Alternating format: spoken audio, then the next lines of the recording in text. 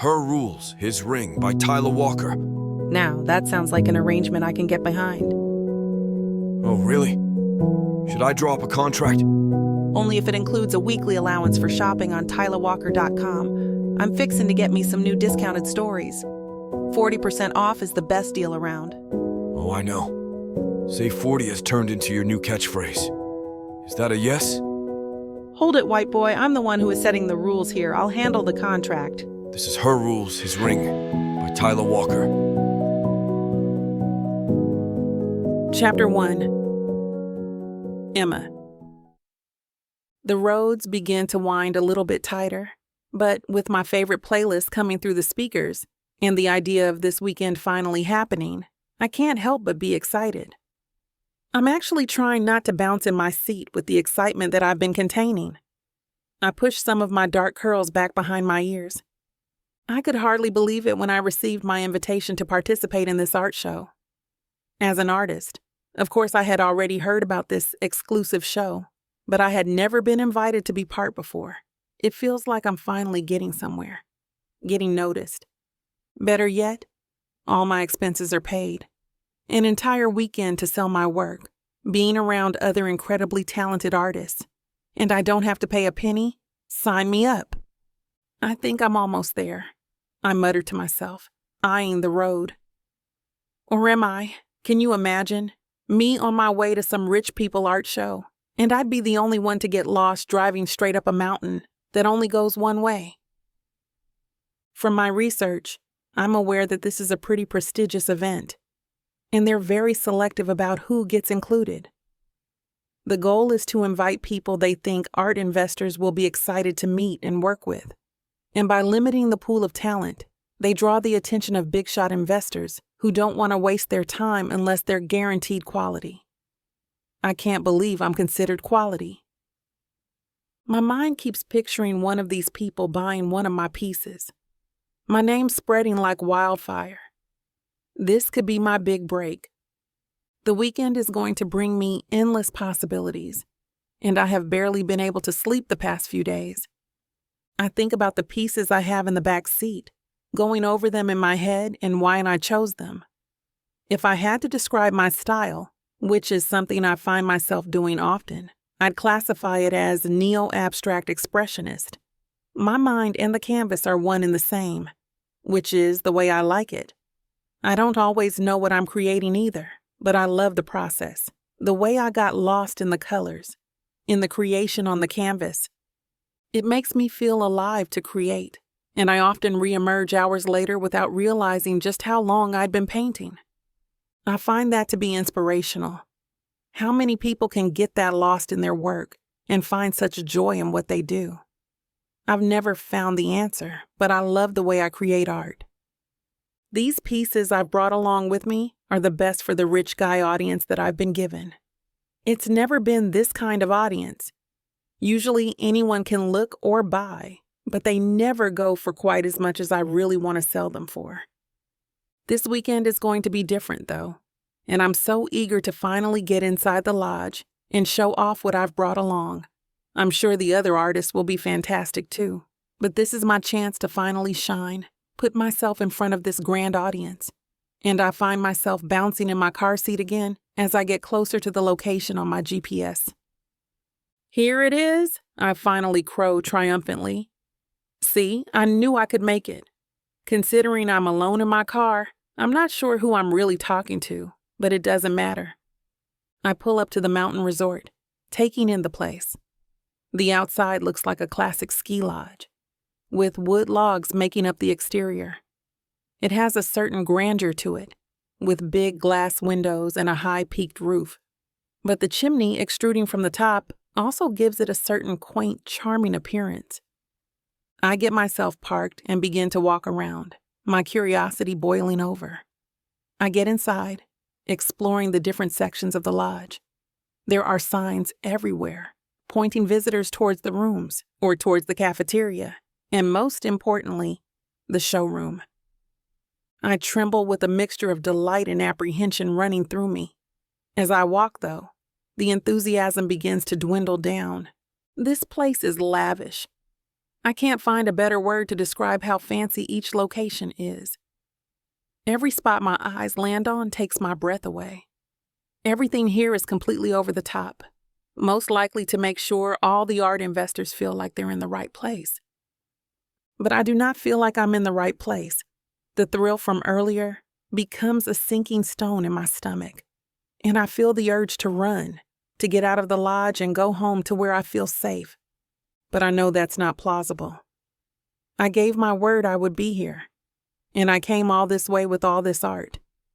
I was bound to deal with this eventually in my art journey. There are times newer, smaller artists will have to play with the big leagues. I have to accept that this is going to be my first time. It doesn't mean anyone else will see me the way my mind is screaming they all will. This feeling will pass.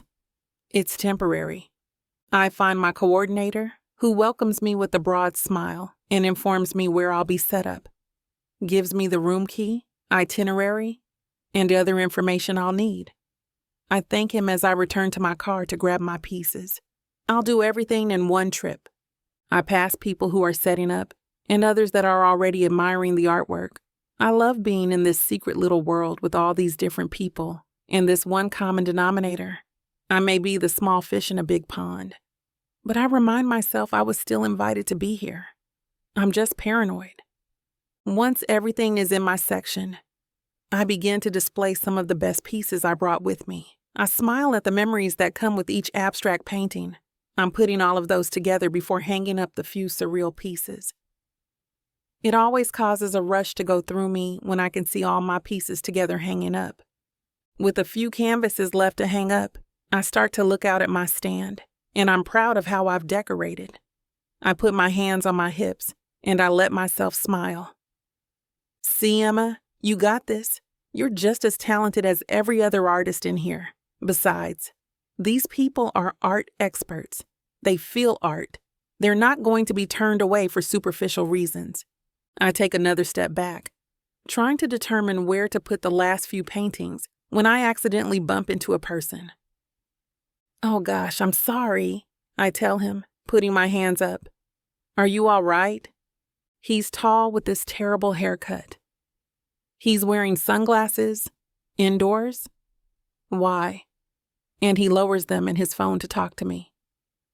You could have ruined my suit, he tells me in a monotone voice. Do you realize how much money the suit costs? I'm honestly flabbergasted at his rudeness, and my eyes widen.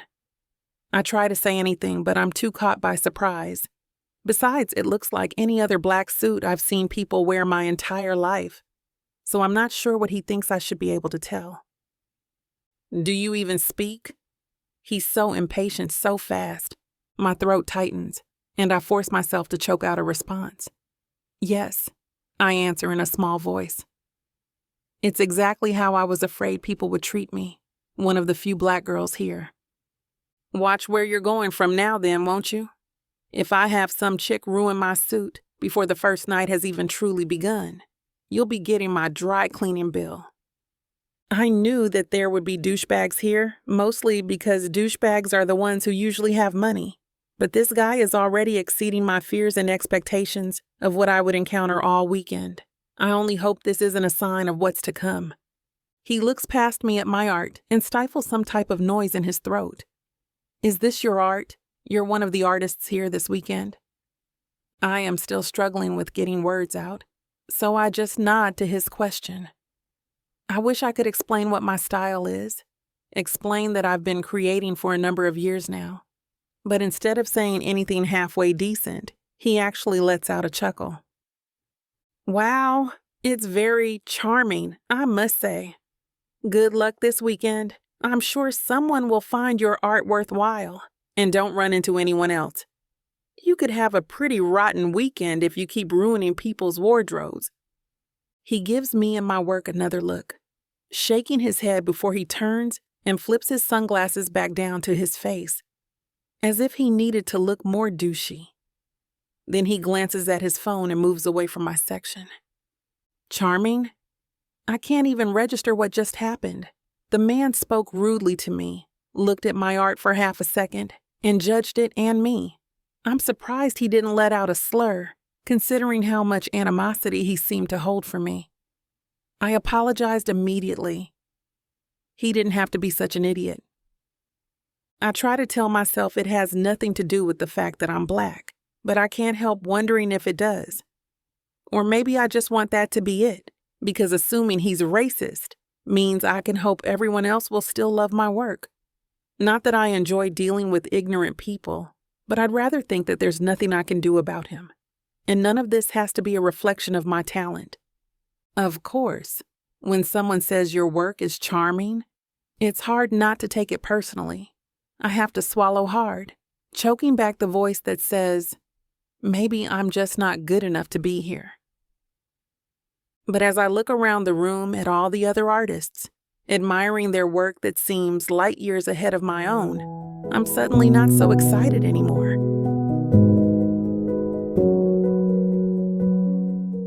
Chapter 2. Benjamin. I have a massive headache, and I don't think being on this airplane is helping. A child has been screaming in my ear for the last hour, and I think the majority of this plane would back me up if I went over and put a handkerchief in his mouth. Is that harsh? Maybe, but I feel like my head is about to split open and some alien-type monster is going to burst out of it. I don't even want to be here. My father, the man always looking for money, is to thank for this lovely plane ride. Until a few days ago, it was a normal week. I was enjoying the weather. New York was as beautiful as ever. And then suddenly my dad tells me I'm going to spend my weekend looking at art. He doesn't ask. He straight up tells me I'm going. What do you mean? I remember asking him over the phone on Wednesday. There's an art show being put on, one of those invite-only shows. It's out in Colorado this weekend, and I was thinking this would be the perfect time for you to go invest in some of the art they're selling out there. All I heard was, spend a weekend looking at art you have no interest in. I cleared my throat to give myself time to come up with something to say to him. Unfortunately, that plan fell flat. Dad, come on, what am I going to do around artists? I don't know the first thing about art. Why do they even bother with so many different types? Why can't people just write what they feel instead of having to paint it for us to interpret? Ben, I'm telling you, this is where you need to be. I crinkled my eyebrows at that. Why? You've never gotten investing, have you? My dad sighed on the other end. Ben, it's not about liking art at all. You don't have to like it. You don't even have to look at it once you buy it. But it's a good way to make money. You just have to go there and invest in some art that you think will increase in value. Besides, they make weekends like this pretty fun. Lots of food, drinks. It's really not as bad as you're making it out to be. I sighed. As usual, he was right, and I was wrong, and there was no choice about that. Everything was already set in stone, and I would have to go along with it. Now, with the plane still flying for another half hour, I'm starting to regret letting my father talk me into all of this, especially while this baby keeps screaming. Strike one, Dad. It is as bad as I was making it out to be. As the plane finally begins its descent, and we taxi into the tiniest airport I have ever seen, I groan at the idea of traveling the rest of the way to this mountain lodge. I'm in some place called Crested Butte, Colorado. Strike two, Pops. I'm already imagining myself flying back to New York on a plane that is much larger than this one, with access to first class, no children, and absolutely no giving a damn about art. I huff a laugh, thinking how this whole thing reminds me of my ex from college. Emma. I haven't thought about her in a while, but that doesn't stop my mind from calling up every detail of every date I ever had with Emma. She haunted my dreams for 2 whole years when we first broke up, and now she comes back with a full force. My old life, my old hopes and dreams.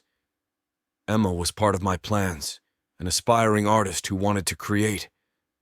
I loved her, but still to this day, I think her aspirations were so much whimsy. I never understood how she could choose a job that wouldn't always guarantee money, one where she couldn't climb the ladder to be at the top. I used to laugh to myself when she talked about being true to herself. To me, it sounds a lot easier being true to a job. But I never said any of that to Emma. We met in college, Temple University in Philadelphia. She was a freshman when I was a junior. It was great, the relationship. We were in sync. We were happy. We were together for nearly 4 years. Then one day, right before her graduation, she ended things. I knew things felt different lately, and I understood our lives were moving in different directions. I'd been out of college and working for a few years while she was still finishing her education. It wasn't easy, and the gap kept growing. But there was no fight. One day, it was just over. She was done. I never really saw it coming. Was it because she loved art and I didn't? Was it because she wanted to be independent? Or was I just not good enough and didn't even know why? I pushed the painful memories to the side as I finally deboard the terrible plane. I make my way to find the driver that I had arranged. I find him quickly, thankfully, and we get moving to the stupid lodge. It's really too bad Emma isn't here to deal with this mess. This may be a nightmare for me, but it would be a dream come true for her. Maybe then she could tell me what I'm supposed to look for, or even supposed to like. She could never explain art to me in a way that made me care. When I saw her paintings, I found myself staring for way longer than I should have. I just didn't get it. There were lines and streaks on a white background. Sometimes the blobs looked like they could be a football or a dolphin in the ocean, but I was never truly sure. The whole thing was stupid. I tell her how talented she was and that she simply had to keep creating. But looking back, that was a poor decision on my part. She didn't understand why I thrived in the business world. Business has a clear beginning, middle, and end. With the kind of business I do, I start out planning what is best for each group that comes to us. Then I go over the numbers and budgets and make sure all is in order. Finally, I sit back and watch as not only my clients' money grows, but so does mine. Investing money for companies makes more sense than investing in some stupid canvas with paint slapped on it like a toddler. When the driver opens my door, I look at the dark wood lodge before me. It's like they made it with Lincoln logs from when I was a child, and I laugh to myself as I go inside. "Benjamin Peffer," I say at the front desk. "I have a reservation." "Let me see," the attendant says, clicking some keys on his keyboard and glancing at the computer screen. "Oh, yes. Here you are. Are you here for the gallery exhibit?" I roll my eyes. "I guess," I admit, "if I have to be." The man pauses like he isn't sure what to say. Finally, he just hands me my key. "Have a nice stay." I head for my room, telling myself I need to chill with the bad attitude already. Seeing the place I'll be spending the weekend helps some. It's very lavish, and I do enjoy the cabin in the woods, feeling that the whole place has been designed with. I still think this is a waste of my time, but I resolve to be a little less bitter about it. I change out of my plain clothes into a nice cream-colored button-down and slacks, grabbing a pair of dress shoes to complete the look. I hesitate, not wanting to leave the room. Then I take a deep breath. I'm just going to get this over with. Stare at some colors and pretend I know what I'm getting into, before ultimately choosing something at random. I brush my hair out with my fingers, and I feel the irritation running through me. I have to put on a straight face. I have to act chill, calm, and composed. I may not want to be here, looking at all the art, but a man's true first impression is something I always believe needs to be perfect. Who would want to do business with someone who comes into the room with a sour attitude? I let out one annoyed groan before I put on a fake smile and begin to walk back the way I came. I see there are signs everywhere pointing me to where I can go to find the artists and their work. I pretend I know what I'm looking for as I hide the fact I have absolutely no enthusiasm for any of these artists. At least some of the art is clear. A boy with a balloon, or the ocean during a storm. I know what those are. But not much else seems to be getting through my mind. I have no clue what the hell I'm supposed to be looking for anyway. "What is that?" I mutter. "Do you think it's a fish?" A man beside me snorts, then squints his eyes. "Maybe. It could very definitely, possibly, perhaps be a fish," he agrees. We look at each other and smirk before moving on in separate directions. As expected, I'm already bored out of my mind. I catch a glimpse of a familiar figure, but it takes a few moments until I'm able to put together what, or rather, who, I'm seeing. Emma is standing on the other side of the room, chatting with someone about something. Emma. My Emma. Or ex-Emma. But still, of all the art shows in the country, she's here. You've got to be kidding me. And that makes strike 3. And man, oh man, do I want to be out of this damn game. Chapter 3. Emma. I look out into the sea of people after finishing a discussion with a potential buyer, and I see this striking man across the ballroom. His poise, and the little of his back that I can see, strikes me as oddly familiar. Not like I'd know anyone here this weekend. I never really had art friends outside of the local circles. He definitely reminds me of someone, and as I squint to try and get a better look, I realize that it's not going to come to me. Damn, I hate when I do that. Whatever.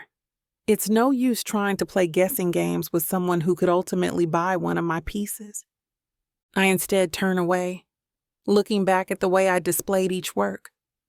No one's bought anything yet, but it's still early. I should think about maybe rearranging what is hung up. Maybe I can optimize my best pieces by keeping them all on the top row. Then any pieces that may have a harder time attracting attention can go towards the bottom. Either way, there's a lot of people here for the weekend.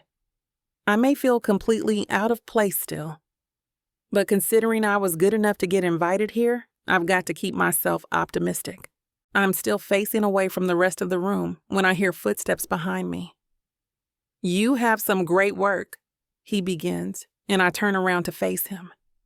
Our eyes lock. My heart begins to scream as loud as it possibly can, racing inside my chest like a horse as I'm face to face with the last person I ever expected to see here. It's Benjamin, my long-lost college love. "Oh my God," I blurt out without thinking, my body overrun with shock and confusion. What the hell is he doing here? He's not an artist, that's for damn sure. He never wanted to talk to me about art. All he ever wanted to do was work. I'd stopped showing him my art the last year we were together, and he never even asked about it. And now he's here, standing in front of me with those blue eyes, that ridiculously perfect Harvard-style haircut, and that smile.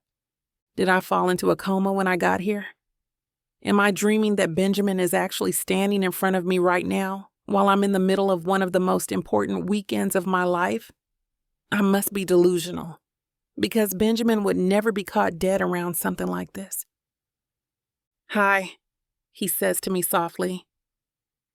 "Hi," is all I'm able to respond with. "Great going, Emma. You look like some stuttering child. You're not 18 anymore. Things have changed since you two met and broke up." My heart won't stop slamming against my chest, making breathing nearly impossible for me. God, this is not how I pictured this weekend going. Being near Benjamin again makes all these years melt away. His handsome smile is still covering his face, and I have half a mind to grab him and kiss him. But that sends a shock through my system, because the next thought I have is about our breakup, the way he and I were strangers by the end, the way he didn't appreciate my love of art, and how much I wanted an unencumbered life of never being tied down. Our paths were going in two completely different directions. How could I think for even a second that he'd be anything but the same arrogant man he was 6 years ago? Because whenever Benjamin was on my mind, I always had trouble thinking about literally anything else. "Look at this," he gestures around us to my work. "Wow, you did what you always set out to do. Congrats, Emma." I don't fully believe what he's saying to me on account of the fact that I dated this man for years. I know he'll pretend to like things he doesn't get. My heart, however, is a different story.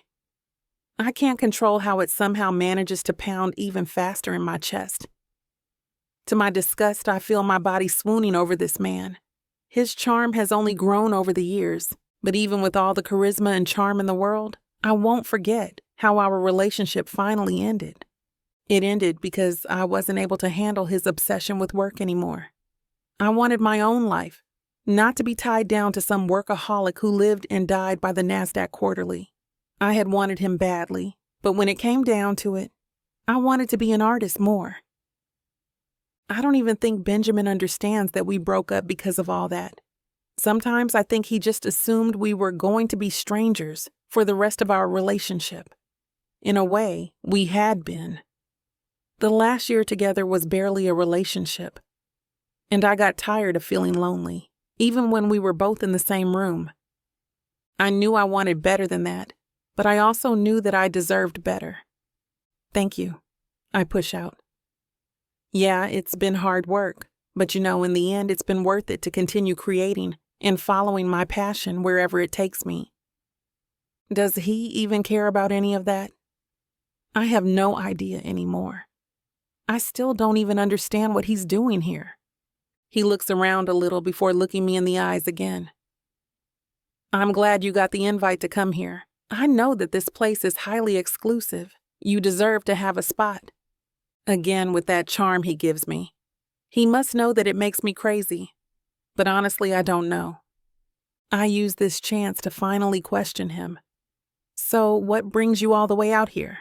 I mean, Colorado is a bit far from New York, yeah? He gently laughs at this, and it actually frustrates me more to hear it. How dare he laugh so nonchalantly at me when I'm trying to figure out how he had to end up in the same lodge as I'm in? Far indeed. There was only one airplane that came in today. I mean, I'd never heard of Crested Butte. Had you? He crosses his arms the way he always did at the start of the conversation. Truth be told, no, I hadn't heard of it. But it was only a 5-hour drive from my current home, Santa Fe. So turning down this opportunity would have been stupid. Still, I wasn't going to let him know that. Yeah, about 5 hours outside of Denver, small town, but big enough to have an airport. I rattle off, like it's common knowledge.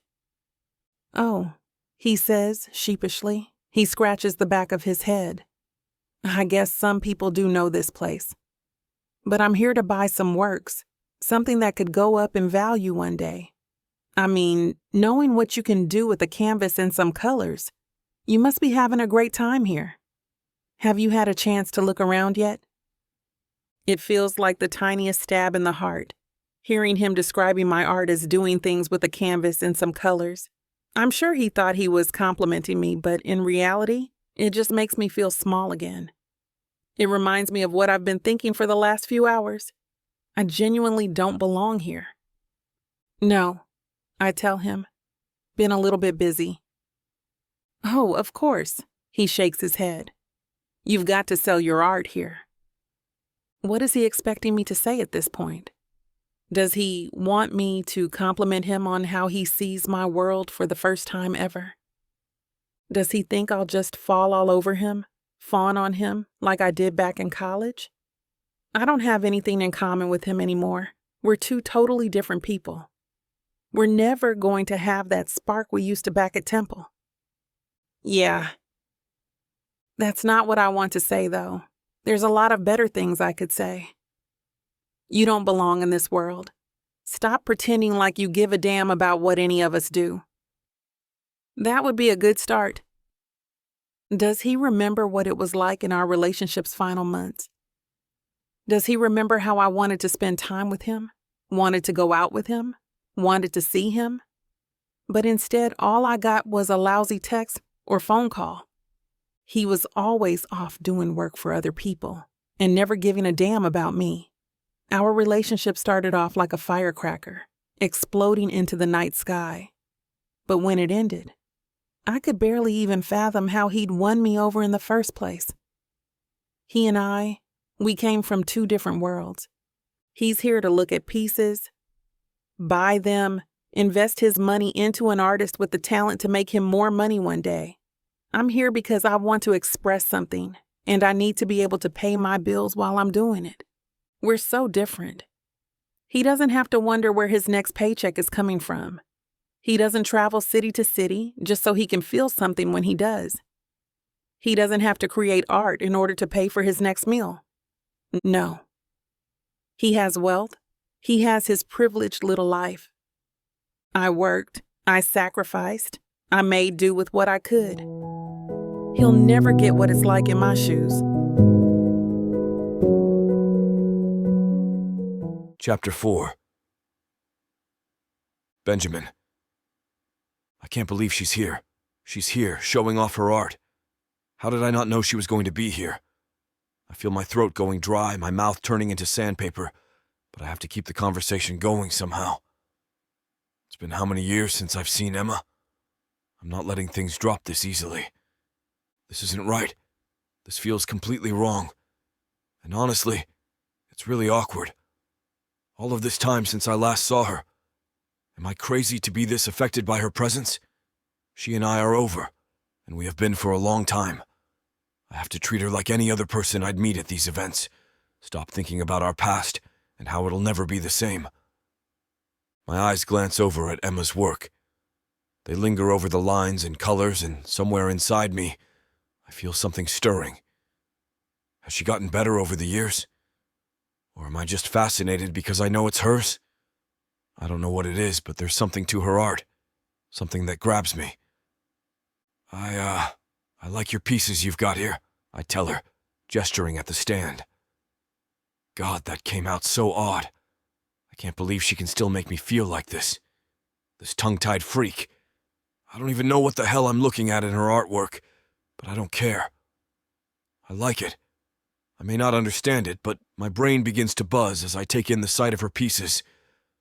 It would be really helpful right now to know a thing or two about what I'm staring at and liking so intensely. Thanks, that's kind of you to say. Emma's responses are as robotic as I feel. She's barely making eye contact with me as we converse, which is completely childish. Now I can feel my mind yelling at me. Stupid, stupid, stupid. It's bullying me, bringing me down as she turns to look at her own work. Emma looks back over her work, biting her lower lip as she crosses her arms. She takes a breath in and lets it out before speaking. I don't know. I guess it's a little charming. It's a lot more than just charming. That's for damn sure. Where is she getting this crazy idea from? I might have been blind to the talent she possessed when we were together, but the fact that she's here, showing off her work to all of these people, she's much more than just a charming artist. I open my mouth to tell her this, but it's in that moment when I notice a few more people trying to approach Emma. I can't monopolize her time like this. I should go, let her talk to the other people in the room. She's here to mingle and sell her pieces to the group. I cough, though I'm really just trying to clear my dry throat. I'll let you get back to it, I say, and I can just hear how awkward my cadence is. Have a good one. Good seeing you, Benjamin, she says to me, nodding as I move to get out of the way of the others approaching her. I begin to walk across the room, needing something to drink. Water, tea, vodka, it doesn't matter. I need something right now. I shake my head at my stupidity, and I feel my stomach getting queasy, which makes my whole body suddenly begin to heat up a little more. I feel uneasy now in addition to my stomach, and I wish for the life of me there was some sort of escape I could make at this moment, because I don't know what to do. If I can barely get through a short conversation with Emma, is this weekend going to fare well for me? I mean, I'm supposed to be here for the entire weekend. It's fair to assume that she is going to be as well. A whole weekend trapped with Emma in this mountain lodge and her art, and the smile that still makes my brain get a little bit fuzzy. I don't know what the hell I'm supposed to think. Well, I know what I should think, but telling my brain to stay calm is probably the last thing I'm able to control today. I find a seat to give myself a breather and pull out my phone. Maybe I can find a flight back home. I mean, it's obvious this isn't for me. It's a complete fish out of water situation taking me hostage. There's bound to be some way for me to go home, even if I will show up empty-handed. It may annoy my father, but I'd rather keep my sanity than some art pieces that might become worth a bundle of money in the future. I open up my travel app, looking feverishly for a flight back home. I click on a few different flights, but every time I think I've found one, I realize that it's in a week or a few days from now. There's nothing for tonight, which is odd to someone who is used to NYC, where you can take a flight anywhere at any time of day. Odd and frustrating. The earliest flight I can get is for tomorrow, and I consider it for a long while. I'm just about to buy a ticket when I rethink the whole thing. What am I doing? God, I already booked a room for this trip. What's the point of rushing to leave when I have to wait till tomorrow anyway? At that rate, I only have another day until the show is over. It seems so cowardly to run out of here just to spare myself from a few hours with Emma. It's not like we're here for a month or something. I need to face the facts. Emma and I are going to be stuck here all weekend, most likely running into one another, mingling amongst other artists. I don't think there will be any other way around it. I feel like an adolescent now for assuming there may be a way out of this. I'm 30 now, and I've got to stop this childish behavior. It was bound to happen at some point or another. Emma and I were bound to run into each other again eventually. I've imagined what it would be like if that were to happen, but now that it has, I'm pretty sure my fantasies are a little different from reality. I shake my head, scrubbing my hand through my short hair. These are the cards that I've been dealt, and now I have to deal with it. I just wish it was anyone but Emma. I stand up, realizing I still haven't retrieved any type of drink for me to down, so I make my way to a table with beverages, asking for 2 water bottles. It may look like I'm bringing someone else a drink, but in truth I'm about to down them both in the next few minutes. I thank the man and open the first bottle, drinking half of it before I've made it even 10 feet away from the table. I guess I didn't realize just how dried out talking to Emma really made me. I finally gather up enough energy and courage to continue going around the room. I watch artists explain their work to other patrons, and I stare for what feels like an inappropriate amount of time at the art pieces others are displaying. I try asking questions, listening to others' opinions. They just don't feel like they're special. I realize that no one says anything incredibly groundbreaking, or has any art that catches my attention quite like Emma's. I mean, isn't the whole point of art to evoke emotions out of those who see it? The only emotions I seem to be feeling as I make my way from one artist's section to the next is that nothing is good. Obviously, I say nothing to anyone about my opinions on the other pieces. I instead try to keep my eyes from going in Emma's direction. I can feel her watching me. I know I can. I try not to look over too often to assure she doesn't catch me, but when I do, she's never looking back, and I feel a pang of frustration. What is wrong with me today? What is it about seeing Emma again that has me talking and thinking these crazy thoughts? We broke up ages ago. Not just ages, but eons. The idea of Emma and I talking again like those years never happened is absolutely ludicrous. I couldn't even get through a single conversation with her without feeling like I'd gone back years in time, trying to figure out the strange feelings bubbling inside me for the first time. That's the way she makes me feel. Like I'm a child again, trying to interpret what my heart and mind want. Every time I keep trying to look at her, she looks somewhere else. There's no moment where our eyes meet. No moment where we can see into each other's souls. The only thing I get every time I try to look over at Emma is the back of her damn head. Is it wishful thinking to wonder if she still cares about me in some way? This is absolutely ridiculous. I've got to stop this nonsense. Why would she be looking at me? Why would she even care about the fact that I'm here? She wouldn't care, that's the truth. We've been apart for years. Our words are absolutely different, and there's no use in pretending we truly know one another anymore. Her art may be good, but that doesn't mean I have to be thinking about her anymore. Emma is her own person, and so am I. We had our time, but it's over now. Chapter 5. Emma. My head is spinning. I try to convince myself that everything's going just fine. I haven't made any big sales yet, but I'm getting to show off what I'm capable of. I'm staying at a beautiful mountain resort. I'm rubbing elbows with the ultra-rich. And now, Benjamin has shown up. Wait, what am I saying? I shake that thought away while I continue to get ready for tonight. The art show gallery is closed at this point, but the festivities continue. Almost time for the ball, Cinderella, I mumble to myself. The mixer is an excellent opportunity for me to make an impression on someone, acquire the investors that an artist needs to thrive in this cutthroat line of work. Everything must be perfect. The mirror, however, mocks me as I try to dress myself up for the kind of people who invest in art. Definitely not the crowd I am used to. Fancy in my world means a silk blouse or maybe a little black dress. Fancy in this world means evening gowns and cocktail dresses. I feel like I'm transforming into a princess. I chose a forest green gown with a sequin bodice that hugs my every curve. It sweeps gently off my shoulders, giving a more than adequate view of my upper chest and shoulder blades. The skirt sweeps around me in a cloud of silk and tulle. I twirl around in front of the full-length mirror, feeling absolutely stunning for a moment. It took me half an hour to get into makeup, an hour to corral this hair into something decent to look at, and when I slipped into the gown, the whole world snapped together. Hoping this is, firstly, not overdressed, and secondly, not underdressed, I begin to focus on my breathing to counter the anxiety that is plaguing me.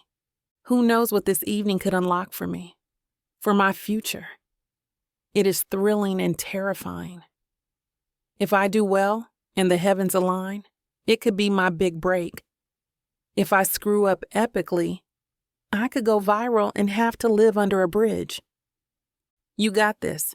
You have worked so hard to be here. You wanted this kind of exposure, and now you have it. Everything is going to be fine. I nod decisively at my reflection. Somehow my personal pep talk doesn't help. I can't face these jerks. I can't face Benjamin. Maybe I shouldn't go. Maybe I don't belong here. Lack of worth has drained all the feeling from my eyes, and I feel like a hollow shell, throwing myself at patrons to make someone hopefully appreciate my work. And then there is Benjamin. Why can I not shake him from my mind? Why am I so worked up that he is here, that I will see his face again before the weekend is over? I cannot let the possibility of running into my ex ruin this night for me. I cannot be afraid to see him and risk losing what I have been working so hard for. This is too important. I twirl again, appreciating the stunning dress that I could barely afford. It fits like a glove, and I worry every time I step in or out of it that I will destroy it. Goodness only knows I could never afford a second one. I can't help but find myself wondering what Benjamin will think of my outfit. Snap out of it, girl. I'm not here to impress him. He isn't even supposed to be here. He doesn't even like art. Letting out an exasperated sigh, I try to refocus my thoughts on the reason for this trip, this day, this evening. My art, my passion, the thing that drove a wedge between us in the first place. This is my time to shine. This is what I wanted. And yet, while I am comfortable in the world of art and its glory, I am not comfortable with the high-class snobs I will be sharing my evening with. The way they turn their noses up and brush past without any emotion in their eyes. Earlier today, an older woman dressed like she was at the social gathering of the year literally looked down her nose at me like I was a fly in her soup. Her perfectly blown-out hair, her pristine acrylic nails, her ugly pantsuit. Her eyes barely flicked in the direction of my art, as if she was deigning to grant me a single moment of her attention. I just hope that I look like I belong now. Steeling myself against any further distractions, I grab my purse and head to the event. Seeing all the people in the room gives me pause again. They ooze rich. Blinking once and letting out a gush of air, I cross the room, glancing from face to face, making my best smile, batting my eyes. I am so focused on my impromptu runway show that I almost run straight into the bar. I place both hands on the edge of the bar and lean in as if already drunk. Green apple martini, dry, please. I turn my back to the bar, wiping the exhaustion off my face. It's going to be a long night. I scan the room again, trying to convince myself that I am not looking for him. I let out a sigh. Ma'am. Thank you. Leaving money on the bar, I slip back into the crowd and start to mingle. I steer clear of Madame Pantsuit and the portly gentleman in pinstripe with a huge cigar in his mouth. I see my fellow artists, laughing and chatting. Miss Williams? I turn, trying not to look surprised. I flash the biggest smile I can. Miss Williams, I must say I was impressed with your work. Such colors and undertones. If you liked it so much, why didn't you buy any? Thank you, Mr. Johansson. Thank you, Mr. Johansson, for your kind words. It is refreshing to hear someone compliment my work. I see his eyes momentarily flick to the dress and realize what this conversation really was about. While I feel slightly uncomfortable, that is why I chose this dress. Where did you say you were based out of? Santa Fe, I answer. His lips curl into a smile. I have a condo down in Albuquerque. Perhaps I will come down there for a private showing. Perhaps? Please excuse me. Not even comfortable enough to turn around, I make a point to move around him and get at least several paces from that filthy conversation. Even still, I could feel the hot gaze on my backside, and I know it comes from more than one set of eyes. I make my way to the window, looking out into the dark snow of the resort. I draw a sharp breath in and chug the rest of my martini. When I turn to find somewhere to store my glass, I scan the room again. I'm not looking for Benny, I tell myself. Then why are you disappointed that he's not here? Another voice argues back, brushing off my snide thoughts. I walk back to the bar. An elderly woman is sitting there, people watching, when I set down my empty glass. I have been to a lot of art shows in my time. Is she talking to me? I have seen a lot of different kinds of work. I stare at her with a blank expression. But the most interesting thing I have ever seen at one of these weekends is the rush of the people. She turns to the bartender. The lady's next drink is on me. Then the woman cashes out and leaves. Miss? The bartender slides another martini towards me, and I put my hand around the stem. Then I turn to find the woman who had just left, but she is nowhere in sight. I make my way through the crowd and find some other artists to chat with. There is a lot of talent in this show, and I am always grateful to see other styles and hear other perspectives. These are my people. Drinks are flowing and conversation is riveting.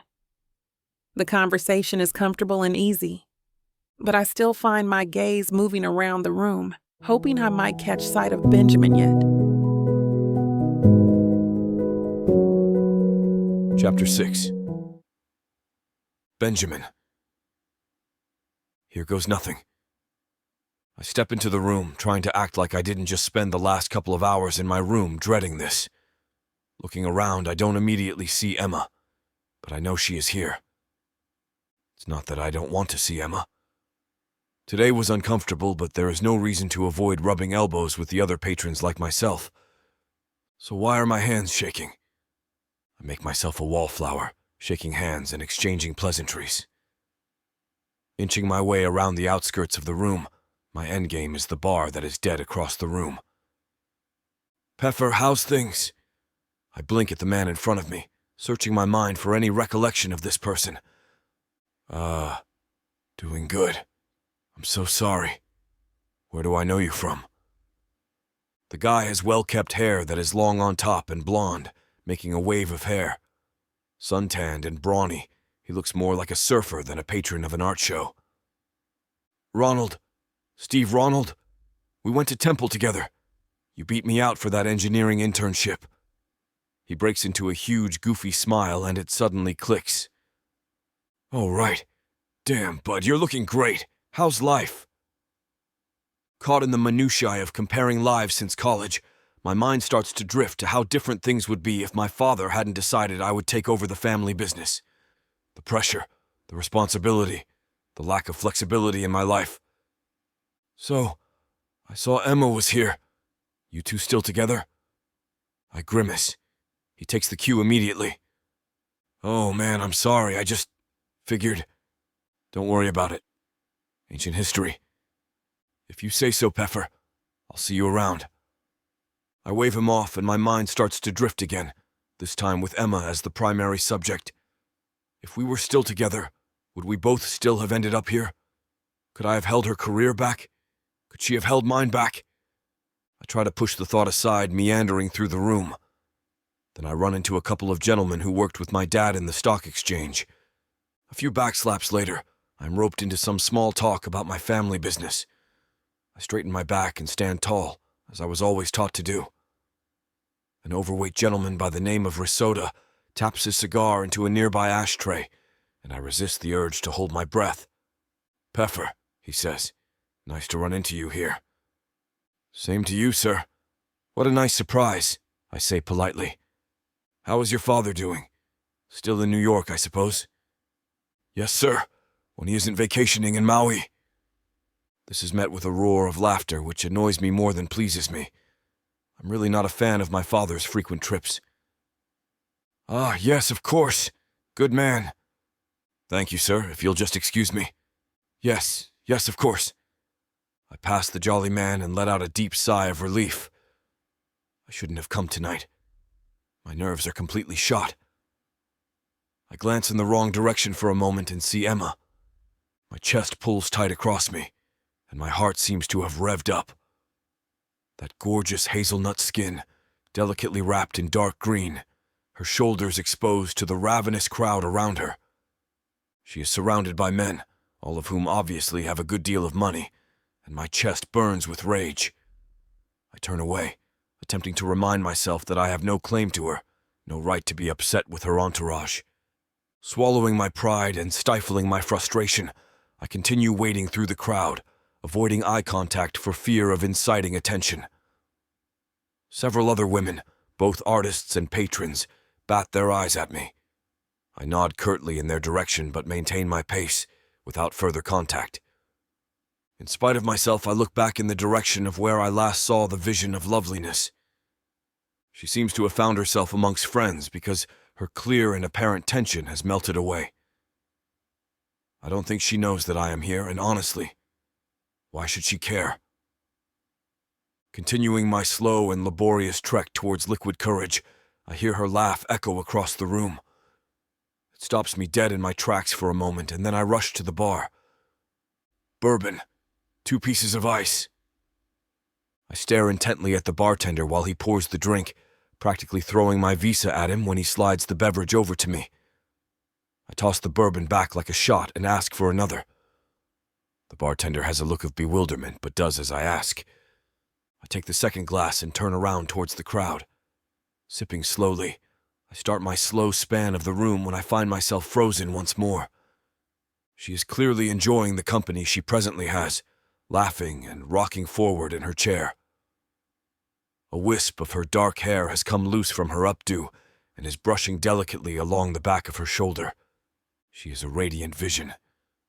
Gorgeous doesn't begin to describe her tonight. She turns her profile to me and I can see the joy across her face. I hope for her sake that this is productive for her career. Regardless of whether I understood it, this was her truest love, much more than I ever was. A curvy woman comes up to the bar and leans over the bar. She gives me a quick glance and an inviting smile, but all I can muster in return is a half-hearted smirk. Clearly offended, she takes her drinks and storms off. I should have guessed people didn't come to this lodge just for the art, but it's still startling how forward they are about it. The bar is my companion, except for the occasional trip to the restroom from excessive beverage intake. I find myself keeping tabs on Emma's movements around the room from my reserved bar stool. I probably glance over at her 6 times before she catches my eye. Suddenly, we are the only ones in the room. The entire world slows down, and the moment feels like it will not end. The sensation is far too real, so I break eye contact and throw back what's left of my 6th glass of bourbon. Not chancing the possibility that I can avoid her or her eye contact again, I decide I have to go back to my room. I cannot be there any longer because Obviously, the only thing I can think about in that room is Emma. I'm just tired. It has been such a long day. The flight was not great, between my terrible passengers and the crying child. Then I spent the day walking around a bunch of pieces of art that I don't care about. What is even the point of art? It holds no value. You can't benefit from it. And yet, Emma's work seemed to speak to me today. I've never had that reaction before. I close the door behind me and stalk into the dark room, flipping the light on by the bed. I catch sight of myself in the mirror by the bed. I look about as crappy as I feel. I hope that is just since I got back to my room. I drag my fingernails from my forehead to my neck, folding myself in half. I throw myself back onto my bed and stare at the ceiling, plagued by one thought. Why am I so worked up about Emma? It doesn't matter anyway. The webpage for the airline is already pulled up in my phone browser, so I start for the second time to search for a way out of this nightmare. Sometimes it's nice having the ability to take off on a whim. It's not me avoiding Emma. I'm not afraid to face her or be around her. I'm just being polite and stepping aside. While I never did understand this stuff, this is her world, her career. Who am I to stand in the way of that? She always dreamed about opportunities like this, and I know deep in my soul how important this is in her mind. I can't and won't ruin it for her. Obviously, flying out tonight is out of the question, but there is a flight in the mid-morning tomorrow that I book up immediately. The sooner the better, in my opinion. We can avoid any more uncomfortable encounters. I'll catch a flight in the morning and be out of here and out of Emma's life once again. I don't care about art anyway. Chapter 7. Emma. The buzzing of my alarm drags me away from my pleasant dream. Once in a dreamland of sunny, colorful skies and fields of bright green grass, I now find myself in a hotel room at a snowy resort. I roll onto my back and stretch, letting out a sleepy yawn. I brace myself for the cold air outside my comforter and climb out of my cozy bed. I have another big day ahead of me, but it's hard to feel excited. I'm certain the other artists are so creative and talented, and all of the buyers have such high standards. Showing my face again is enough to make my stomach turn, especially knowing that I might run into Benjamin again. But even if my art isn't good enough for someone to buy, and even if I have to spend the next few days dodging my ex, I at least have a delicious continental breakfast to look forward to. I head to the bathroom and fetch my toothbrush, facial cleanser, and some clothes from my luggage that I've yet to unpack. I wash my face in the bathroom sink, brush my teeth, and slip into a pastel pink sweater and a pair of high-waisted jeans. I put my hair in a bun and slip a matching pink headband on. I don't have the energy to do a high-maintenance outfit today, so I settle for something cute yet casual this morning. That dressy look from last night didn't suit me very well anyway. I make my way downstairs. To my surprise, the dining room isn't super busy. All of the rich people are probably in their beds enjoying some fancy room service, I suppose. The smell of food hits me as soon as I reach the buffet. That alone is enough to wake me right up. I serve myself a big stack of Belgian waffles and top them with some blueberries and whipped cream. With a cup of steaming black coffee on the side, I'm as happy as a clam. There's a trio of artists sitting near the window. They're chatting together, laughing about some inside joke that I'm surely on the outside of. The urge to ignore them and sit at my own table is overwhelming, yet something tugs me toward them regardless. Soon enough, I'm hovering near their table with my breakfast in my hands and a nervous smile on my face. "Hey, do you mind if I sit with you guys?" I ask. I totally understand if it's not cool. I just thought, it might be nice to. "Go right ahead," a girl says, patting the spot on the bench beside herself. She's fairly tall, possibly even taller than Benjamin, and is wearing a floor-length yellow dress. "No need to explain yourself. We've got plenty of room." I can't help but smile as I sit down beside her. "Thanks, I appreciate it," I say. The tall girl smiles brightly at me. "You're Emma, right?" she says, I nod. Yep, Emma Williams. Your art pieces are so cool. I'm a huge fan of neo-abstract, she says. My name's Tulip, by the way. Oh, thank you so much. I can't help but give a flustered smile and avert my gaze. This is Luke, Tulip continues, gesturing to the man sitting directly across from her. Luke is a pale, younger guy with long brown hair and a scruffy beard. He's wearing a purple flannel with the sleeves rolled up just enough to reveal a huge collection of tattoos. And this is June, Tulip continues, gesturing to the woman directly across from me.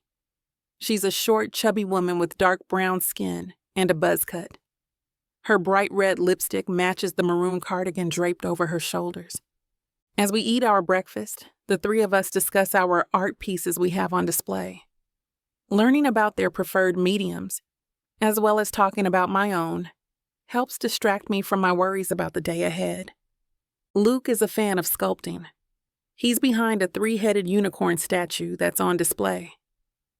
He mentions that he mainly works with clay, but often uses unconventional mediums like pipe cleaners, or upcycled trash, too. June specializes in watercolor paintings. Her main muse is nature, and she mentions that a lot of her works on display depict flora and fauna from her hometown. And Tulip, despite her delicate and sunny appearance, does a lot of horror-inspired paintings. She mentions that her chupacabra painting is one of her favorite creations of all time. In my latest collection, I'm trying to convey the representation of a particular emotion, I begin once it's my turn, taking the last few sips of my coffee. I'm using my own language to express them, so the challenge is to make it. A gust of wind rattles the windows and startles me mid-sentence. Everyone turns to look outside. The snow is coming down pretty hard. Damn, it's a blizzard out there, Luke says.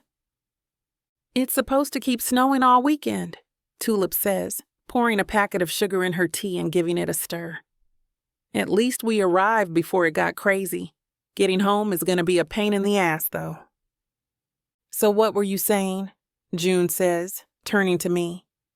You were saying you liked personal work? Oh, yes. I'm always trying to find the authenticity in abstraction, I say. I cast my glance off to the side, resting my elbow on the table. You know, it's always nice talking to people who enjoy art the same way I do. A lot of people think my art is too weird, which is fine. It's not everyone's cup of tea, but still. I get you. A lot of people think my watercolors are boring, June says with a nod. We're all in the same boat here, though. Passionate about art, but nervous to share it with the world. I guess so. I shrug. It's hard to believe that I'm on the same level as these three, though. Each of these artists have some pretty impressive work on display. While we all dabble in different mediums, I can't help but compare myself to them. What if my abstract paintings are too niche for these buyers? Sculptures are trendy, watercolors are classy, and horror, while not for everyone, is still popular among many. I wonder if I should have chosen a safer route with my art. I don't enjoy limiting myself, but I don't want to set myself up for failure either. If I don't end up selling any of my paintings, I'll be heartbroken. I always told myself I was struggling my way to the big leagues. If, now that I'm here, I completely bomb, it's going to be devastating. How do you know if you're paying your dues as an artist, or if you're just not very good? And even if these other artists don't see as much success as I'd expect, they at least don't have their ex looming over their shoulder. That's a bigger source of anxiety than I'd like to admit, though. I fear that this is going to be a long weekend. A lot of these people have some pretty high standards, Luke says, pulling me out of my thoughts before they can spiral any deeper. So I'm not going to take it too personally if they turn their nose up at my work. That one guy seemed kind of intrigued by you, though, June says, glancing my way. The tall one with the brown hair. I think his name was Ben. Speak of the devil. I take a sip from my coffee cup to distract myself, even though it's empty by now. Yeah, I guess so. I mumble half-heartedly. Something wrong? Tulip asks. Now all three of them are looking at me. Guess I might as well tell them. It's just awkward because, me and Ben have some history, I say, shrugging. He's kinda my ex. Kinda your ex? June says. So it's complicated? No. I mean, we're very much not dating anymore. I laugh nervously. I hope to leave it at that, but they all still look somewhat curious. I let out a sigh. We dated in college for a while. It was kind of serious. I continue. But after a while, we had to part ways. I felt like he was more interested in work than me. And well, he wasn't fond of my art. And he didn't like that I wanted to pursue it. Damn, that really sucks, Tulip says, putting a hand on my shoulder. I'm sorry about that. Him being here is probably making things kinda awkward, isn't it? Very. I let out a sigh.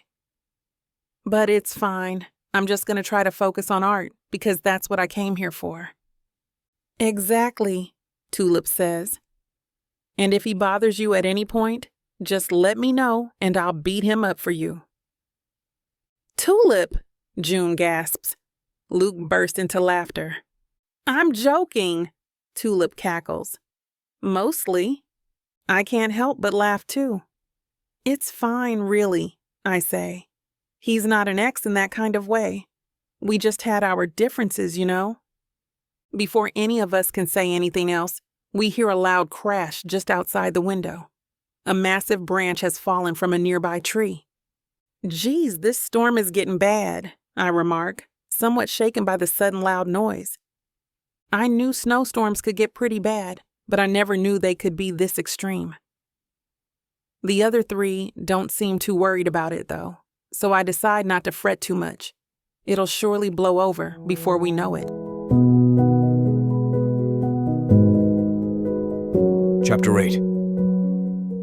Benjamin. I take a few bites of the omelet I had sent from room service for breakfast and start gathering my things to pack my stuff. It shouldn't take too long, since not only was I supposed to be here just a few days, but I've barely even opened the damn thing. It's only one suitcase. This should take only 5 minutes to pack everything up. I keep going back to the omelet, which is just incredible, as I find the few items I've left lying around the room. I'm halfway done when my phone buzzes with a new message from the bed. In all capital letters from the flight app, it states, "Flight canceled due to weather." You've got to be kidding me. Weather? What weather? I turn to look out my window and I gawk as the phone charger in my hand slips from my fingers and clatters to the floor. Snow. Not just a scattering or even a dusting. A full-blown, powerful blizzard is out of control out there. Holy crap.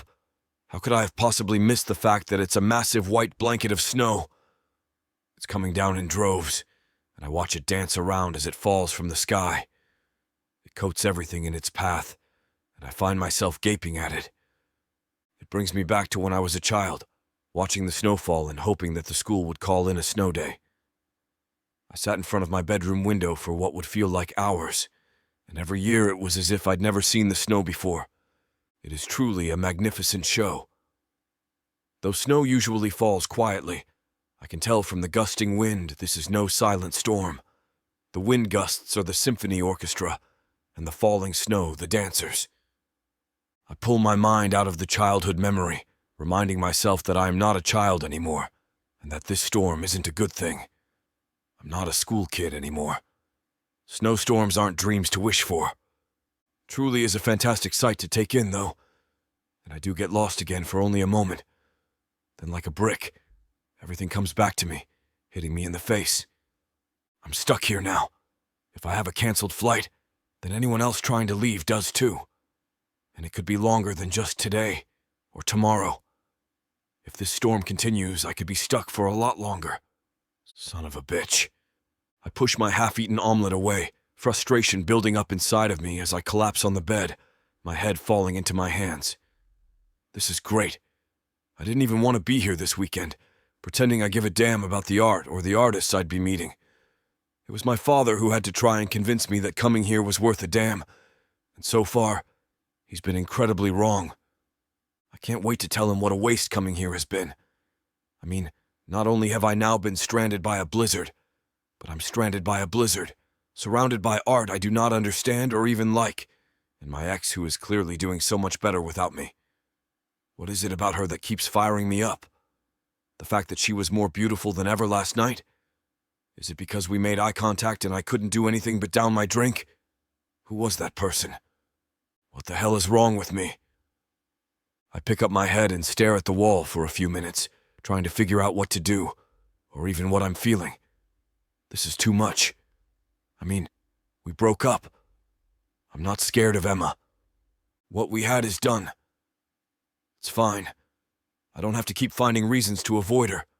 I can face her like a grown-up. We don't have to let our history make this awkward for everyone around us. Or rather, I don't have to continue to make it awkward. She deserves an apology. I've been treating her like a piece of crap, and I think it's time I finally man up and do the right thing. It's time to rip off the proverbial Band-Aid and put everything between us out in the open to finally deal with it. We're not children anymore. We've got to start acting like adults, even if we don't have any interest in doing so. I grab my phone and keycard. I'm going to be honest with her. Talk to her. A complete 180 of how I was acting yesterday. The only way I think we'll be able to move past all of this is by finally being open with one another. I'll tell her about trying to leave. I'll tell her about why I'm actually here this weekend. And I'll give her a chance to talk to me too if she wants. My room door clicks close as I venture out to find her. I'm not sure where she'll be exactly. This lodge is massive. I check my watch to see it's still pretty early, so she may not be out on the floor yet with the other artists. I wish I knew what room she was staying in. The way I could go to her door and speak to her in private. I wonder how she'll take it if I approach her. Is it going to upset her or freak her out? If the roles were reversed, I would be genuinely nervous to have my ex-girlfriend approach me, suddenly back in my life again like we hadn't been separated for years at this point. But that is the point of life. There is never any rhyme or reason as to why people are brought back into one another's path. However, it's been 6 years. Sometimes I question if I ever really knew Emma when we broke up. Her dreams and aspirations seemed silly to me back then. It made sense when she ended things. We were two different people with two very different lives. But now I'm not so sure how silly anything seems about her. She's grown, and maybe I'm forgetting that she's not the girl I met when I was 21. I end up in the dining hall and spot Emma eating with a small group of people. At least she isn't in her room, making finding her impossible. But as I draw closer, I find myself staring at her. Yesterday she was dressed up, professional, serious. But today, she's much more casual. Both of those looks are beautiful on her, but as I continue to stare, I also feel my mouth going dry once again. In between last night and now, did she become more attractive? Theoretically, I know that's not possible, but it doesn't stop me from questioning if it's what's going on. I don't know if she can see me approaching, but if she can, I hope she doesn't notice that I can't tear my eyes off of her, no matter how hard I try. My heart pounds again, unsure what to say or do once I reach her. Being open and honest and real is the key, but I'm forgetting every part of the plan as I get closer to her. I was too hasty when I bought the plane ticket. I would have missed this. Her big, beautiful brown eyes, the smile that warms me as she talks and laughs with the others around the table, and the sudden pang in my heart to make sure that whatever happens this weekend, she remains happy. That's why I was trying to leave in the first place.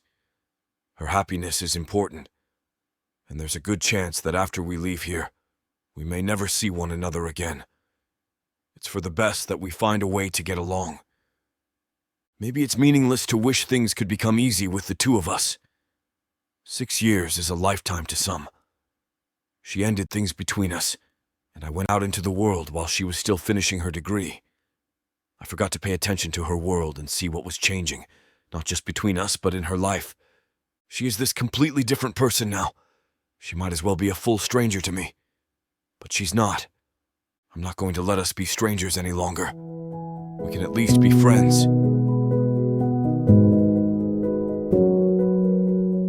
Chapter 9. Emma. It takes me a couple of moments to realize that Benjamin is walking towards our table. My heart begins to panic at the sight of him.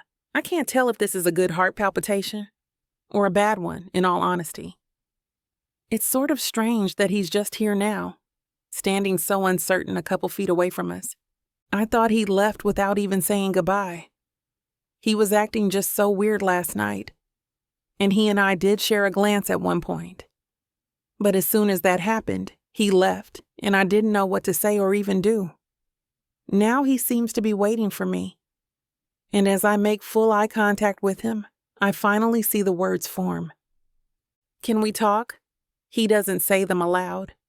He mouths them so he doesn't interrupt the flow of the conversation around us. I nod my head to ensure the same, and my heart starts going into overdrive. Maybe even overdrive times infinity? I'm not sure. But I know for sure if I hadn't eaten anything yet, I'd surely be passing out just by thinking about talking to Benjamin. I quietly push back my chair, excusing myself without interrupting those around me, and nervously follow him. I don't know if I'm ready for this. The last time we spoke was already painful, full of tension and so awkward. There's still so much unspoken and unfinished business between the two of us, and I don't know if I'm mentally ready to hear what he has to say. I mean, 6 years should have prepared me, but I didn't expect for this to be part of the weekend I worked so hard to be part of. When we're both in the corner, it takes a few moments for either of us to speak. We both look around, trying to find a way to break the tension. It's so thick, I swear I could take a knife to it and cut the air between us. "I'm sorry," Benjamin finally says, startling me. I hadn't realized he was going to speak yet. Plus, I wasn't expecting to hear him apologize right out the gate. Last night was uncomfortable, awkward. I didn't want that. I wanted us to be able to speak to one another like we're adults. Two separate people who have shared a history, but no longer know much about one another. He's speaking so fast it's hard to keep up with him. I even tried to book a flight to leave. I didn't want to ruin this weekend for you, and I felt like I was going to be bothering you at every twist and turn, so I booked a flight. And then the storm interfered, and now I'm stuck here just like everyone else. I don't know what he wants me to say, but my jaw is still hanging loosely. He tried to leave because he wanted to stay out of my way. He's also doing something I have no memory of him ever doing before, being honest with me about his feelings, about what he wants between the two of us. I'm completely surprised to hear him be open with me like this, and I feel as though he deserves my truthful, honest answers. It is. It's been so awkward seeing you here, trying to act like we're still those kids with one another. I don't know what exactly he wants me to say, so I'm just going to be truthful. I guess the two of us being thrown into this lodge without any warning wasn't what either of us were anticipating this weekend. Exactly, Benjamin says, moving his arms around the room. We were caught by surprise. I don't remember the last time he spoke his mind like this. But the thing I'm most astounded by is that he told me he didn't want to ruin my trip. He tried to leave, giving me the ability to finish out this time here without being afraid he'd be upsetting me. I guess in a way, it's sweet of him to want me to be happy. I figure he would have left because he just hated me, but this isn't that. Look, he sighs. I don't want things between us to be like yesterday. I mean, we have history, sure, but why should we let that dictate the present? I don't want our story to just be us ignoring and resenting one another. I shake my head slowly. I don't want that either. Can we call a truce then? Benjamin asks, scrubbing his hand on the back of his neck. I can see that it's still just a little awkward for him, but not for the reasons I had expected. Now it's awkward because he wants things to be better, and I'm willing to work on that with him. I hold up my hand to shake his, giving him a tentative smile. Hi, my name is Emma. Nice to meet you. He takes it and we shake, his smile returning to his face. I'm Benjamin. Nice to meet you too. We begin to speak openly for the first time since our breakup, which is nerve-wracking to me. I ought to have some reservations about being so completely open and honest. I haven't spoken to the man in 6 years. Times have changed for the both of us, but at the same time, as we talk, everything starts to feel the way it used to. I can be upfront with Benjamin about the way my life has been since we went our separate ways. I tell him about how I haven't stopped moving. I love the different challenges that come with experiencing new things, and sometimes that means always being on the move. It's been a long time since Temple, and we both admit that things are different now. As we talk, though, the anxieties and fears that were troubling me before begin to dissipate. The fact that we both put everything out in the open, in terms of admitting that being near one another with no warning sucked, makes the conversation flow better. You know, it's strange, the way the world works, I find myself saying to him, that our paths crossed again like this after all these years, and we actually managed to make the best out of a situation. Benjamin actually lets a small laugh escape him. It's like when we were together back in school. The unexpected always found a way to lead the charge, but you never let that happen. You ran with it. You used it to your advantage. I never see anyone do that nowadays. When the unexpected happens, I find most people just get overwhelmed. They let frustration or anger warp their minds and make it worse. He had noticed those things. I had always learned how to roll with the punches, especially from a young age. I learned to make life's unexpected turns work in my favor. I mean, it's why I was able to move with ease around the country. I had to learn how to be independent, and I love it. I can't find the words to give him. I struggle to find even a single sentence to say, but I'm saved in a moment of reprieve from a staff member. Attention, everyone. Due to this storm, we're going to advise you to please stay indoors. The roads are closed now. No one is getting out and no one is coming in. If you have any questions, please feel free to bring it to our attention. Thank you. I turn to look at Benjamin, and we both begin to laugh, which is the opposite of what we should be doing. But it's funny. At the beginning, this trip was all about optimism and hope. Mo, between the weather and my crippling imposter syndrome, and the fact that he's staying here, I don't think things could possibly get any worse. But even though yesterday was difficult, talking to him about it all, being upfront about it now, I feel as though I will actually be able to survive. We can survive this. Maybe we make some ground rules, Benjamin tells me. Like maybe we don't cramp each other's style or give one another space to really live this weekend to the fullest. I nod. I'm okay with that, so long as you don't run every time you see me in a room. That one is going to be hard to explain to the rest of the artists. He smiles but shakes his head. Yeah, you're never going to let me live that down, are you? Oh, Benjamin. I pat his back, holding back a small laugh. Absolutely not. Where would the fun in that be? He buries his face in his hands, letting out a sigh before looking back at me. Well, then, let's make this weekend manageable for one another. I'll make this weekend great for you.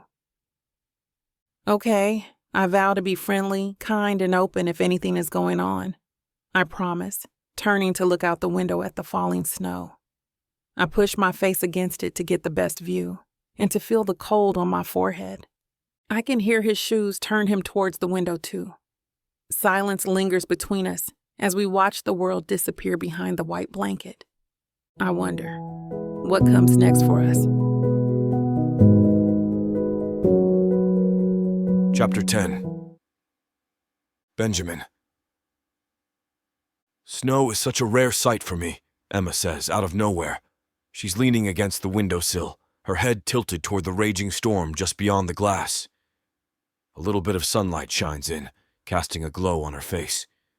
Her dark brown eyes, round nose, and soft cheeks are hard not to admire when they're engulfed in sunlight. It's so fascinating to me. I pull my gaze away before she notices I'm staring at her. Really? I say. You don't see snow? I mean, not never. We lived in Pennsylvania, after all, Emma says. But I've been living in Santa Fe for years. And before that, I lived in Phoenix, and way before that, Georgia. None of those places get much snow, and in the rare cases where they do, it's just a little dusting. I've kind of forgotten what it's like. Well, you haven't been missing much. I turn to peer out the window. A gust of wind makes the naked maple trees sway in the distance. Snow's just a huge pain in the ass, honestly. Oh, but it's so fun, Emma giggles. I loved missing school because of blizzards when I was a kid, and going out to build snowmen with my mom, having snowball fights with my neighbors, and then going inside to a cup of warm cocoa. It's so nostalgic. Makes me feel all warm and fuzzy inside. I scoff. It's just the kind of thing I was feeling up in my room, only she's saying it out loud. Well, yeah. It's fun when you're a kid, but I'm not a kid anymore, and neither are you. Emma's delighted expression falters, and I immediately regret my harsh choice of words. Rubbing the bridge of my nose, I let out a sigh.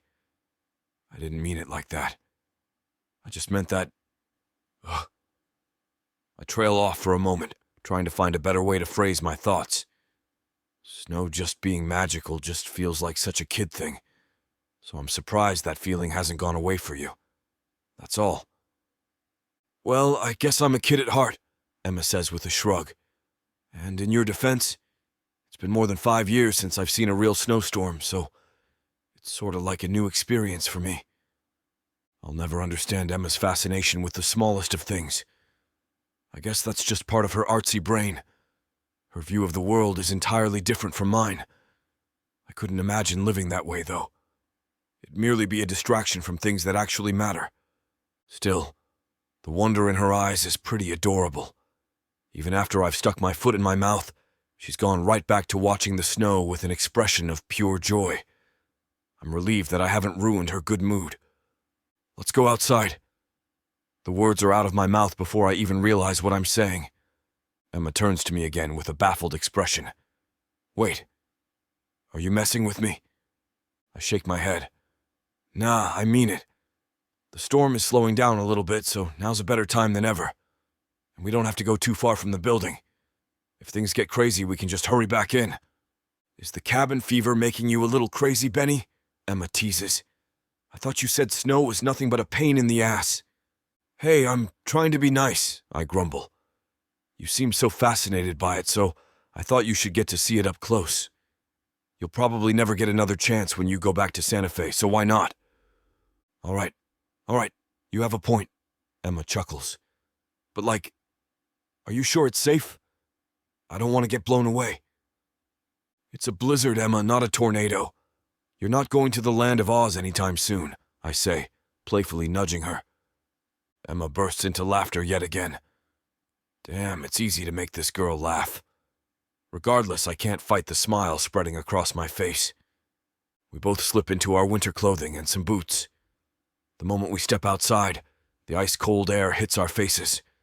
I tend to run warm, so the cold doesn't bother me that much. But when Emma lets out a startled yelp, I'm reminded that she's quite the opposite. You good? I ask.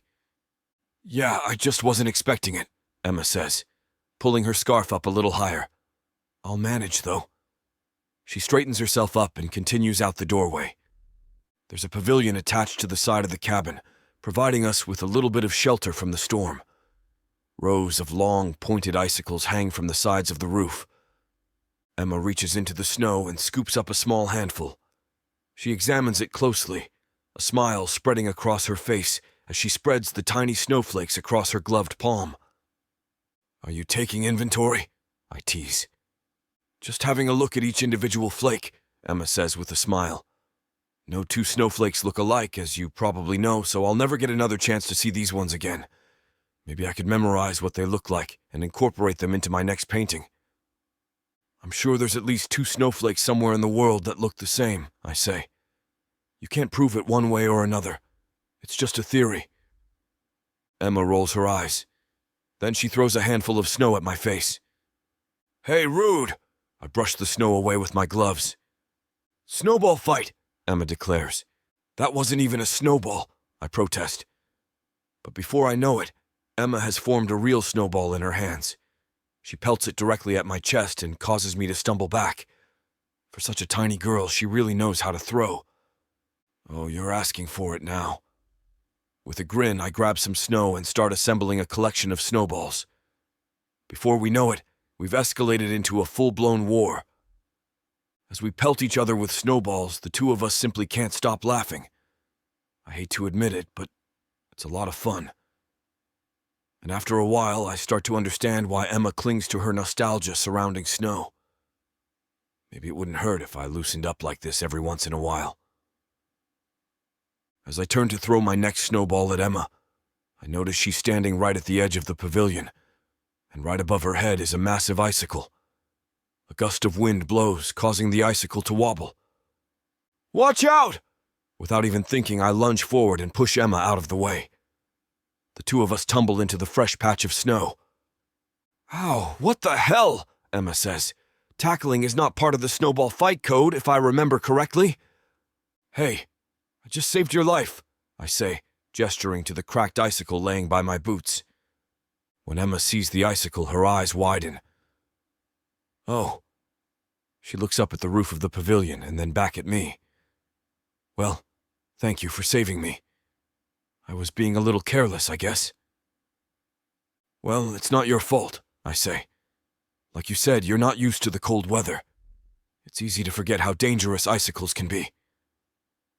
A moment of awkward silence passes.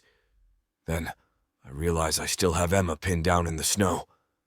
My eyes widen, and I quickly jump to my feet. Sorry, I grumble. No, it's fine, Emma says with a nervous laugh. She turns her head to the side, and I swear I see her bat her eyelashes. Want to help me up? She holds out a hand toward me and gives me a pleading expression. I pull Emma to her feet and guide her back under the safety of the pavilion. So, I don't know about you, but I'm cold and wet, and think we should probably head back inside now, I say. I'm thankful for the cold weather. I can blame it on the way I'm heating up right now. Why am I like this today? Yeah, I agree. As much fun as this has been, I'd like to avoid hypothermia. And it looks like the storm is starting to pick up again anyway, Emma says. She pulls her scarf up to her nose and looks down at her feet as she continues. But despite that, I had a lot of fun out here. And not just because of the snow, though that was a big part of it. It was fun hanging out with you again too, though. I've missed goofing off with you. I turn away so she can't see my smile. I hate to admit it, but I had a lot of fun with her too.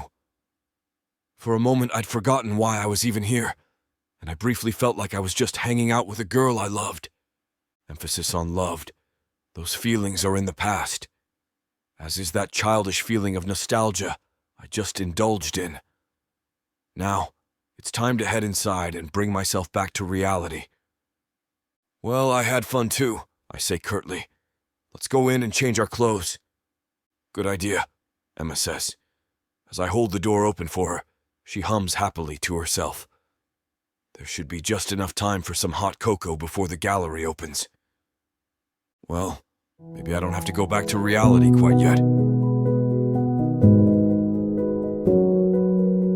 Chapter 11. Emma. I'm checking to see if my makeup has smudged at all in the 15 minutes since the show has started when I see someone approach me from behind. Well, I say, touching up the corner of my lipstick before snapping the compact mirror closed. Fancy meeting you here again. Ah, yes. Who could have predicted this? Benjamin says, and I can hear the smile in his voice even before I turn around. A chance meeting orchestrated by the gods themselves. Absolutely. Definitely has nothing to do with being trapped in a building. Benjamin and I smile at each other when our eyes meet. It's strange to feel a sort of camaraderie with him again, considering everything that's happened between us. But I'm not complaining. I'd much prefer this over more of the awkward hovering we were doing before. What brings you here then? My good company? I tease. Yes, actually, he says, looking around the entire gallery before focusing back on me. I was hoping you would walk around with me. I blink in mild shock. While we had that conversation about our previous relationship and a lovely moment in the snow, I wasn't particularly expecting him to actually spend the entire day with me afterwards, especially not surrounded by art pieces and artists themselves. Afraid you're going to get lost? I ask, only mildly joking. Because I can get you a map for that. Benjamin chuckles. No, I think I can get around just fine if I wanted to. He puts his hands in his back pockets, and I'm struck with the memory of him doing that whenever he was mildly nervous. It's endearing to know that hasn't changed. I wanted to know your opinions on the other pieces. My opinions? I raise my eyebrow. You never really... I know. He stops me before I can rehash old issues. I know that before I wasn't very open to listening. But I'm here to get some pieces for my father, so who better to get an opinion from than an artist herself? It takes me a moment to respond because, well, I'm shocked to say the least. Benjamin was never dismissive about my interests, not in a way that would have made me hate him. But he was never particularly interested either. He never initiated the conversation, rather just sat there looking confused while I talked. After a while, I just stopped bringing it up.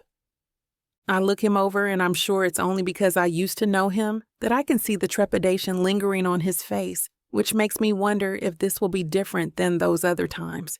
I'm surprised that I'm interested enough to find out. Okay, sure, I say. Why the hell not? Benjamin's smile is relieved as we walk deeper into the crowds of the art show. I can see a menagerie of debutantes swarming the area, and I try my best to steer clear of the worst parts of the rich mob. As we walk past, I hear the elderly man argue with an attendee about smoking inside, and I shake my head in disbelief. Some people have no shame, Benjamin says behind me, seemingly just as annoyed at the audacity of this man as I am. Tell me about it.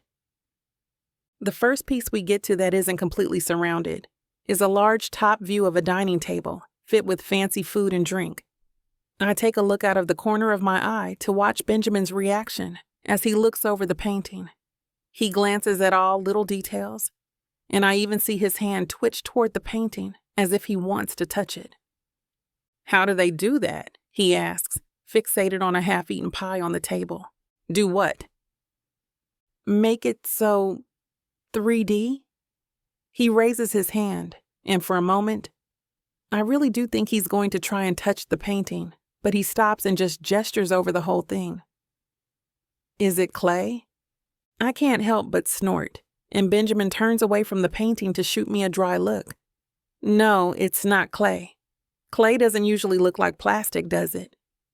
Benjamin shakes his head, and I grin, nudging his arm with my own. I'm just teasing. It's all paint. Probably some kind of thick acrylic if I had to guess. I lean forward to take a look at the plaque next to the painting that lists the title, artist and medium. Yeah, acrylic and then sand for the grittier looking food pieces if I had to guess. And it doesn't deflate? He's turned back to the painting to look at a particularly delicious looking cluster of red grapes. Not really. I mean, it depends on the paint, obviously. It also takes ages to dry and can get super heavy depending on how much is on the piece. I wouldn't be surprised if this painting weighed more than the both of us combined. Benjamin hums, and I turn back to the painting as well. I'm amazed at the amount of detail for such a large piece, from the smudges on the napkins to the crumbs on the table. We should probably move on to the next one, I say, nudging Benjamin. There's lots to go through.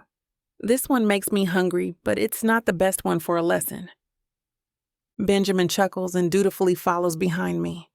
We don't speak as we walk the short distance to the next piece, a clay sculpture of Siamese twin cats, and I wonder if he's humoring me or actually interested. I hold my hands together, so I'm not tempted to bite my fingernails due to the anxiety boiling up in me.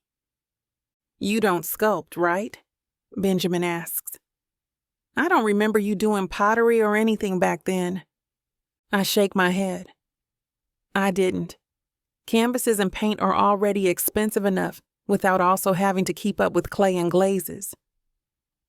Glazes. It's like paint that turns into glass in the kiln. We continue walking, stopping by more paintings than sculptures, as that's more my forte. When we reach a particularly stunning depiction of a swirling portal to the underworld, Benjamin stops to look it over. While he takes in the piece, I take that moment to chat with Tulip, who was nearby, and discover that it's one of hers. Eventually, she steps away to talk to a donor, and I go back to Benjamin's side. Pulls you in, doesn't it? I say, turning back to the painting. It's spooky. Benjamin hums in response and tilts his head. It reminds me of something, but I can't place it. That's usually how art goes. Makes you have feelings that you're not used to having, or that you can't place. He glances down at me. What type of paint do you use? I glance back at him. Oil paints, mostly. So, like this one? Benjamin gestures toward the plaque next to Tulip's piece. It makes me smile to know he's learning more about being in a show like this. Seems so. Why do you ask? Curiosity, mostly. He shrugs. Should we keep moving? Yeah, probably. The walks between paintings stay mostly quiet. I lead Benjamin around to the pieces that have caught my eye, but he seems drawn to some too, which surprises me. He never did this before, especially not on his own. A warm feeling grows in my chest seeing that he's genuinely trying to understand. Why do you use oil paints? He asks when I finally catch up to him after he veered off course to look at a geometric painting. I hate how fast acrylic dries, especially on the palette. Oils are better for blending. I smile even though Benjamin isn't looking at me. Plus, I really like the way they smell. Benjamin shoots me a confused look, and I laugh. I think it's kind of an unpopular opinion, but I always preferred the scent of oils to acrylics, I tell him. Acrylics are just so plasticky. You're so strange, he says, but I just grin and shrug. I can't help liking the aromatic smell that fills my studio. Don't knock it till you try it. I think I'll pass, thank you. We stay at the geometric pieces for a while. I can tell Benjamin's a bit of a fan of this one, and I don't blame him. There's a sort of organized chaos to all the shapes and lines on the piece, but despite it all, every single stroke is remarkably neat and tidy. The gradient of the colors on each shape is seamless too. Is this also oil paint? He asks. Because of the... He waves his hand all over the piece. Blending. I bite back my grin. Yes, Benjamin, it is an oil painting. So glad you're learning something today. Hey, he starts. I'm not so hopeless that I can't remember something from 20 minutes ago. He sounds so put out that I have to hold back my laughter so people don't stare at us, especially when he continues to try and jokingly defend himself. Chapter 12. Benjamin. So, my brand new art apprentice, Emma begins, leading me to the next stand. I try not to bristle at the gentle teasing in her voice since I know it'll only make her tease even more. What do you see when you look at this painting? Aren't you supposed to be asking me how it's making me feel instead? I ask dryly, but I remain looking at the strange depiction of a woman's face in front of me. Isn't that the basics of understanding art 101? Emma snickers beside me and pats my arm when I huff. I was never particularly good at looking at art beyond the surface level. Obviously, I could tell when something is pretty or not. I had my own tastes. But Emma always went a step forward. She tried to explain it to me once that she wanted to make others think about things with her art, though I never really understood it myself. You're skipping ahead, she chides. Feeling things is actually a few levels above you. It's for advanced students. Are you saying I'm not advanced enough? Benjamin, she chides, and I hear the smile in her voice that tells me she's enjoying this. If you were there, you wouldn't need me to guide you. How dare you? She doesn't respond, but one glance at her tells me that she's biting her lip to keep from grinning at my response. I'm not completely offended. It's hard to be when Emma's having so much fun, but I couldn't be more lost when she really gets into the weeds of what art does for other people. Emma seems to know that too, and is delighting in having the upper hand. I see a woman, I say after a few moments of mostly quiet. A very strange and oddly shaped woman. Very good. Anything else catch your eye? I look back at the painting again. If I had to describe the piece, I'd say it's different. The features of this woman's face are replaced with various household items, particularly those having to do with chores and the like. I'm amazed at myself that I even got that it was a woman at all, and all I can think of is that it seems like something that Emma would paint with its abstract nature. Anybody there? Emma asks after I don't respond for a moment. I roll my eyes and open my mouth to say what I've been thinking when the light flickers. Our eyes meet, surprise clear on both of our faces. The crowds around us murmur worriedly, and I can hear frantic whispering from some of the older attendees in the distance. Part of the show? Emma asks, suspicion clear in her voice. I doubt it. And true to form, the second the words leave my mouth, the entire gallery is engulfed in pitch black. Several people yelp in surprise, and one woman even screams. I feel someone grab my arm, and I presume it's Emma since it came from where she was a few seconds ago. I shuffle myself closer to her out of my own paranoia. Panicking people can easily turn into a mob, and I'm not holding out much hope that these elderly rich people have a lot of common sense. Emma seems to figure the same and tucks herself next to me without complaint. Funny that my first thought when the lights went out was to protect Emma. Probably the storm, right? She asks in a whisper. I didn't think it'd make the power go out. Neither did I respond, worried. Definitely even worse than we originally thought. No kidding. Someone in the distance claps very loudly, which gets me to turn my head even if I can't see. Excuse me, everybody. A loud and masculine voice calls out. Please remain calm and don't move just yet. We don't want to trip over anybody or knock over any artwork. I wouldn't be surprised if some of these people did, Emma mutters, and I hold back a snort. We deeply apologize, but the power has gone out due to the storm. We're unsure of how long this blackout will last, but we will make sure to take care of all of you in the meantime. A few people around us mutter their complaints but are shushed by others for being rude, and I can't help but agree. We implore everyone to exit the gallery since it is currently of no use to us in the dark. Oh, light's important for art? You didn't mention that, I joke. A few people around us chuckle. Feel free to return to your rooms, the voice continues. Menus and meal service will be available but limited. If anybody has trouble with the cold, the wood fireplace in the foyer will be kept on, and the gas fireplaces in your individual rooms should still be working. That seems to settle everyone just a bit. I'll admit that the idea of curling around a fireplace sounds delightful, especially when I'm sure temperatures will drop the longer we go without central heating. If everyone could turn on their phone's flashlight function if they have them, and slowly make your way towards the exit marked with my 2 coworkers behind me. 2 flashlights blink on and off toward the far end of the room. Please be careful and do not rush. I fish my phone out of my back pocket and switch it on. In the dim light, I can see Emma fumble through her purse and swear quietly. Something wrong? I ask. A few people step around us and walk toward the exit. I think I left my phone back in my room. She huffs and dejectedly lowers her purse. Damn it. It's all right. I wave my phone in the air. I can lead you there. Oh. Even in the dim light, I can tell she's a little surprised. Really? I wouldn't want to be a bother or anything. I'm heading to my room as well. There'd be no skin off my back. More than that, I'm glad to get more time to spend with her. A gentle smile overtakes Emma's face.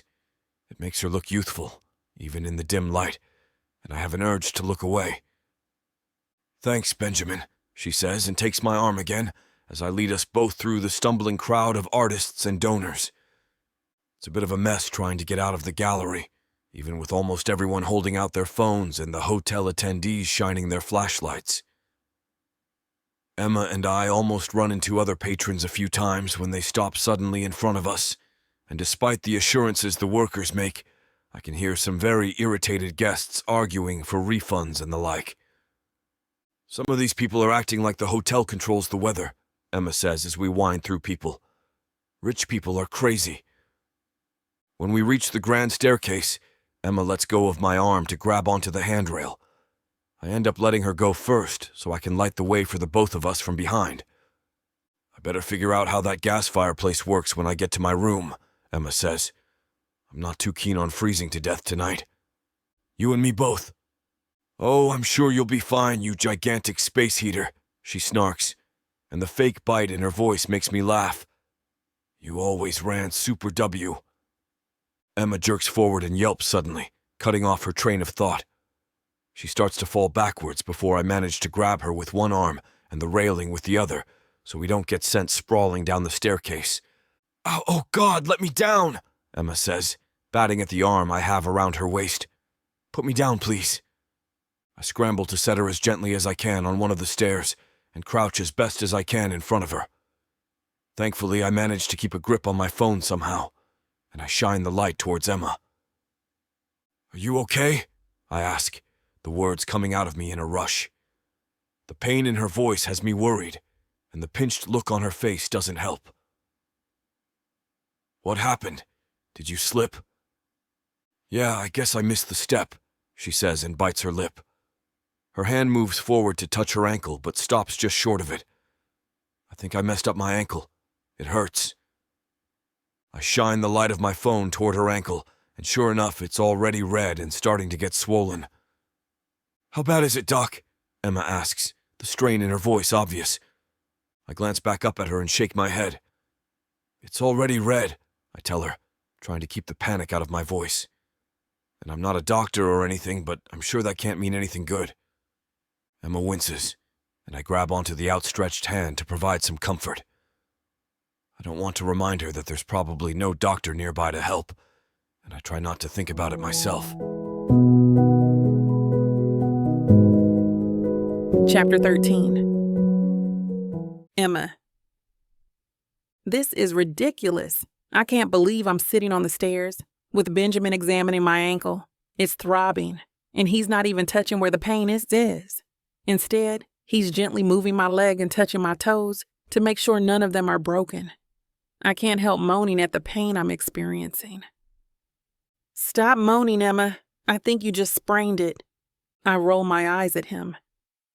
I'm an artist, so I'm going to complain all I want, okay?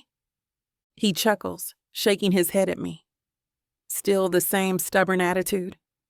He stands up and scrubs his hair. All right, it looks like it's a sprain, but I'm not a doctor. We should get this checked out. How are you going to get a doctor and bring them back to me if I'm sitting in the dark on the stairwell where anyone could step on me, or worse? I cross my arms, though I don't mean to come off so defiant. I'm just pissed this had to happen now. Of all the times, of all the places, of all the people to have been with me when I sprained my ankle, it had to be Benjamin. I don't know how he wants to solve this. We're going to do this the only way we can.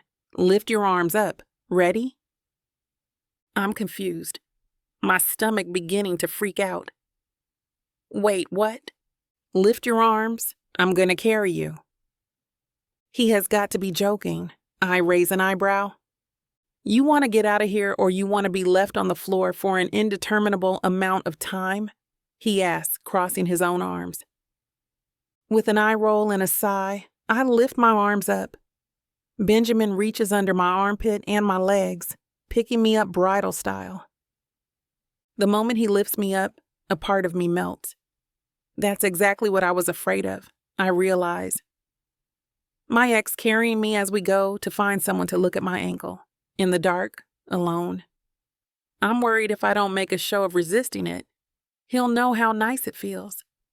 Just lying against him, letting him flash his light as we make our way out of the stairwell. He tells me we're going back to his room so I can stay warm while he is out finding someone to help. I still say nothing, feeling embarrassed and awkward and a lot of other things at this whole ordeal. I'm embarrassed because I just had to get hurt. It's awkward because, well, the Benjamin of it all, we make it back to his room quickly and he sets me down on his bed, which is nice because I don't have to put any pressure on it. But it's also strange because the sheets and the pillows smell like him. Okay, let's get you a doctor or something. I'm going to go find some help. I prop myself up on my elbows, looking at Benjamin as he turns on the fireplace. What are you talking about? Just leave it. I'll just let my ankle rest up, and then I should be fine. Benjamin turns to look at me so fast I'm afraid he'll snap his neck or something. No. I don't know how bad your sprain is, but what if it needs medical attention? You can't just leave it. You could swell, you could mess up your ankle, who knows? Benjamin, chill. I hold my hand up at him. I really don't think it's as big a deal as you're making it. Seriously. Besides, it's dark and we're snowed in. How do you think anyone's going to be able to help me? I'm not going to sit idly by when you need medical attention, Emma. He and I make eye contact, and I can feel his pleading through a simple stare. I don't want him going out and getting hurt either, but he's not going to let me win the argument here. I roll my eyes, lean my head back, and sigh. Fine. But can you at least go get my phone? If I'm going to be stuck in bed, I might as well be able to call for help. He laughs and nods his head. Sure, Emma. I dig my key out and hand it to him, and he promises he'll be back soon. I smile at him as he leaves the room, and once I'm left alone, I sigh again. He called me stubborn, but who's the one about to run around the lodge looking for someone with a stethoscope wrapped around their neck? I look around the room I've been left in, and I really take in the time we've been apart. The clothes he's left out look like they cost more than I make in a year. I can't help but stare at the different pieces of cloth, taking in the years we've been separated. I also notice that his room is much nicer than the one I'm in. For one, his sheets don't feel cheap and scratchy. Plus, he's got a handful more pillows than I do. But that might just be something he asked for. The room is bigger than mine, and everything about it screams money at me. I sigh, trying to push what I'm feeling down and out of me. I chose this life. I wanted to be free so I could finally be the artist I always dreamed about being, whether or not I was broke.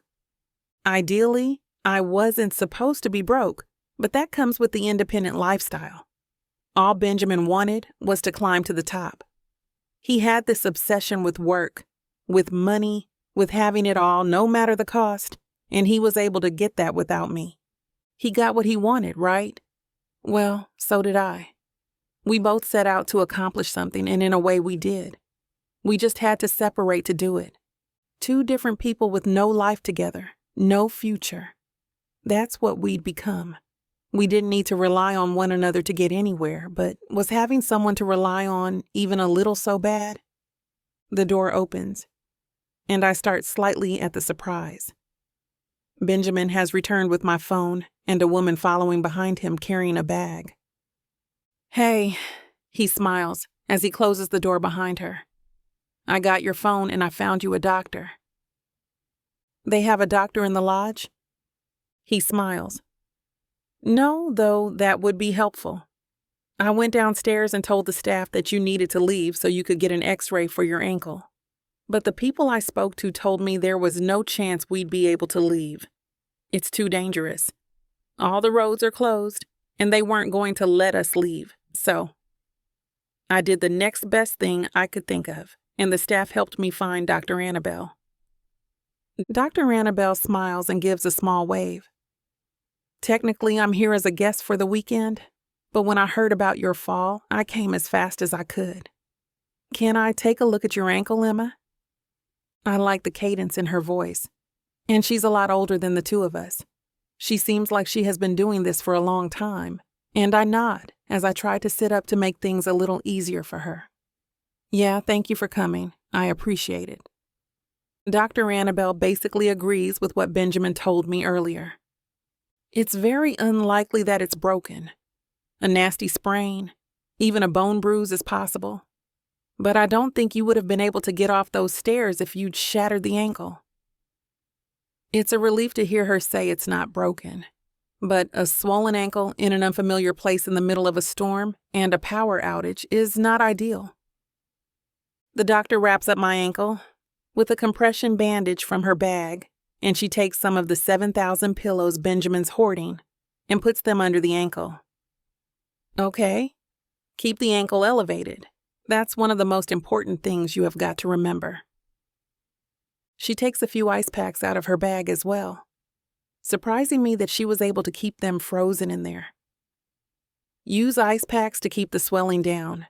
20 minutes now, then every 2 hours give it another 20 minutes. Icing is important, but you need to let the ankle breathe too. She closes her bag and stands up. Anything else we can do for it? Benjamin asks. Yes, stay off of it as much as possible for the time being. Consider yourself bedbound. You won't get that thing to heal unless you take care of it, okay? Benjamin shakes her hand, thanking her again and again. You saved our butts, doctor. Thank you, really. She nods. If for some reason that ankle gets worse, tell the staff to call me to your room, and I'll come by. She shakes my hand as well, and then heads out the door, leaving Benjamin and I to our own devices once again. Well, Benjamin says, sighing, at least we can say this weekend left very little to the imagination. I breathe out my nose, my head flopping back on the pillow. Very little indeed. Chapter 14. Benjamin. It hits me that we're alone again. Like, not alone in there are other people on the other side of the room way. It's just going to be the two of us, and we'll have to figure out everything ourselves way. Is there something I can do for you? I try asking Emma. No, I'm fine. God, I'm sorry. It's probably not ideal that you're stuck in my room with me. I shake my head. If I had just left that first night before this damn storm started, you'd be free of me. She blows out a puff of air. Honestly, I could probably do worse for company. I mean, without you here, I don't know where I'd be. I might actually have been stuck at the bottom of those stairs. I would have been alone with no phone and no clue what to do next. I perk up a little, giving myself permission to smile just a little. I had been blaming myself for how I'd made everything worse, while I had left her in my room alone. She could have had a nice, normal weekend without me, but hearing her say that I've helped her more than I've hindered her does make me feel slightly better. Don't worry about it, I say quietly. Anyone would have done the same thing. As time wears on, I start helping Emma do the things that she can't on her own. It's hard not to feel like everything between us is still awkward, but I also feel responsible for her getting hurt. So when the time comes for a new ice pack for her ankle, I get up and take care of it before she's even thought about asking me. Somehow she's easy to care for.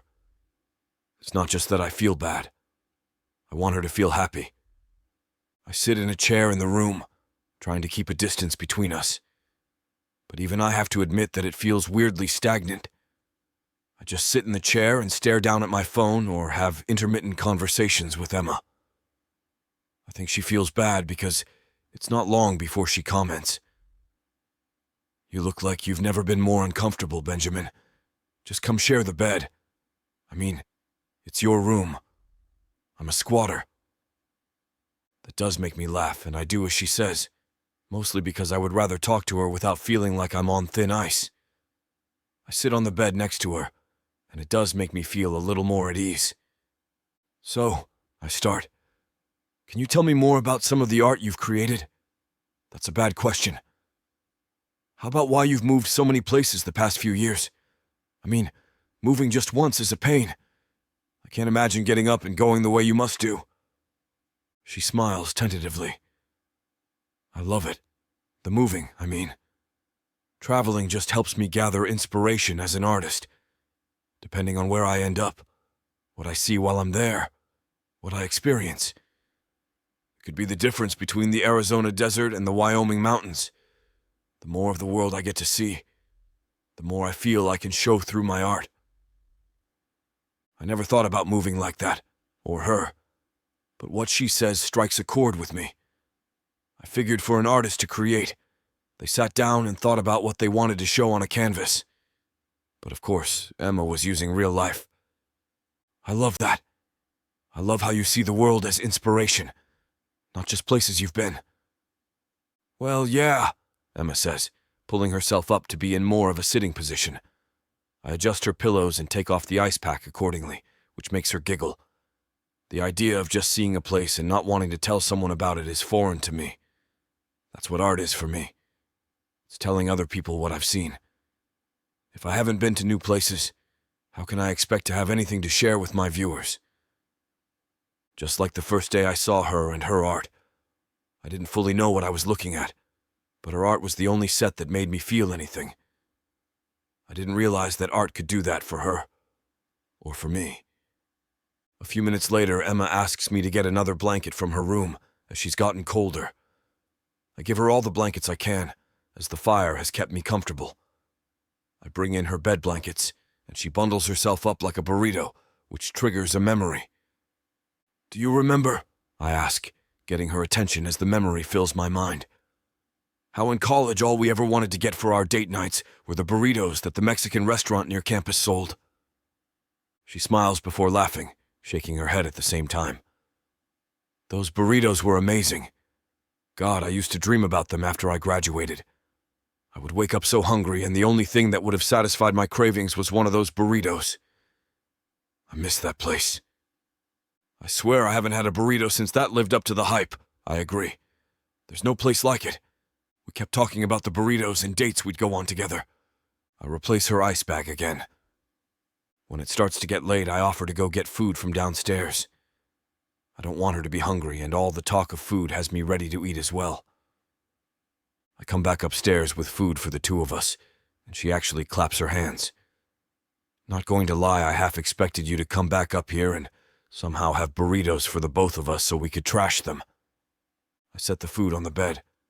I actually was going to do that, but sadly, all they're offering tonight is Italian food, so we're just going to have to suffer, I guess.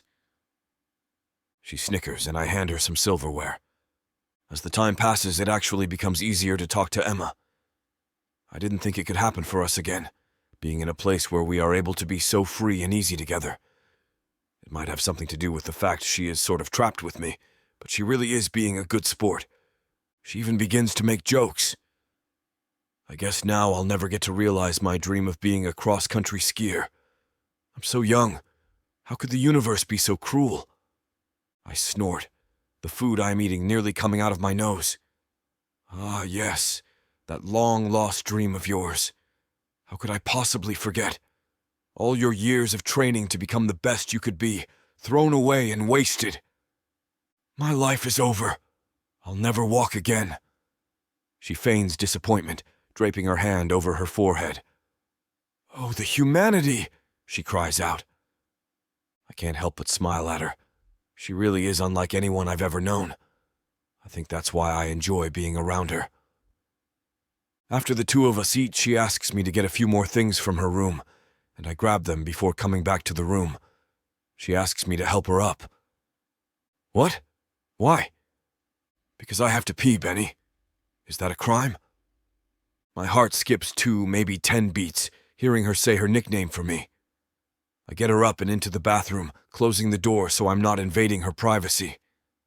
I was going to go home and leave this all behind. Instead, a snowstorm trapped me here, and I've been able to reconnect with Emma, even just a little bit. I'd forgotten her way of making me laugh and her different way of seeing the world. It used to confuse me, even bother me, the way she viewed life and art. I didn't get it, and maybe that was selfish of me to never truly listen and understand what she's good at. I wonder if she thinks I still view the world in the way I did 6 years ago. If she thinks I've grown. I wouldn't be offended if she thought I was the same guy, but I don't know if she does think that about me. Emma calls out that she needs my help to get back into bed, and I open the door to see her fiddling around on her phone. Taking toilet selfies again, I see. The words exit my mouth so fast I don't even have time to take in what I was going to say. She's quick, though, to throw the ball back in my court. Only for Instagram. Snapchat doesn't appreciate them the way they used to. I can't help but smile, picking her up and bringing her to the bed before retrieving another ice pack for her ankle. Thanks for your help. Really. I appreciate all of it. I hope she can't hear my heart pounding. Chapter 15. Emma. Someone is blinding me, and I'm about to kill whoever it is. I clench my eyes and even tighter together before trying to open them. I'm barely functioning right now, but it takes me a moment to figure out that the power has returned. What time is it? I crack my eyes open, trying to see around the room. It's so damn bright in here. I don't remember falling asleep. The last thing I can remember was talking with Benjamin about something that happened back in college. Benjamin.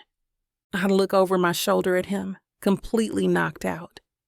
I can't help but chuckle to myself, remembering that he's probably the world's heaviest sleeper. Maybe he should enter a competition, see if he really is the champion of heavy sleepers. I smile at my own joke, knowing that he would actually love that. It's way too bright in here to keep sleeping with the light on, though.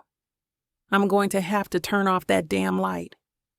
Too bad I don't have unlimited tennis balls to throw at the switch to turn it off. That would be fun. But considering I'm half asleep, laying down, and across the room, none of that will work. There's no way I'm going to be able to haul my ass out of this bed. My ankles decided to start pulsating again now that I'm awake. I'm surprised I was able to sleep with all this pain, but I guess after the weekend I've been having, I shouldn't be. I'm not going to wake Benjamin just to get this light off, so I start searching for something that I can throw. I mean, it's either throwing something or I'm getting out of this bed, and there's not a chance in hell of that second thing happening. On the floor from when we ate earlier, I see the food trays, and it gives me an idea. Because Benjamin is such a heavy sleeper, I'm sure he won't wake up if I throw the tray at the light. It's not my first choice. In fact, it would probably be my last choice. But there really isn't much else to throw that is within my reach. Damn it! We really should have thought about turning the lights off so this wouldn't happen. I only have 2 shots at this, so I'm going to have to make them count. I pick up the first tray, and I basically throw it like a frisbee over to the light, and miss by just a few inches. I lean back on the pillows and groan, not thrilled to have to throw again. But I pick up the tray, say a short prayer, and frisbee throw that one at the light switch too. Immediately after the tray hits the wall, the lights go out. Perfect. I can't believe I actually managed to do it. I make myself comfortable again and try to get myself to fall back asleep. But it takes only a few minutes to realize that all that work has kept me awake. Great. Now I'm never falling back to sleep, and I was so excited to be in the dark again. I let out an annoyed sigh, and I find myself staring at the dark ceiling. It's barely visible. I don't really try to find the ceiling, but it's easy to get lost in my head while I get my brain to turn off. I think back to the beginning of this trip, remembering how I felt when I realized Benjamin was here. It was something out of a story, thinking about the 2 of us speaking for the first time in 6 years. The way he tried to talk to me about art, about what I knew best, before leaving me to talk to more people. Was that really 36 hours ago? It felt like so much less time. I'd noticed his awkwardness. I'd been a mess as well. And it wasn't exactly shocking that I'd been unable to stop thinking about Benjamin the entire rest of the day. And then, 18 hours ago, yesterday morning actually, we called a truce. I feel like we're finding our common ground, but at the same time, we're not exactly best friends. I don't even know how to classify what the hell we are. We're not enemies. We're not pals. We're just two people who fell in love once and then broke up and didn't see each other for 6 years. What do you call that? The one thing I really hate is that it's been 12 hours that I have been in this room, stuck in this room, in Benjamin's bed, nowhere to escape or run to. Benjamin just had to be the one person with me when I hurt myself. At least he'd found me a doctor. That was smart. I was too busy worrying about being alone with my ex that it didn't occur to me that a doctor might actually be important. Sometimes Benjamin's irritatingly practical mind can be good, I admit grudgingly. It's been nearly 6 years. Nearly 6 years ago, we broke up. It's sometimes hard to put myself back in that place. We were two totally different people, and we couldn't make it work. Benjamin graduated college 2 years earlier than I did. At that point, he was fully absorbed in his work. It was everything to him, and he seemed to have this addiction to climbing the social ladder. I knew I was lying to myself back then. I tried to pretend that we could make things work, but I couldn't. I figured I should just wait until I graduated. Then we'd be on the same playing field. In my head, I kept insisting that it would fix everything. But as weeks turned into months, his obsession with being the best put a wedge between us. Not only that, the longer we kept pretending we were happy, the more disconnected I felt from loving him. Benjamin and I became two different people from the version of ourselves that had fallen in love. All of my dreams that used to include him no longer did. He wasn't part of my plans anymore. If he disappeared from my plans, I'm sure by the time we broke up, I was no longer in his future either. When I think back on that part of my life, I don't feel any regret. I mean, not really. By taking my own path, creating new dreams, I found something genuinely meaningful for me. I feel as though I've had a successful life so far. I mean, especially since I was invited to this weekend. I'm doing what I've always wanted and not letting anything get in the way of that. Sure, I'm not rich like Benjamin seems to be, but life isn't only about money, and I've always known that. And yet, being here in this bed, in this lodge with him this weekend, my brain still works to remind me how things were good between us once. At the beginning, they were good, great even. And I remember feeling the happiest I'd ever been. We made one another better, and happiness came naturally. I want to ignore the memories of us in our happiest days, but how do you ignore the good when it's literally staring you in the face? He knew how to make things good. I can't erase that, or act like it never was. His presence is a driving force on how this weekend has felt for me. No matter how hard I wanted to act like what we had didn't matter, that it was in the past, that there was nothing left, I couldn't. He's right here, next to me, making my heart fight with my brain. How do I know what the right thing to do is? Never mind the right thing to do. What is the right thing to even think? I turn my head to face Benjamin and stare at him as she sleeps. He is still as attractive as ever, with that jawline and the way he's grown into himself these past 6 years. It's a wonder that he's actually single. I wonder. We aren't meant to be together, and I know this and have accepted it. Hell, I'm the one who ended things the first time, but anything between us would never go anywhere. What if, for old time's sake, to relive those memories and the best days of our relationship, we did start something again? A fling, maybe, like we're kids again discovering our relationship for the first time. I've never forgotten how he used to make me feel when we were together. And what would be so terrible about trying to have some fun? I don't know if Benjamin would like the idea. Maybe it would be too whimsical, too artistic.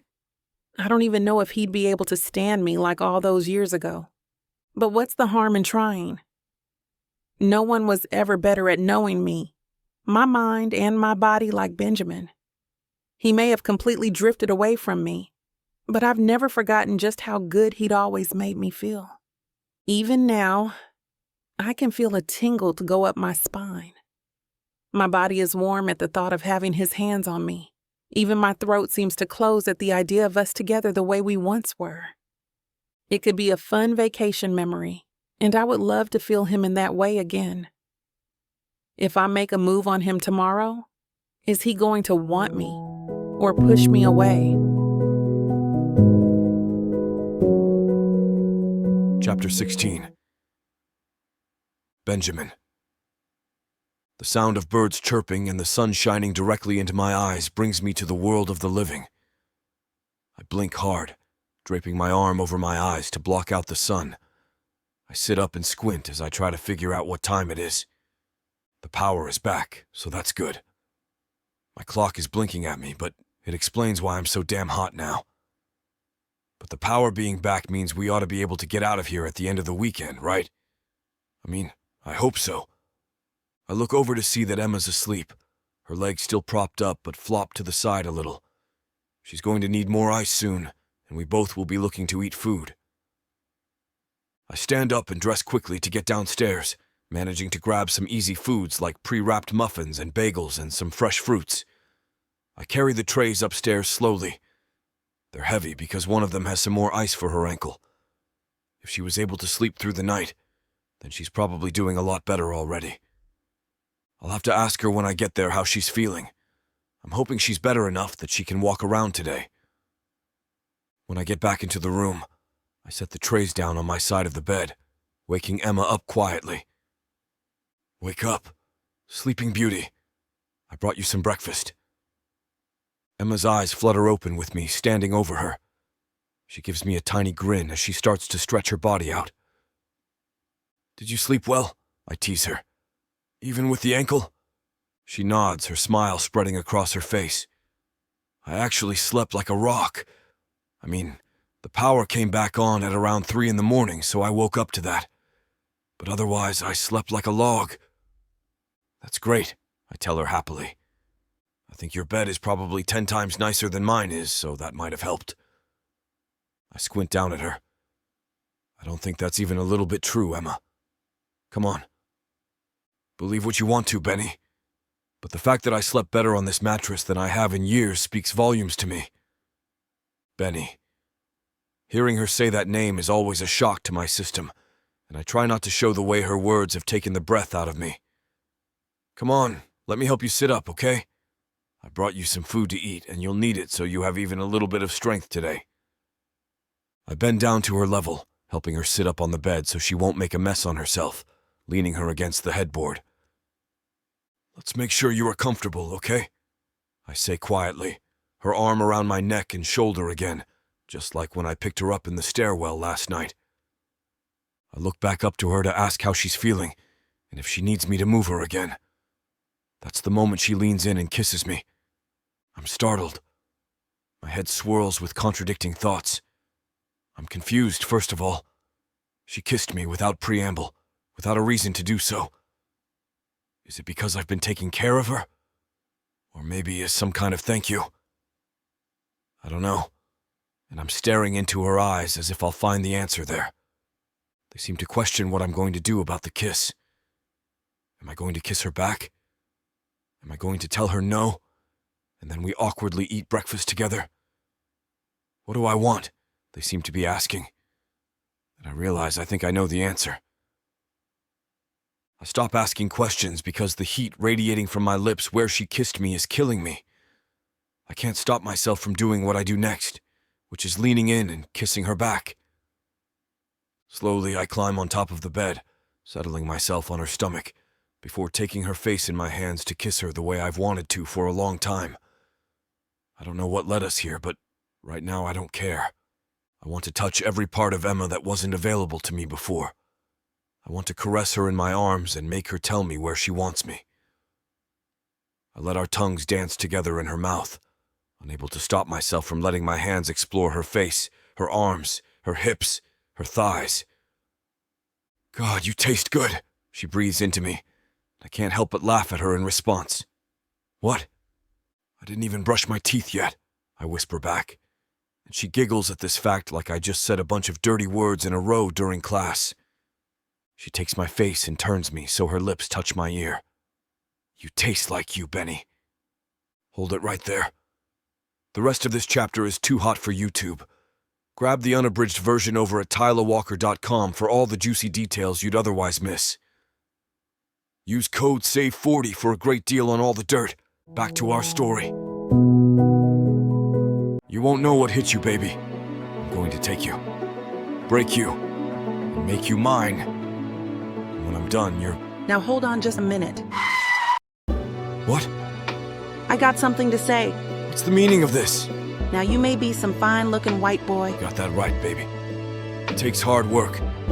and you might got the money, Fat stacks, baby, to spoil you with. but that doesn't mean I'm going to give it up to you without a fight. A fight? You want some limp wilting flowers? Go to historical romance, baby. But you want sassy and spicy strong black queens that tame their alpha male bad boys? I think our listeners do.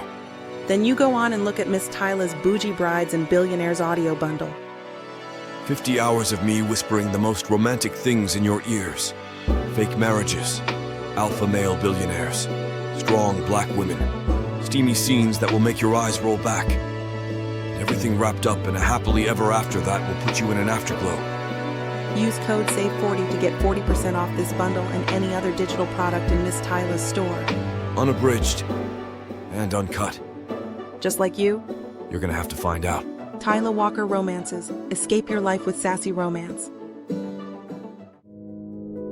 Chapter 17. Emma. This is what you wanted, isn't it? Actually, now I'm not so sure. The idea of a holiday fling was nice in theory, and the practice part, immensely great. The mood change afterwards, though, makes me want to put an invisibility cloak on. My brain grapples with this flip of the switch. Because one minute I'm moaning as my skin sizzles and melts into him. The next, his legs are dangling off the other side of his bed, and he looks suspiciously like someone about to flee. I despise that he didn't even give me the opportunity to decline an offer to cuddle. But what if I had attempted it, and he had rejected me? I swallow and shift slightly, still on my back, ankles still elevated. I marvel at how we managed to do it in this semi-vulnerable state. Benjamin is truly a man of many talents. Movement from the corner of my eye alerts me to him slipping into his clothes. He is slow and deliberate, as if he's trying not to wake me up. I'm not asleep, my mouth utters. My forehead furrows in disbelief that I actually let that thought escape. Startled, he looks up from zipping his pants. His eyes are wide, lips pressed together and spread out, a kind of half-apologetic smile. If he had a tail, it would be firmly between his legs. I'm sorry, he says, and there are layers to the words. Sorry for kissing you back. Sorry for having sex. Sorry for getting up so fast once we were done. There's nothing to apologize for, I respond. But what I really mean is more complicated. Why do I still want you this bad? Why did I let it get this far? Why do I want you to stay next to me a while longer? He goes back to finish buttoning up. Then his eyes flicker first over my face, then my body. The suite is comfortably warm, but a cold shiver passes over me, and my peaks harden. My eyes drop to my chest, and I remember how exposed my naked body is. A scan of the room reveals my apparel and underwear in a puddle on the floor, out of my reach. Our eyes meet, and a silent understanding passes between us. He moves around to my side of the bed and picks them up. With some hesitation, he helps me back into my clothes. I half expect us to snuggle now that we're dressed, but instead he strides over to the armchair in the corner. My heart squeezes so hard my breath catches. I want to say something. It's all my fault we're here after all. But I scold myself instead to get a grip and not risk saying the wrong thing. You chose this independent life. You love this independent life. Don't give it up for some man. He sits on the edge of the chair and looks everywhere but at me. But by this time, I'm more self-composed and happy with the distance. "I'll have my breakfast now," I say. Benjamin gets up to hand me the tray. I feign an airiness that I don't feel inside and think of a way to make casual conversation. I'm about to comment on the weather, so cliché, when his phone rings. He barely manages to excuse himself before he ducks out to take the business call. Now, I'm glad we didn't do the whole post-coital loved-up thing just for him to ditch me for his true love. Work, business, and success always had him in a chokehold. I hated waiting for the leftover scraps of his attention when we were together. Seems nothing has changed. He pops his head back around the door. "This might be a while," he says and motions to his phone. "Go ahead without me." I stab a fruit with my fork and shove it in my mouth to show that I had no intention waiting for him, but he disappears before I can swallow. Ugh. I hate that those old feelings of resentment are stirring up already. This is a holiday fling. He owes me nothing, and I shouldn't have any expectations. I tell myself. So why aren't my emotions listening? When I'm done with breakfast, I close my eyes and drift off. I'm roused much later by the sound of squeaking metal, not unlike rats or mice. I look around confused. My eyes narrow as Benjamin wheels a misshapen old wheelchair into the room. It looks like it could have served in the Vietnam War. "You've never seen one of these before?" He has a mischievous sparkle in his eyes. He stops right next to me, his hands on the rubber handles. I rub my face with my hands. "Oh, I have. I'm just surprised by how rickety that thing is, and that you would be so considerate." Ouch, I may deserve that, but I'm still offended. He gives me a pointed look. This time it's my turn to have the proverbial tail between my legs. "I figured you would like a change of scenery. I can't imagine how bad it's been. Stuck here on your back with inconsiderate me for... How long has it been?" His choice of words flushes my face with heat, and I'm grateful for my deep skin tone. I skip over the images conjured in my mind and concentrate on the present. I judged him too quickly and forgot about the decent person I had been attracted to all of those years ago. I offer a smile. "Thank you. It hasn't been that terrible here with you, but a change is much appreciated." "So where to next? Downstairs? Your room, maybe?" I fiddle with my phone. It's almost time for the show, so my room sounds good. This is the last day, and I can't possibly go looking like this. I have to make it count and look the part. I like the eye crusted with sleep look. It screams serious artist. I throw a pillow at him and we both laugh. "Don't bite the hand that pushes your wheelchair," he says between chuckles. A moment passes between us, where we are lost in each other's eyes. Then he clears his throat. He moves closer and lifts me up with such care. I would have sworn he was a first responder. His kindness makes me realize I'm more bitter about how things ended than I'd like to admit. So much for thinking I was over it. I push the thought away. There'll be plenty of time to reflect and heal when I'm back in Santa Fe. For now, I like the feeling of being catered to and strapped into a wheelchair. We gather anything I might need and make our way to my room. The place is musty, and Benjamin busies himself with opening windows to let in air. Then he helps me freshen up, and when it feels like he is encroaching on my personal space, I manage to hop about on one foot. "What do you want to wear?" he asks, when every part of me has been washed and brushed clean. I'm back in the chair, and he wheels me towards my suitcase when I beckon him to. The showstopper outfit I intended for the last day, a tulle skirt and sequined blouse, is folded right at the top. He helps me put them on. "I could get used to this," I sigh. He has wheeled me to the mirror and is brushing my hair into place. "Please don't. I'm not about to leave New York for a personal assistant come private nurse job." My insides twist on themselves. He says it kindly, but the words still sting. I can't help but long for more of him, away from here. And then what? But I can't answer that question. His hand smooths my hair down after each brushstroke. The feel of his palms, slow and steady against my scalp, sends ripples down my spine. I dig my nails into my palms to stop from reaching up to hold him. Why did I think sex was a good idea? More importantly, why am I acting like this is our first rodeo? My eyes meet his in the mirror.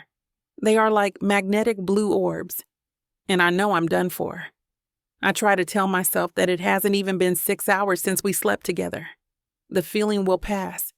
It has to. I think you're presentable now. I tilt my head from side to side. This looks great. I'm impressed. I think you look perfect, but I'm sure you want to slap some lipstick on or whatever. He holds my gaze, and the compliment flutters in my chest. I should get dressed too. Call me when you're ready. He touches my shoulder briefly, and then he whisks out the door. I exhale deeply as soon as the door closes, then breathe in and out in quick succession. With everything in me, I try to squelch what I'm feeling. Bitterness, lust, like want. All of it has to go. I need to go back to when I was neutral about him. Independent girls don't catch feelings after a hot weekend fling with an ex. I blend my foundation in and try to believe it with a sinking feeling.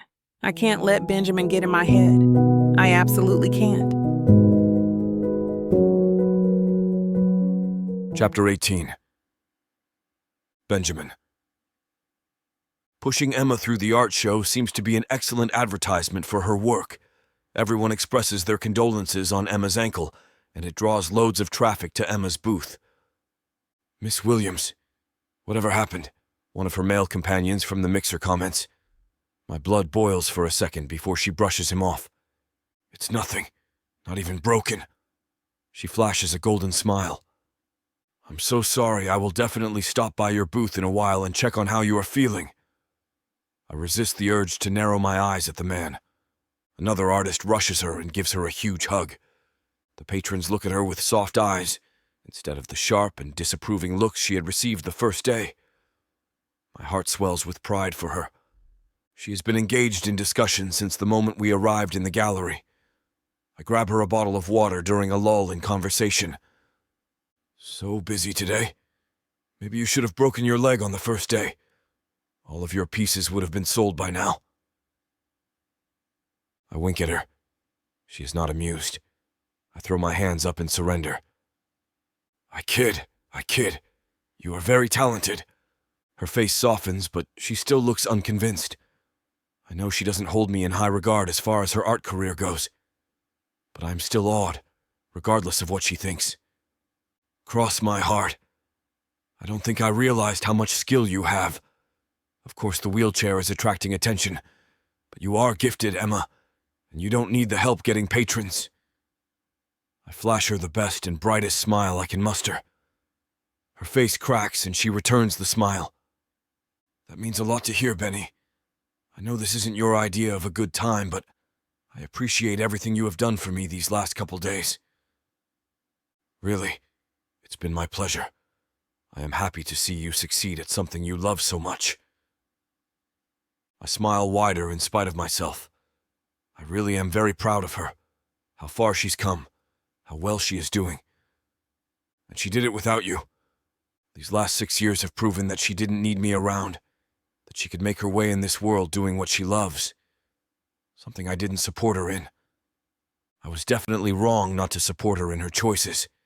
She clearly belongs here. I, on the other hand, definitely don't belong. I stick out like a sore thumb. More than likely, she doesn't even want me here now. I mean, that intimacy we shared was terrific in a physical sense. But it was a little more confusing than passionate. She probably wants me to just disappear now. Honestly, I am embarrassed by my own lack of propriety. She was injured, and I took advantage of a bedridden woman, even if she is my ex. I should have been better for myself and for her. Good advice for the past as well. Or am I just thinking that because it would be easier if she were done with me? My thoughts are interrupted by a gentleman approaching Emma. The streak of silver in his hair and the shiftiness of his eyes both make his name entirely fitting. Miss Williams, good day. I must say that is some remarkable work you have completed. My name is Silver, William Silver, and I have a proposition for you, if I may. I watch Emma's eyes light up, but a stone is forming in the pit of my stomach. I've dealt with snakes in the grass before, and I am immediately getting that same sensation with this guy. I represent an investor who would be very interested in offering you a commission. Your art would be shown in galleries in New York and Los Angeles, and every day those pieces are on display, there will be a royalty charge and a passive income for you. Sounds too good to be true. My heart is breaking as I watch the wheels turn in Emma's mind at the prospect of what this Silver is offering. Would be more appropriate if his name was John. Then it would be easier to explain how much of a crook he is. Mr. Silver, I'm honored. This sounds fantastic. I would love to know more about this offer. Of course. We should set up a meeting, get some legalities drawn up, and I can explain more about what kind of work we are looking for. While we obviously are impressed with your work here, we would also like some new pieces. I can give you more details in our meeting. Emma looks to be on the edge of tears, shaking this bastard's hand. I'm attempting poorly to swallow my anger at this man. Am I really worked up about the possibility of taking advantage of her, or am I being protective for another reason? Thank you. After the gallery closes, then. Does that work all right for you, sir? Ah, yes, of course, my dear. I will see you then. We watch him turn and walk away, and Emma whirls on me. Her face is glowing, her eyes brimming with joyful tears. I can see how thrilled she is and how much this would mean, if he really is on the level. Oh, Benny, can you believe it? I'm over the moon right now. I can't believe this is happening. Trying to hide my discomfort with the whole conversation, I give her a half-hearted smile. The joy drains out of her face. She can immediately sense the difference in me. Good going, genius. What? She asks cautiously. I clutch my hands at my sides and look after where he had walked away. When I look back, her jaw is set. What? She demands through gritted teeth. It's not my place to say. You're damn right it isn't. But you have already brought it up. Spill. Her eyes narrow at me, and I let out a sigh to brace myself for the coming fight. I just hope you are being careful. She scoffs, but I am not done. I have seen more than one bozo like that, especially in my line of work, and they are excellent salesmen. You never know what you are actually getting with them. She has her arms crossed in the most defensive position a person can have while sitting in a cheap hotel wheelchair. I can feel the tension building in her, and I straighten my back, ready for the full force of her attack. Here it comes. You know what I think? I think you're just pissed that this line of work that you constantly devalued is turning out great for me. I think you are mad that I proved you wrong. I sigh and look at my feet, not sure how to respond without riling her up more. But apparently she isn't finished. And another thing, why the hell would I care about what you have to say anyway? I can take care of myself. Maybe you forgot that the last 6 years I've been doing this on my own, and I'm not stupid. I never said you were Stu. I try to interject, but she holds up a hand at me. Benjamin, I thought maybe for a second you had changed, that you were a bigger man these days than when we broke up, but I was wrong. This is my life, and you have to accept that. I'm beginning to regret letting you back into it. Hey, I'm just trying to help. I just wanted to be sure you're watching out for yourself. My blood pressure has begun to shoot up. And I don't need your help. More than that, I don't want your help. In fact, I think it would be the best thing if you just leave. The venom in her eyes could kill. And then she takes it away, looking away from me and into the gallery hall. She has taken up the icebox position. She has spoken her piece and counted to 3. Well, fine, if that's what you want. That woman's temper. I have to get out of sight before I say anything else that I may regret. Even if I never see her again, I I don't really want to hurt her. And I really don't want another patron or artist to see me lighting Emma up because of something so petty. Thankful for my long stride, I have soon exited the gallery. Why am I so worked up? Why does it even matter? What is wrong with me? Chapter 19. Emma. This isn't how I imagined my day would pan out when I left my room. Not with me seated alone in a corner of the gallery, fuming. So much for being neutral with him. Well, I guess that puts a damper on the upward trajectory we've been on. I can't keep letting this man affect me like this.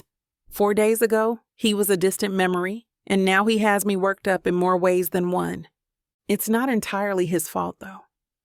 I've let some of my unresolved issues from the breakup blur my vision, plus my mixed feelings about our rendezvous haven't helped. I stew on it further and realize that Benjamin isn't the bad guy. He meant no harm and was just looking out for me. He is a professional problem solver at the end of the day. I appreciate the help. I don't mind it one bit. But I resent how he acts like I can't handle myself around these business types. It's his world, yes, but I'm more than capable. After all, I manage him just fine. Oh, there it is, I whisper to myself. He reads me like a book. I bury my face in my hands and stretch out my good leg absent-mindedly. Of course he thinks I'm stupid, because why else would I sleep with him if I weren't? I chew my thumb, lost in thought. I did this to myself. On the other hand, he could exercise some tact and not point out my shortcomings so bluntly. Just because I'm foolish when it comes to him doesn't mean I'll be as dumb about my business affairs. I've been just fine without him as a chaperone for 6 years. I tap my good leg impatiently against the wheelchair's footrest. I'd like to pace, perhaps all the way back to Santa Fe. Instead, I'm stuck here in my little corner, unable to walk. In any case, where is the reason for my angst? He's nowhere in sight, but I wish he'd appear. I have more things to get off my chest and other things to apologize for.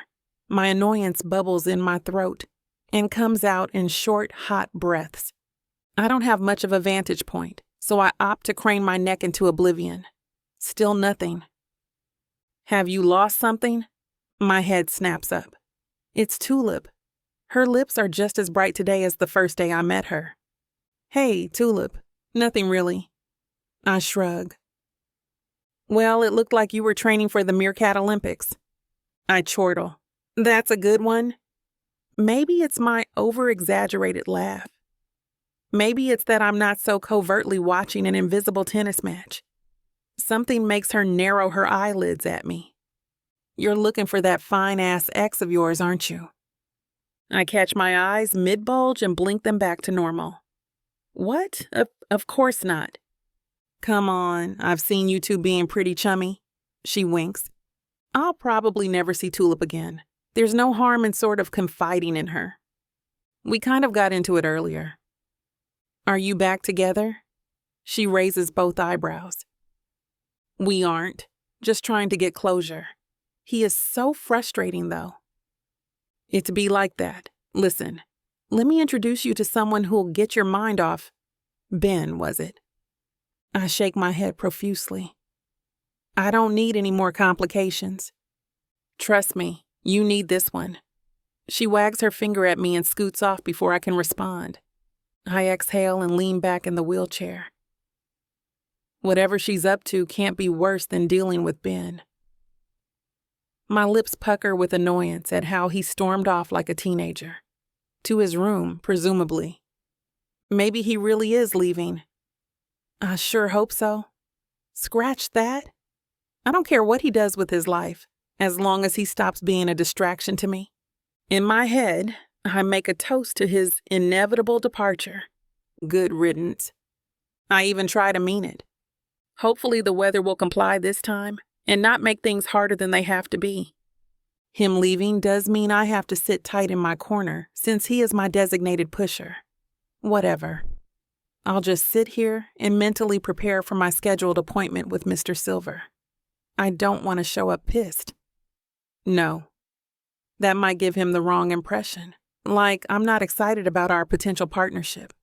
A waiter passes by, a tray of drinks balanced on his shoulder.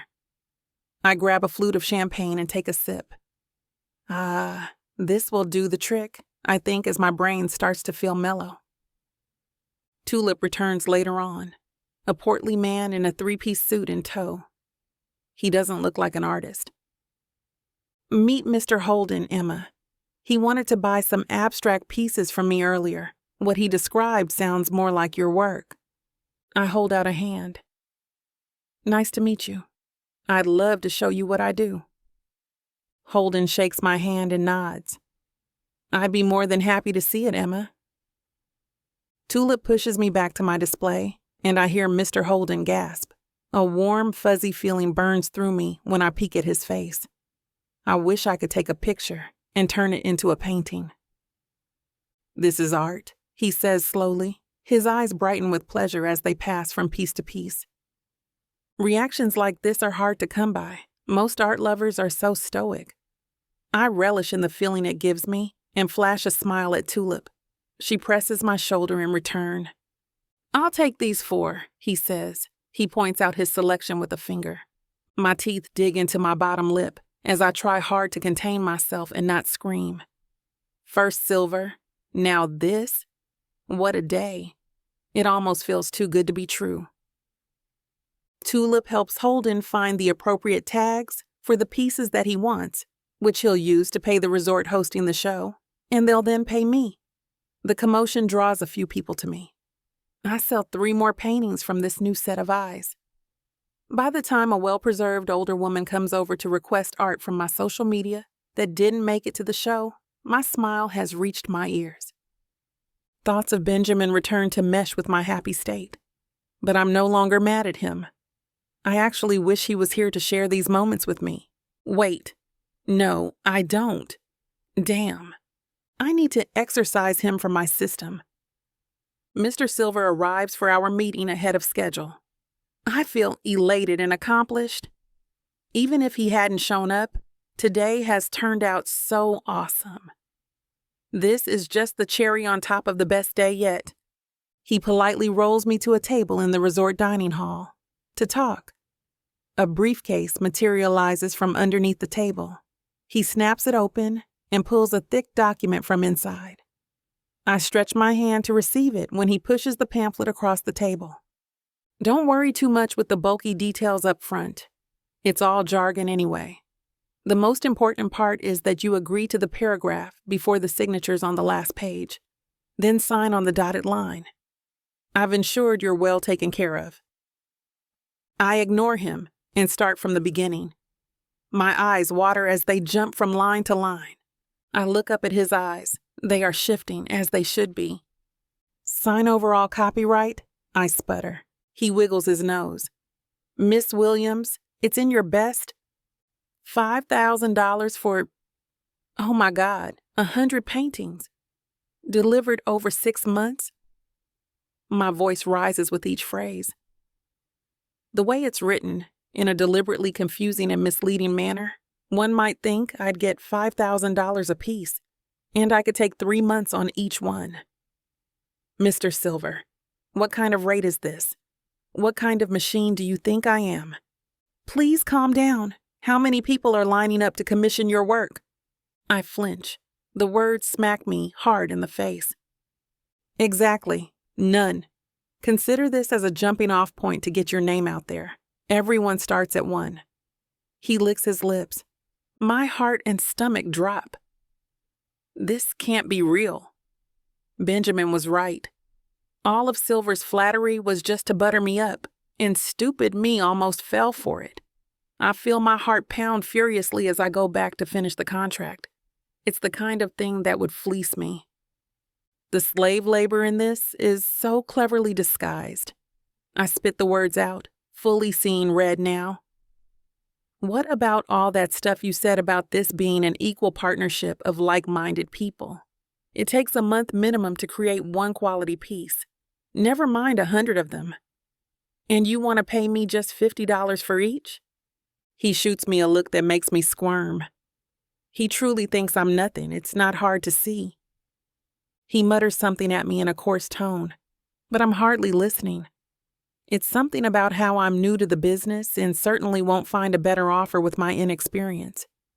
He fishes a fountain pen from the briefcase and places it near my fingers. The intense sting in my eyes threatens to drench me in tears. I gulp down the lump in my throat and my disappointment. I can't let this slimeball see me cry, or he'll take the opportunity to walk all over me. Chapter 20. Benjamin. I all but march back to my room and try very hard not to slam the door. It really shouldn't be this aggravating, it really shouldn't. Still, I rub a hand over my face in frustration as I lean against the door. Unbelievable. Absolutely unbelievable, I mutter to the empty room. I, Benjamin Peffer, well-mannered and considered quite articulate, could think of nothing else to say. Unbelievable. That is the sum of it all. How did it all go so wrong so quickly? All I'd been trying to do was help Emma with a business deal. Just some simple advice I'd have given to anyone, especially anyone dealing with someone as sleazy-looking as Mr. Silver. There have been too many good people taken advantage by guys like that. Good people with good work that had everything taken from them. I just wanted Emma to not end up the same way. Her work is beautiful, breathtaking even. Emma's masterpieces deserve to be seen and cared for. She deserved to be able to work for good and honest people who appreciate her talents. That was all I had meant by his warning to her, nothing more. And she'd gotten so angry.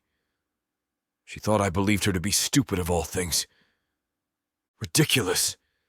Did she really think so low of me that she thought I believed she was stupid? I began to replay the conversation in my mind to try and find anything I might have said to offend her.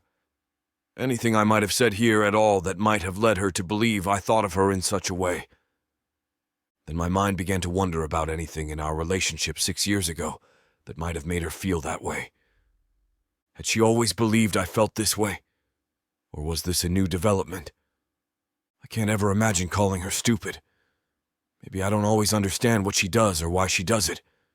But that doesn't make it stupid. It's just different. We're different. That's why we ended it in the first place. And now here we are, caught up in the same old song and dance once more. I groan and lightly bang my head against the wall in frustration. I'm such an idiot, I mutter again to the still empty room. Why did I get involved in this again anyway? I should have known how it was going to end. It's not like this is the first time we've been through this. So why take that chance again? Why allow myself to get my heart broken again, and old memories brought up to the surface? Why do I care so much? Why can't I just let it go and move on? Because of the same reason we got together in the first place. Because being around her felt like being truly alive. Because she has so much more passion and vision in her than anyone else I know. Because she is so different from me. Because her mind creates wonders that I could never think of. Being with her is like seeing the world in completely different light that you never knew existed. And she joyfully brings you along through her chaotic world. It's so wonderful to get swept up in everything she is. In everything she can see that I can't. My breath catches in my throat as it finally hits me. Because I still love her. I never stopped loving her. Not for a second. Not even when things were bad. And when we finally broke it off. A part of me always still belonged with her. I can finally admit it to myself. It's been gnawing at the back of my brain ever since I saw her again. But I had denied the thought. Pushed it away and willed myself not to think of it. Because if I did, all the longing and pain would come back with it. All those nights of wishing, regretting, lamenting, raging, blaming, over and over again. I thought I had finally gotten over her, that I was ready to move on, that I could just continue living my life like I didn't need her in it. But the truth is, my life is pretty dull without her unique and wonderful point of view. I hadn't even realized how lifeless my own life had become until she came back into it. Every moment spent with her was a gift, even the incredibly awkward ones. Being with her felt right, like a puzzle piece sliding back to where it was meant to be. Like two halves of the same whole. The elation inside me, though, quickly turns grim. Because that's not really the point. This is how I feel, how I've been feeling for a long time. Emma, it seems, is another matter entirely. She's moved on with her life, pursued her dreams, and is starting to make some headway. She's done what few people have dared to do, showed herself to anyone who cares to pay attention. It's something I've never been able to do. I like hiding in the shadows. But for Emma, it's different. I can see now that every piece she makes, every stroke of the brush, is a part of her soul. And she's put it out there for the world to see and judge. How very strange to have your very soul displayed in such a manner. How very terrifying. That would put anyone on edge, make them snap. I grimace as I realize that perhaps that is why she might have been so quick to get angry with me. Because I'd never really supported her. I'd always treated what she did as if it didn't matter. As if she was doomed to end up with someone who wants to take advantage of her. Emma didn't ask me to get involved in her life in the way I did. Sleeping together was one thing. But that didn't mean she loves me, or even cares for me. She's here for her art, to become successful. I just want her to be successful too. She certainly earned it. And I don't want her to get duped by some slimeball. I sigh and make a decision. I'm just going to go back down and take a peek at what she's up to, how the negotiations are going. I also resolve not to intervene, not if she doesn't need me. This is her life. Emma can make the decision she wants to. I make my way back to where Emma and Mr. Silver are negotiating. As I get closer, I start to hear bits and pieces of the conversation. Emma sounds distinctively upset, and Mr. Slimeball sounds far too pleased with himself. I pick up my pace. Reaching the room, I situate myself in a corner not too far off, but far enough away they won't immediately spot me. I just don't think it's reasonable to get such a low rate on these commissions, Emma argues. Mr. Silver gives her an almost patronizing look. Ah, you are new to this sort of business. But I assure you that I am one of the fairer dealers around here. You certainly won't get a better offer with your lack of credibility in the community. That's not to dig on you, you're quite talented. That's why I'm looking to take a chance with you. I believe in your work, but I'm afraid you'll still have to earn your keep with me until you become a bigger name. Emma sputters for a moment, obviously both simultaneously offended and embarrassed. This guy really is pulling out all the stops. It's not that I think I'm Picasso or anything. I just think that we should find a middle ground. She almost sounds unsure of herself. Mr. Silver continues to give her a look like he finds her arguments adorable at best. She's trying hard to stand up for herself, but this guy is oily, and with her being in a wheelchair, it's hard for her to look intimidating. I'm afraid my contracts are non-negotiable, Mr. Silver continues slickly. I would really hate to lose a talent like you, especially with you having so few buyers. You might want to just take what you can get. I set my jaw. Oh, hell no. No one talks to her like that. My mask of cool professionalism easily slips on, and I walk right up to them. Excuse me, but I couldn't help but overhear your conversation, and I must say I'm a little disturbed at your tone, I interject. Silver looks irate, and Emma seems wary at where I'm going with this. I look at her. May I ask, gesturing to the contract. She nods, and I take it and scan it. I frown as I read. Slimy indeed. Excuse me, but what are... Silver begins, but I cut him off. I'm afraid we cannot accept these terms of your contract at this time. As her representative, I'm frankly offended that you even considered offering it. It's my turn to give him a patronizing look. I continue before he can speak. Now, my client has asked you to negotiate. If you refuse to do so, then we have nothing further to discuss. Silver glowers but says nothing. He snatches the contract and then storms off. I look at Emma out of the corner of my eye, hoping she isn't furious with me for intervening. But instead, she flashes me a smile. I can't help but flashing her a little smile of my own. Chapter 21. Emma. Thank you. I breathe out to Benjamin. Thank you so much. He shrugs. Sure, no problem. I let out a sigh, looking around the room to get my bearings after that horrible argument. I look back up at Benjamin, and I realize he deserves an apology for how I treated him earlier. I'm sorry about earlier. I was a jerk. I got defensive and I snapped at you instead of listening. He nods. It's okay. I'm glad you came back and helped me. I don't know what would have happened had you not done so, but I appreciate it a lot. He's not looking at me, so I touch his arm to get his attention. Seriously, Benny, I owe you. Thank you, you saved my ass. I should have listened to you. He shoves his hands in his pockets. Why didn't you listen to me then, Emma? I'd get if we were both wrong, or even if you were hesitant to believe me. Instead, you flat out told me you're not an idiot and you can look out for yourself. All I wanted was for you to be careful. I know, I tell him, rubbing my hands together. You're right. So why did you act like I was the bad guy? I'm not angry. I just really don't understand where it came from. I roll my head back, realizing that I can't be dishonest with him anymore about all of this. I sigh, shaking my head ever so slightly as I ready myself with the truth.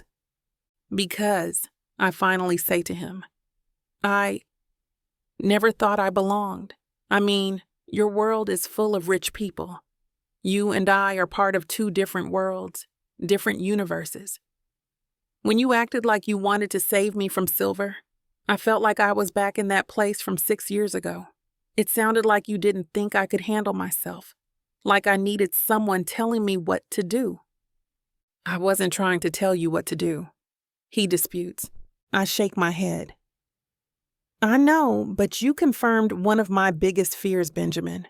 I felt like I didn't belong with these people, like I need you here as my translator because I can't handle it on my own. So snapping at you was, to me, what felt safe. It wasn't right, though, and I'm really sorry. He runs his hand over his mouth, seemingly thinking about what to say next. I don't blame him if he needs a few minutes or a few hours. I acted childish, and I genuinely feel bad. He came to my aid even after I told him off. That means so much to me. I get it, he says, taking a seat beside me. I understand where you're coming from. I didn't mean to make you feel that way. But let me ask you this, Emma. Does it matter? I mean, if you belong with these types of people. Because what's most important is what you want. He touches my hands on the table, going on. Do you want to belong to this different universe, as you call it? And furthermore, who cares what world you belong to? You're incredibly talented, and you have to know that there will be people better than Silver who will come along and see it the way I see it. I let out a chuckle. I just want to belong. It's out before I can catch it, and what startles me most is that I didn't even know that's how I felt after all the time. But there's more to it than just belonging. I want to belong for your sake, I tell him, leaning forward to look into those blue eyes like I've done 1,000,000 times before. I've wanted to fit into your world this entire time. I spent so long trying to find a place to fit in like a piece of the puzzle. But in truth, I haven't. Why did you want to fit into my world? Why does it matter to me whether or not you fit into this weird little place? Because I still love you. I don't say it. I can't say it. I mean, how would I? It's been so long since we were together, and though we connected in the way we did this morning, I don't think he'd be able to hear me tell him that I still love him and have for a long time. I don't know, is what I say aloud instead. I guess I just wanted to show that I was good enough. You have always been good enough, Emma. I shrug. I'm not so sure. He doesn't answer that, and I take a deep breath, wanting nothing more than to change the subject to anything else. As if reading my mind, Benjamin clears his throat. So how did the rest of your day go? Anything exciting and not at all silver related? Bless this man's heart for knowing how I'm feeling enough to know when I need a change of subject. Actually, it went pretty well. I sold some of my work, even some of the pieces I wasn't sure I'd be able to. That's incredible, he assures me with a smile lighting up his face. I'm so proud of you, Emma. My heart tugs inside of me at the kind compliment. Hearing from Benjamin that he's proud of me is different from 100 different people wanting my work. It always mattered to me what he thought of my work, and in the past, I didn't think he understood. Maybe he still doesn't, not totally, but now he knows how much it means to me. Benjamin gets the two of us dinner, which is a buffet of different proteins and vegetables, and we continue talking about art, not just mine, but how he sees it. I'll be honest, he tells me when we've pushed away our dinner plates. I came here to invest in some pieces, and yet here I am with zero idea on what to do. I missed my chance. I roll my eyes. Same old Benjamin. Art isn't an investment, Benny. Art is supposed to move you. It's supposed to bring emotions to the surface without using words and tell you a story in a single frame. I shrug at him, a half smile breaking out across my face. Though rich guys like you who see an investment instead of art are exactly what brings in a paycheck for me at the end of the day. He pushes against my shoulder, grinning. Hardy, har har. Looking down at my phone, I see the time and realize it's getting late. I still have to pack the rest of my things. I'm leaving first thing in the morning. Can you even drive on that ankle? Benjamin questions. His eyebrows lift up. I think. Guess I'm going to have to try and find out, huh? Don't tell me that. Then I'm not going to stop worrying about you driving yourself all the way back to Santa Fe. How are you going to carry all of your things? Benjamin, relax. I'll figure it out. It's okay, I tell him, trying to hide my laughter. It's the truth. I'm genuinely not sure how I'm going to manage once I make it back, but what other choice do I have? It's not like I have any help from anyone. I'll pack up tonight and then throw the final things into my bag in the morning. I didn't bring much anyways. That's when the silence falls between the two of us. I'm betting he doesn't know what else to say now that everything's out in the open. Well, almost everything. I don't plan on telling him how I'm feeling because I don't think that's fair to put that on his shoulders. We have different lives now. We've become two different people. I can't burden him with my heart. I should be honest, Benjamin says, crumpling up his napkin and tossing it onto this empty plate.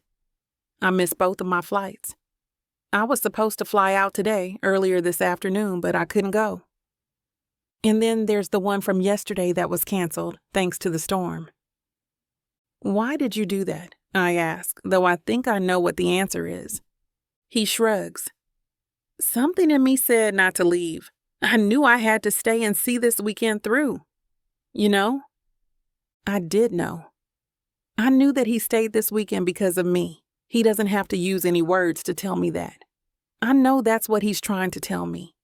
I give him another smile, mostly because I don't know what to do. I'm touched by his desire to stay, but I have no clue what to do with this information. What could I do? He stayed for me, but that's it.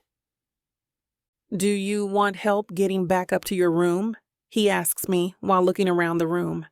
My heart sinks in my chest, knowing that this is it. These are our last moments together before we say goodbye. I don't want to argue or make a scene or hurt him. I just want to enjoy the moments I have remaining.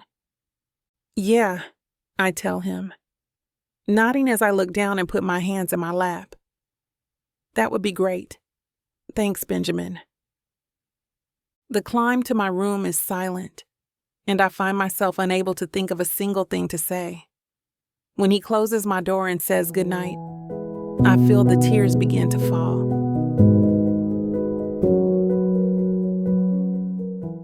Chapter 22. Benjamin. I lie in my bed facing the ceiling, I can only think about what Emma said to me earlier. Art isn't an investment, Benny. Art is supposed to move you. It's supposed to bring emotions to the surface without using words and tell you a story in a single frame. I don't know if I'll ever be able to see what she sees in art. Maybe no one can, and that's why she makes art. Her art is incredible, though, and the way she struggles every day in what she does is painful to think about. As I lie here, I try to think about what moves me, but the only feeling I have is Emma. Emma is what moves me. I don't know how to describe it. She's all that I've ever felt made sense in my life, and she's what's kept me going through the years. I thought it was my father, but it was her. I wanted her to see that all that time I'd spent working had been worth something. It had always been her. I let out a huff. We're not the same. Our lives have clearly moved in completely different directions, and she doesn't want me to be part of it. She showed me that when we broke up 6 years ago. She showed me that earlier tonight. She was open with me, she was honest. We're two very different people. Nothing in our worlds matches anymore. She made that clear when she left the first time. She doesn't have to tell me again. I turned to face the wall, trying to get comfortable in the bed that Emma slept in last night. She slept here, next to me, and it was the first time I didn't feel so damn alone. I stew over how Emma is no longer part of my life, and it ends up taking my brain in a few other directions. Who would I end up marrying one day? It wouldn't be some wild, can't-be-tamed woman like Emma is. No, she'd be some executive's wife type of person. All she'd want from me would be my money. Boring and lackluster. Dependable. That's if I ever even fathom the idea of marrying a woman. I don't know. I never really thought about my wedding after Emma and I split. She and I would have done something super simple but full of beauty. I know her well enough to know she would have planned a spectacle with very little. That's the best part about Emma, the way she uses the little around her to create a masterpiece. Her pieces I saw the first day here took my breath away. I mean, no one else's art hit me in the way hers did. I kept staring at the different colors, different patterns, and I could hear Emma's voice in the art. How often does something like that happen with art? It must be a 1 in a million thing. Is art supposed to show you a love that you can't see with your own eyes? I thought coming here would give me what my father wanted, investment in pieces that would become valuable. Ever since I got here, however, nothing has gone in the way I or anyone else could have expected. I didn't expect to see Emma. I didn't expect to reconnect with a person that I haven't seen in years. I didn't expect to actually see anything in the art that I viewed. However, here I am, staring at a wall in the dark, and the only art I can't get out of my head is Emma. What kind of man would she marry? If I was going to end up with someone boring, that would mean her marriage would be to someone with a free spirit, someone who would travel with her, move at the drop of a dime when she needed a change of scenery, when she was bored where she was. He'd probably want the exact same thing. They would travel and discover new places, taking photos and creating art together. He would be a photographer. That's who she'd marry. It would be perfect. They'd each have someone who understood their inner worlds. Did that mean she'd be happy, though? If she marries someone just like her, wouldn't that be boring? Lonely? Predictable?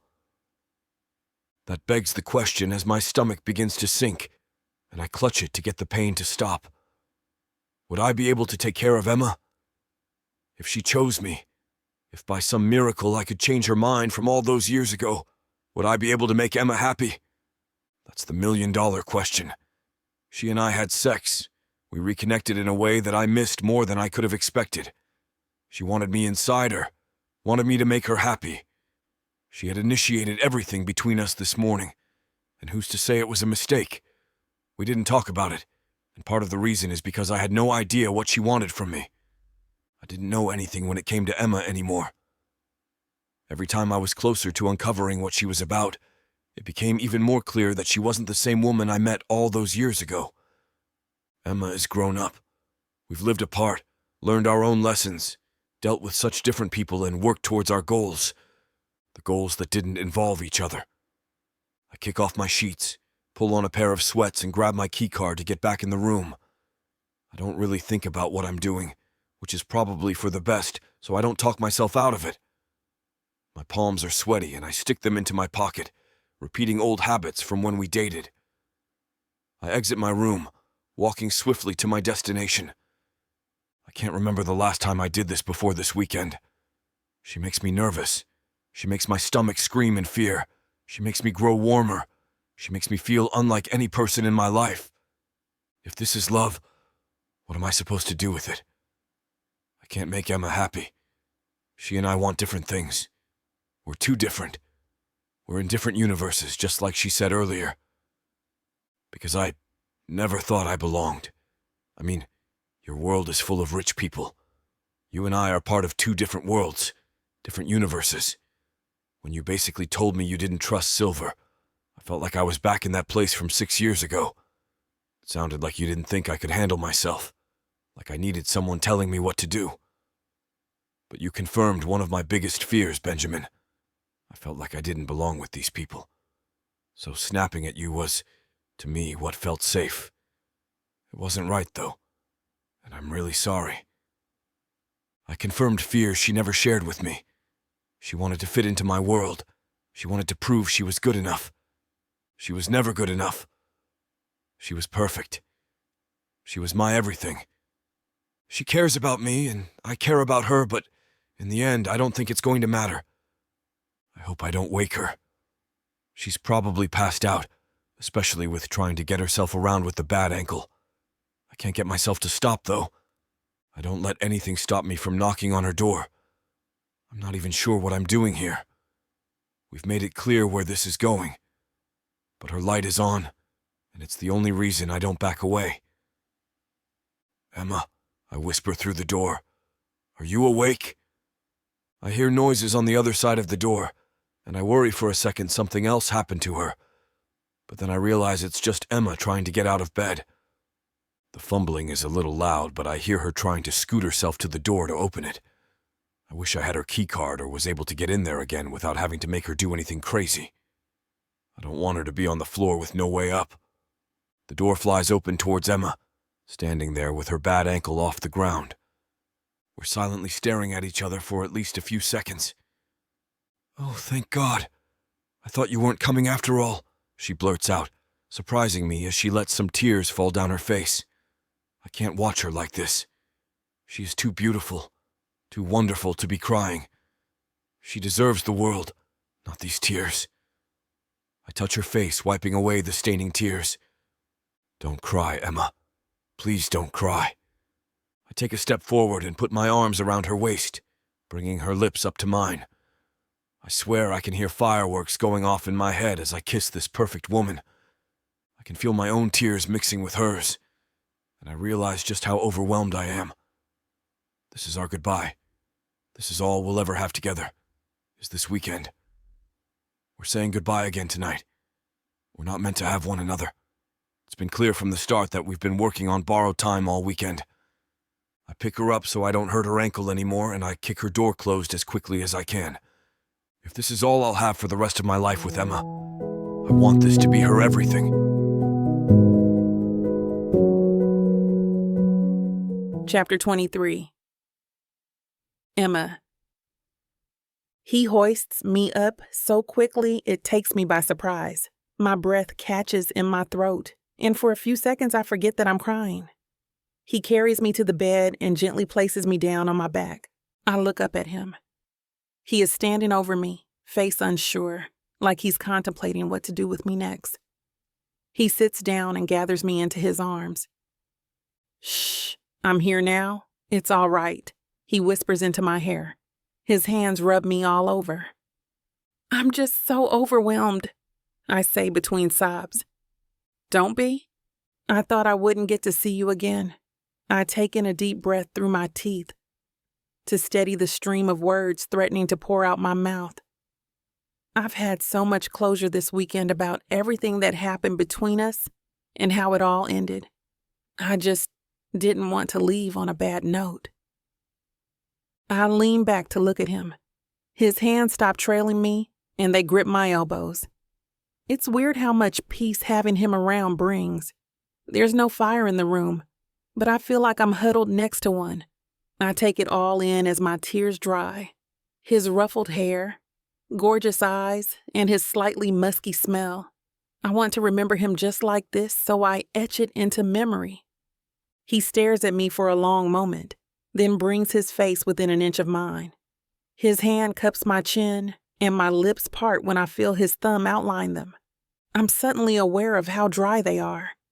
He reads my mind and replaces his thumb with his lips, soft and prodding. I melt into him and sigh with relief and joy that I get to kiss him one more time. I hope there will be a few more before the night is done. For now, I appreciate the feel of his mouth against mine. I bite his bottom lip and wrap my arms about his neck, pulling him in closer. I want more of him. His kiss isn't as soft as it started. He puts a hand on my back, and it instantly feels scorched. His other hand finds my thighs, and I don't want the touch to end. We moan into each other like a mating call. My mouth is numb when he pulls back.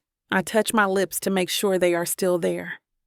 Benjamin smiles at me through hooded eyes and pushes me back onto the pillow. "How's your ankle?" he asks. "It'll survive," I say with a wink. He chuckles. Then his hands zero back in on my thighs. He pulls off my skirt, then tenderly strokes and massages the skin there. I lean back, breath heavy, eyes closed as his hands make their way up to my abdomen. He lifts my top up to my neck, and his fingers flutter up and down my sides. Benny. I bite my fist and rub my skin with my palm. He moves up on the bed, lifts my hand off, and claims my skin for his mouth. It's warm, it's wet, and the feeling moves my head from one side to the other. He circles me with his tongue, then grazes with his teeth. His hands roam between my tummy and my rib cage. Each agonizing movement makes me bite my fist harder. There's something about how slowly he explores my body that reminds me of the very first time with him. Only this time it isn't an introduction, but a goodbye. My eyes sting, and I'm glad they are closed. I swallow the sudden lump on my throat as hard as I can. I shouldn't let such thoughts ruin this moment, because so far it's perfect, and my body knows it's only going to get even more so. Benjamin's face is next to mine again. He kisses my face, my cheeks, my eyes, my temples, my nose. Every single part of it. We won't say I love you or goodbye out loud, but it's clear that we'll show it with our bodies. I rub my hands down his chest and tug at his shirt. He plants a kiss on my lips, then quickly strips it off. My eyes flick over him and appreciate the near-perfect form of his toned body. I push him to lie back with a small shove. He shudders when I do the same thing he did to me, and I smile. Hold on, not so fast. You'll have to dig into the details with the unabridged version, found only at tylawalker.com. This part of the story is too spicy for YouTube. Use code SAVE40 for some great savings on the whole story. Now let's get back to it. You'll be fine, I assure myself. You have to let him go. So I make peace with it and do just that. Chapter 24. Benjamin. I've counter-checked everything on my list. I think that's all of it, save for one thing. I lean against the bathroom door frame. In my hand is a small notebook. I tap on it with a pen and go over the items one last time. My head lifts momentarily to look at her. She's laid out on the bed, dressed, stunning, and ready to leave me. Her eyes are closed, but an amused smile plays on her lips. Only you would write out an actual checklist when a simple look around the room would tell us if we left anything, she says. What about the stuff hidden in nooks and crannies? Her face teases me with her eyes still closed. Then the resort will send it over. She laughs out the last word. I'm not sure what they pay you in New York, but I can afford to have anything I leave behind shipped to me. My mouth lifts in a half smile. Can you also afford to pay me top dollar since I've pretty much packed all your stuff? She yawns. Her arms and torso twist in a lazy stretch. I watch her body move slowly, and feel a yearning begin to pulsate deep within me. You were whistling, Benny. Everyone knows you whistle when you're enjoying yourself. Plus, I didn't ask you to do any of it. She's right on both fronts. I don't mind helping her. It comes naturally to me, and I'd love to help her more in any way that she needs. But she's so independent-minded. She'd be as agitated as a spooked horse in a trailer if I made an offer. I can already hear the lecture. I cross the room and drop myself next to her on the bed. Her fragrance envelops me, and I make mental guesses of the notes. If I miss her as much as I think, I'll find a duplicate to remind me of her. Speaking of New York, I begin and trail off. I'm on my side, facing her. My cheek is against my fist. She turns to mirror me and opens her eyes. They are warm, inviting, and pierce into me. Isn't it an artist's mecca or something? You're probably there quite a bit. I guess you could call it that. Her tone is non-committal. You know what should be a mecca? She flops back onto her back. This bed. It's illegal how comfortable it is. Yes, the mattress is great, but its comfort is shadowed by the hollowness I feel from how she sidesteps my question. Maybe she didn't hear it? I decide to give it another go. Emma sits upright before I can speak. We should head down now. She pats my abdomen like a punctuation mark, and it clenches sharply. I sit up next to her. When her hand slides off me, I pick it up with one of mine. I can almost feel the emotions screaming bloody mayhem as they swim through my bloodstream. But they are drowned out by the sound of my heart pounding in my ears. If you're ever in the city, I begin. I pause because my dry mouth won't allow me to continue. Before we both forget, you said there was one more thing left to do. What was it? My insides give way. You, I say. Her face crinkles in confusion. Me? Do explain. I meant taking you down and bundling you into the car. My lips kiss my teeth, and I throw my hands up. It was a bad joke. She pulls her hand from mine and rubs it against her lap. Let's do it then. Let's, I say, feeling deflated. I take her down to the lobby first. Then I make 2 more trips for her bags and paraphernalia. There are no luggage carts available, but it's great exercise and enough time to ponder my situation. Emma isn't distant, but there is no indication that she has any intention of purposely seeing me again after this. I want her in my life, desperately. But if she doesn't feel the same, then it's for the best. Because more than anything, I want her to have a life she is proud of, whatever that looks like. Of course I don't get it. I like structure, and I'd like to add some to her life. She, however, has morphed into this transient being. But who am I to judge? I refuse to tell her what to do. She wants to be her own woman, and I must respect that. Panic chokes me when I remember the potential husband I conjured up for her last night. I imagine him snapping pictures of her as she paints. I see them taking a cross-state road trip in a beat-up old minivan loaded with all their gear. She's all smiles, radiant and free. I shudder at the thought. At the end of the day, if that hippy-dippy guy makes her happy, then that's her choice. A bead of sweat slides down my forehead as I load in the last bag and shut the trunk. My hand flicks it off, and I shake Emma's non-existent future guy out of my mind. I stroll back into the lobby where she is bent over, eyeballs deep in a novel. I'm done, I say. She looks up with a smile, and my knees almost buckle when our eyes meet. I'm thankful for the wheelchair support and wheel her out to the parking lot. We're right next to the driver's door, and she attempts to stand up. Are you sure you're good to drive? I stand firm even when I'm compelled to offer a hand to steady her clunky movements. I just need a moment. I'll be okay. She sets her foot with the sprained ankle down and tries to put some weight on it. Her face is a mask of caution at first. When she doesn't flinch, I sigh with relief. I pull the chair away so she can have space to lean against the car. Thanks again for everything. It's truly appreciated. Her eyes are on the ground and her gaze is distant, almost as if she is reliving the past few days. Don't mention it. It's the least I could do. I sink my hands into my pockets. So where to from here? What's the next rung in an artist's career ladder after a successful art show? A laugh rings out of her mouth and she looks at me. I wish it was that straightforward. Her face scrunches up in thought for a beat. I take that back. I love the spontaneity of my career, but it's less a ladder and more like navigating a wild river. So I don't know what's around the bend. There could be a treacherous waterfall for all I know. I hope it's a legit Mr. Silver. Ah! Her eyes close momentarily, and she says it like she just sipped a tasty cocktail. That would be a dream. It's only a matter of time with how talented you are. She smirks. You'll make me big-headed, but that's the energy I need because I have another show next month. So soon? Wow. No, it was set up before this one.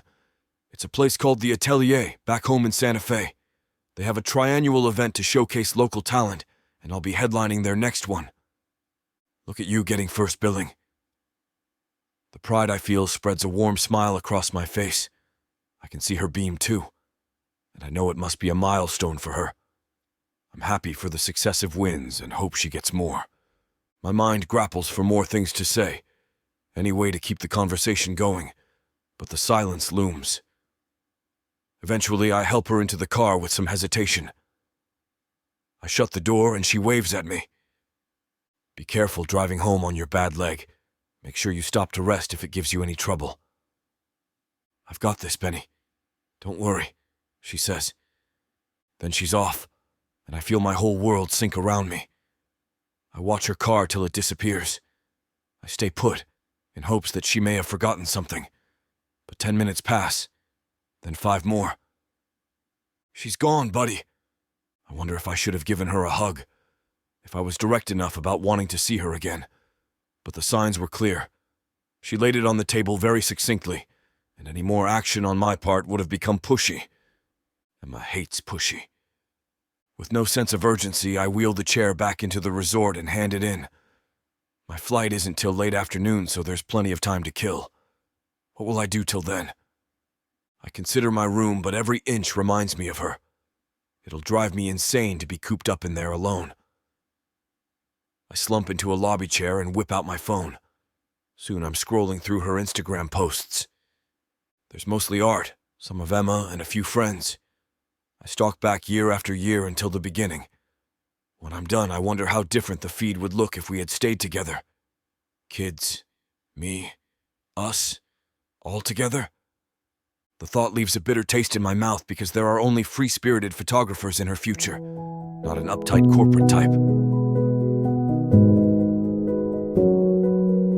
Chapter 25. Emma.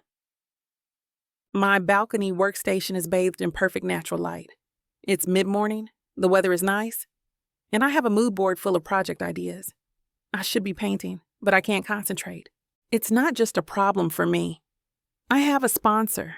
A company sent in art supplies to create social media posts with, and they want to pay me decent money for it. But my canvas has been blank since the new acrylics arrived 3 days ago. All I do is aimlessly float around the house. I should get serious before they sue me. I sigh and pick up a small tube of paint. It's brown, like Benjamin's hair. A now too familiar pang that also started 3 days ago lunges at my heart. He was the first person I wanted to tell the day I got the supplies. Funny, because I barely thought of him before the resort. Now he is a constant in my mind, and his look of pride when I told him about my show at the Atelier appears in my head and spreads heat throughout my body. I open the brown paint and squeeze a smidge onto my palette. Then I pick a brush and outline his Harvard clip. My shoulders heave. I don't do still lifes, but this is a pretty accurate copy. I tentatively finish the rest of his face with the same brown, then just stare at it. I can almost feel the warmth of his breath blow onto my neck. Not bad, I murmur to myself. Mr. Benjamin Peffer, in the flesh. I close my eyes, and my fingers are running through his hair. I imagine his hands all over my skin, his voice whispering things that break me out in goosebumps. I miss him. Plain and simple. Why did I brush him off at the end? Is my independence worth missing out on a shot at? What exactly is it that I feel for him?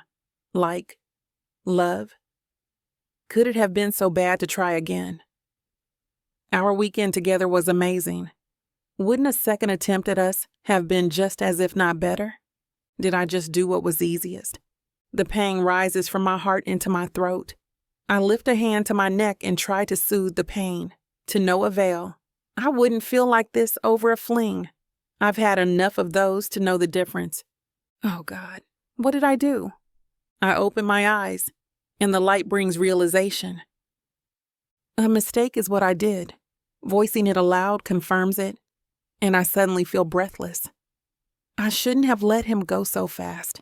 But where to from here? How can I fix it? My ears are alerted to my phone ringing inside the apartment. My heart follows suit and stops for a second. Could it be him? Do I want it to be him?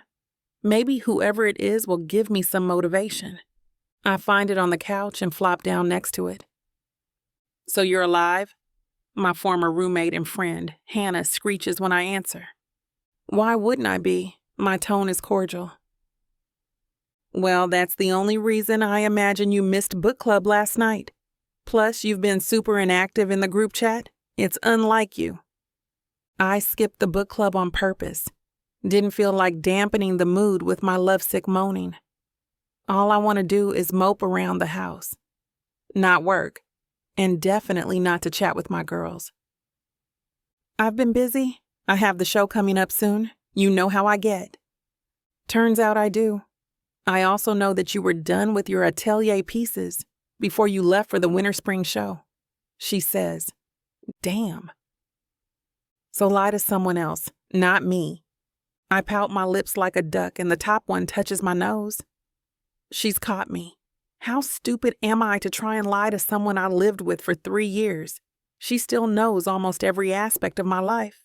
Well, you were stupid enough to friend zone a man you want to be more than friends with and who is also into you.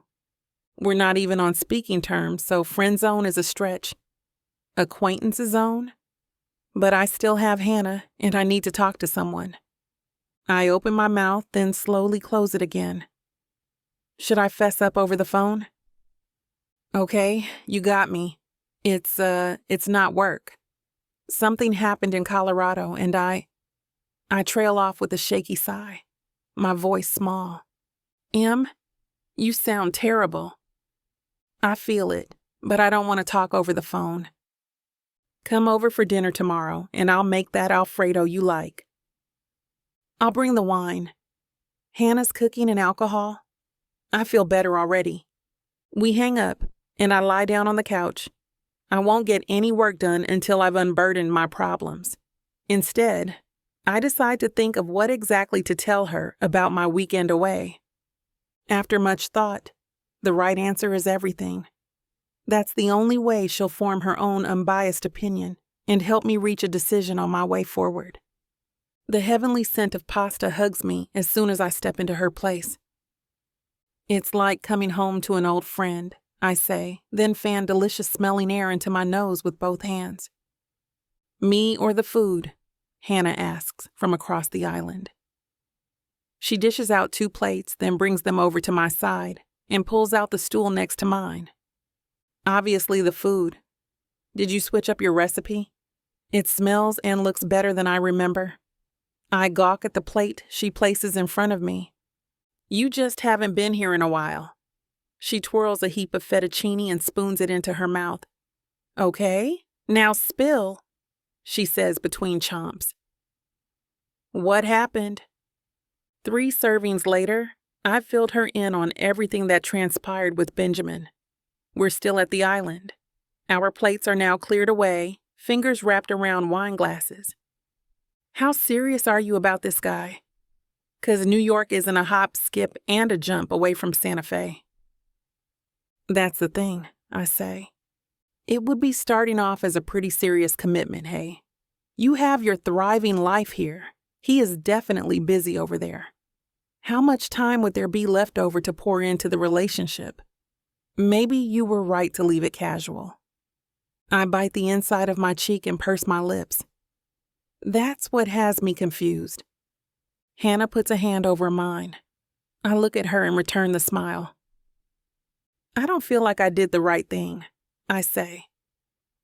But do you feel like it's a mistake? That means you want that kind of commitment to him. Doesn't that kind of answer the question?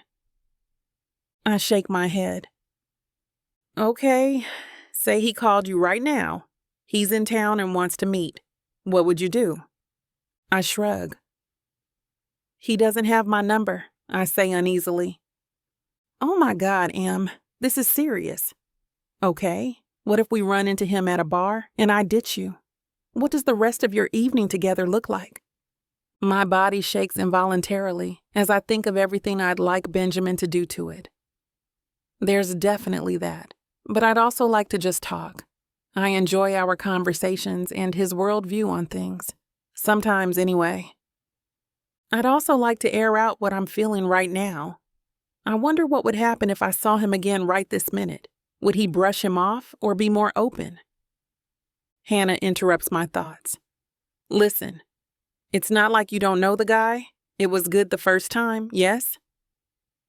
More or less. It was good this last time, yes? Yes, I whisper after a long pause. My take is that you're already good for each other. If you're both willing to work on the rough patches, then what's there to lose? Are you ready for something that deep or not? The question is rhetorical because she stands up immediately and leaves me alone for a bit. I realize that she is right. My friend makes some good points. The weekend reminded me of what a good guy Benjamin is. It took a while to set in, but being away from him has been like experiencing withdrawal. I can't live like this anymore. But are you ready to commit fully to him? I decide there and then that I am. More than ready, but is he? It's one thing to try and invite me to his city off the back of a sexy weekend fling. I wonder if he still feels the same. Would he want to see me if I popped up in New York today? I try to remember if we exchanged numbers at any point. No. We only ever communicated through the room phones.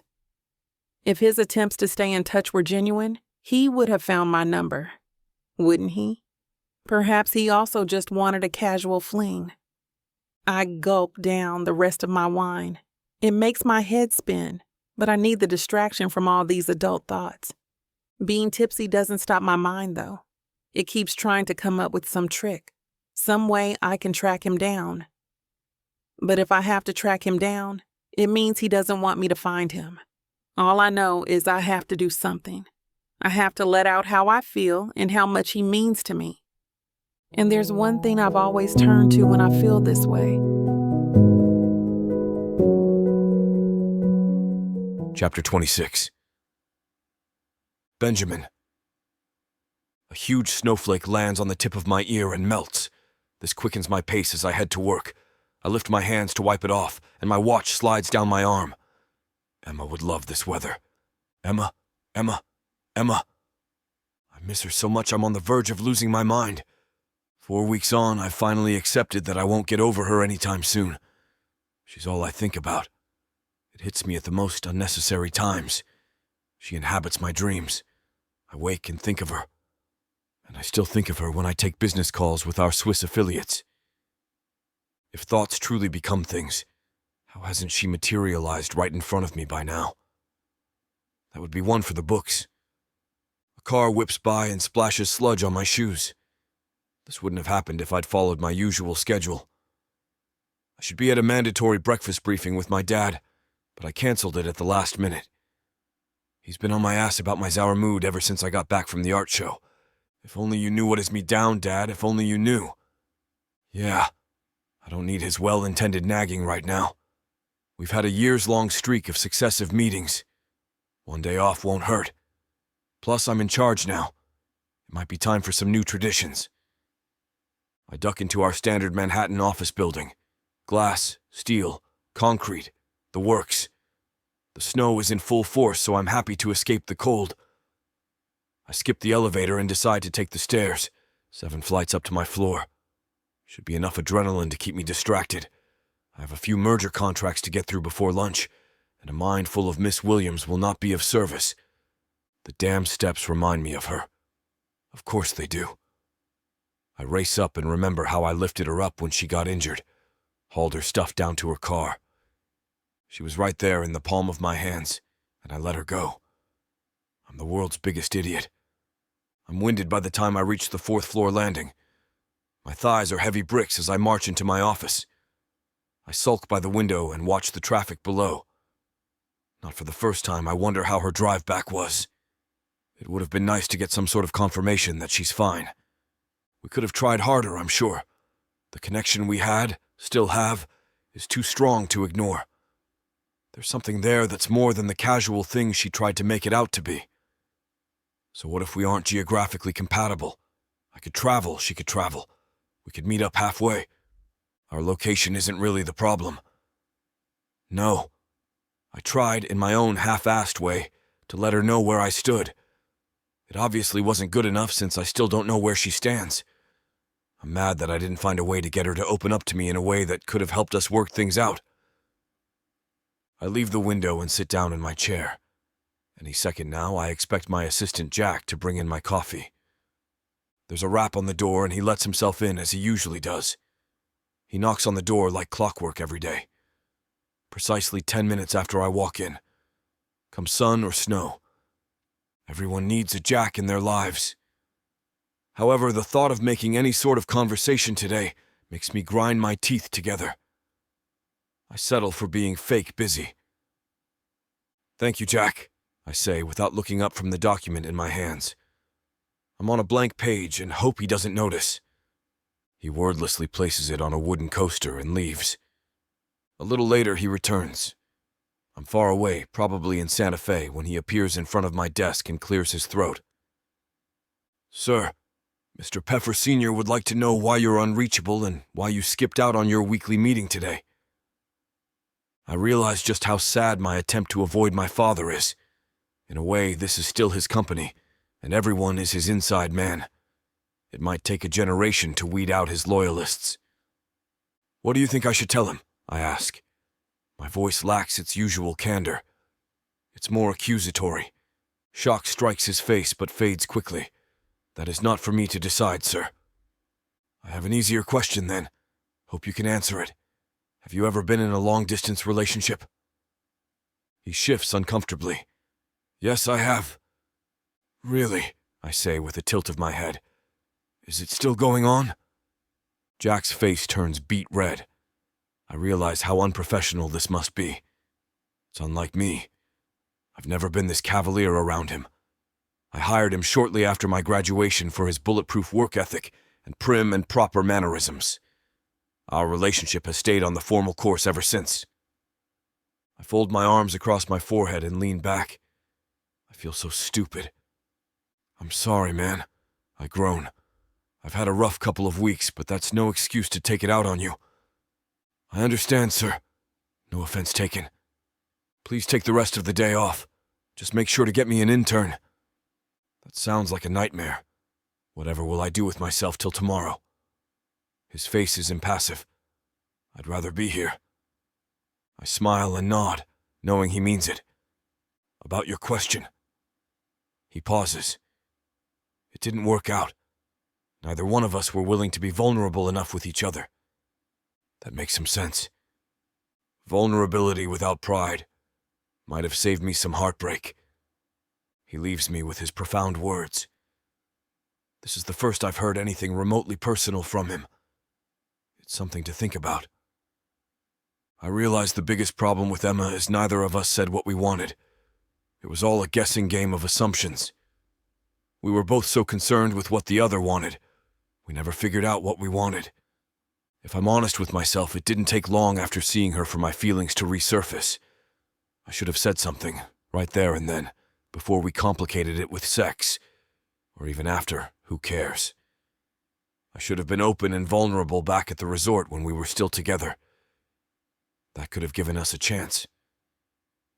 I pick up my coffee and stare into it. It's not the color of her skin, but it's close. I take a long sip and let the hot liquid warm my throat. You had your chance and missed it. I feel like a failure. Now I'll never know what our second shot would have looked like. I should have just told her exactly what I wanted. I should have been vulnerable. I spend my day not working but getting mild whiplash whenever Jack jolts me from a daydream. By the time I get home, I'm certain I need a break.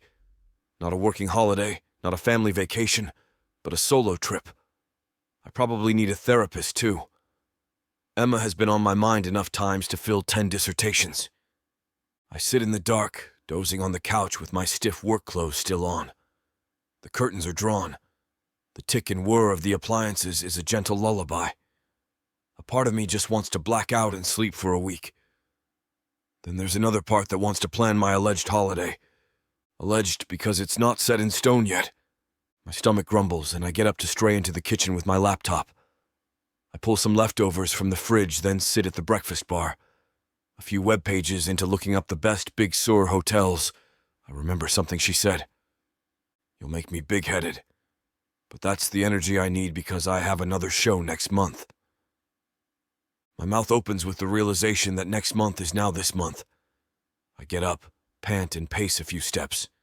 That's it. Instead of a holiday, I'll go see her, with my heart on my sleeve. If nothing at all, it'll give me some closure. Whether it's bad or good, at least I'll know. I imagine myself walking up to her during her show. A nervous wreck, but cool as steel on the outside. She does a double take. A smile lights up her face. That smile alone is worth the hassle. I imagine her asking what I'm doing there. Where is there? What was the venue again? Man, I can't remember it. All this excitement and I don't even know where I'm going. I swing back to the counter, lean on my elbows, and enter into a search frenzy, looking up every art space in Santa Fe. No recollection. All of them look like they'd host her. I rewind the conversation, but the name won't even reach the tip of my tongue. She did mention it, I'm sure of it, but my brain keeps censoring that vital part. I consider calling Winter Spring to see if they know where else their curated artists have shows. Then I remember her Instagram, and right at the top, I find it. A pinned post tells me the show is at the Atelier. Bingo. Chapter 27. Emma. I'm glad I've been getting to see you more and more, Emma. It's always a lot of fun seeing similar faces in different places, June says, smiling at their little rhyme. You definitely deserve more time in the spotlight. Oh. My breath catches in my throat. Thank you. That really means a lot coming from you. June waves her hand in the air, as if batting away the pedestal I've put her and the other artists I've met on. Nonsense. Have confidence. I want to see you more at these little galleries, okay? It's always nice to have a break from the... I giggle as June tilts her head to the side, indicating to one snooty old woman that's been stalking around this entire gallery. The woman's head is always tilted up so she can look down her nose at you, eager to rip you into pieces with a haughty accent. I can hear her shrill voice talking to her husband even at this distance. Of course, I say, biting back my grin. Glad to provide some levity around here. June grins. Girl, you provide more than just levity. I'll see you around, okay? I nod, and June turns and walks back into the throng of donors, giving me a wave before she disappears. I stay near my work, even though I tucked myself closer to the wall than the center of the room. It's more difficult than I thought it'd be to be here, I think to myself. Getting the exposure is nice for sure, but even just seeing June was enough to send me back to that snowed-in resort and remind me of what happened there. I don't want to remember it, but everything is now so tainted with Benjamin's memory that I worry that I'll never be able to go to an art show again without thinking about him. The new faces and new artwork have done little to distract me with this dilemma. And every time I have a moment to myself, I feel myself getting sadder and sadder. I furiously shake my head and pinch the bridge of my nose, careful not to smudge any of my mascara. Pull it together, Emma. I say to myself. No use being so down when you could be getting money instead. I push myself off the wall to walk closer to my own pieces and force what I hope is a relaxed smile on my face. I need to pretend everything is fine for these rich people. Looking around, I wonder how many of these people are faking their good moods as I am. "Excuse me," says a voice to my left. "Are you the artist of these pieces?" I turn my head to look at the speaker and find myself face to face with an old wrinkled face. It's an elderly white man, one that reminds me of those sweet grandpas you would see on TV or movies, and his smile is soft and reassuring. "Yes, that's me," I respond and smile back. Nice old people are always a bit of a rarity at these kinds of shows. Usually the older people are ruder or more disconnected from reality. "Can I help you with anything?" The old man's smile widens, and it makes the crow's feet at the edges of his eyes even more pronounced. "You absolutely can. Your art has really caught my eye, young lady." "Has it now?" "Absolutely." The old man holds out his wrinkled left hand. "My name's Seamus. It's nice to meet you." I take the old man's hand in mine and shake it, exchanging my own introduction. It's soft and fragile, no bumps or calluses from what I can tell. The observation doesn't surprise me, considering he's probably never worked hard labor a day in his life if he has as much money as I think he does.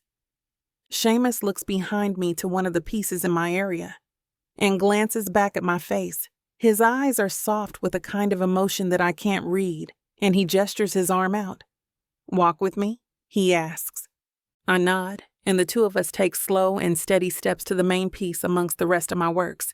It's arguably hard to look at, being the first one I painted when I got back from the resort after my embarrassingly long break.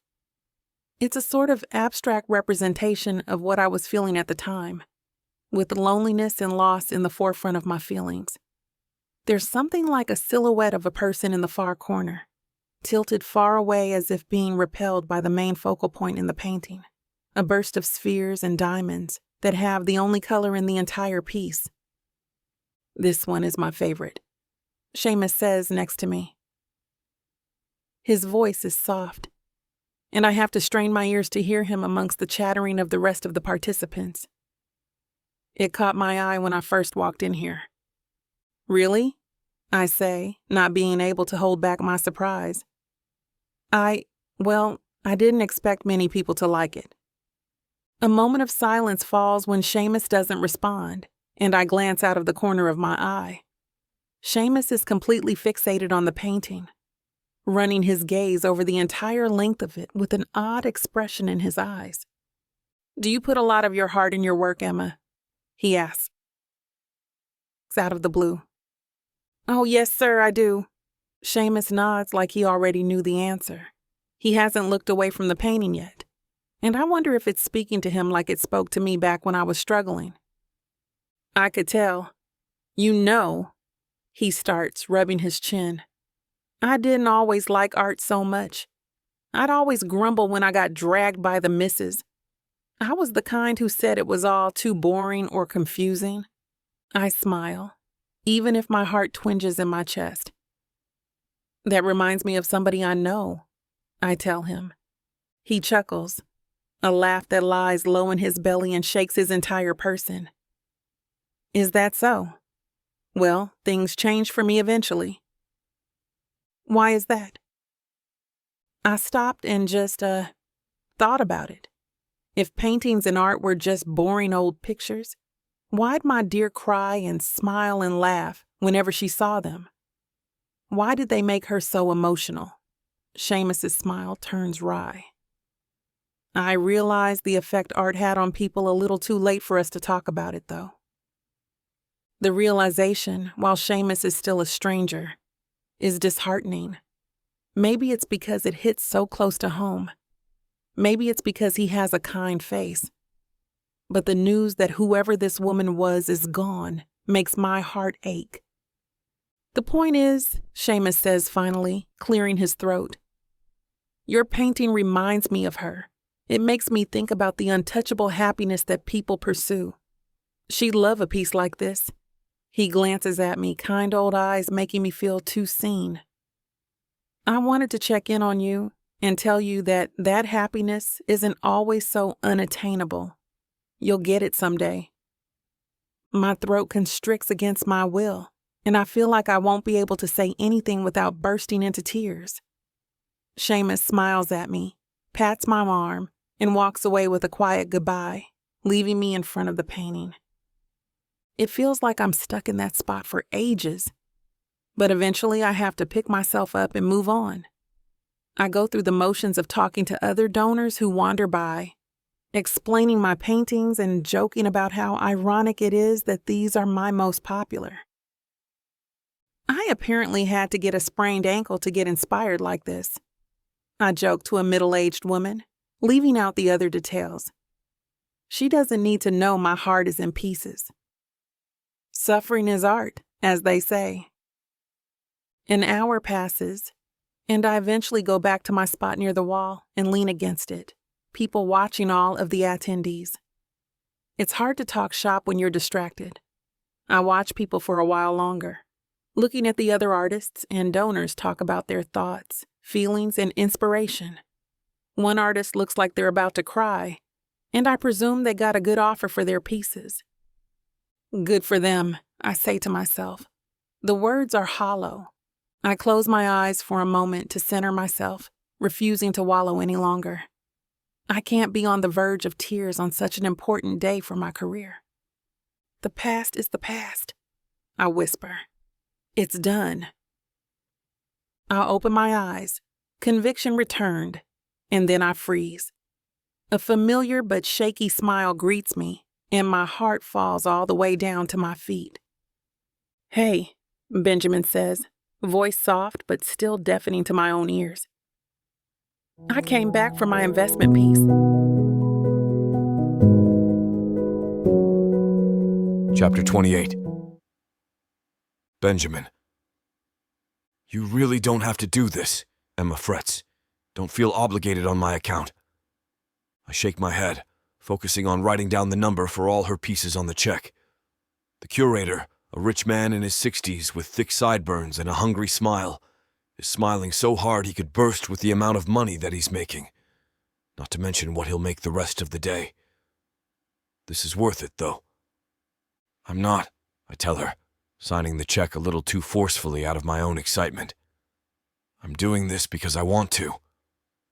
When I hand the check off to the man, who I barely have taken any notice of, more focused on getting this done as quickly as possible, I turn back to Emma.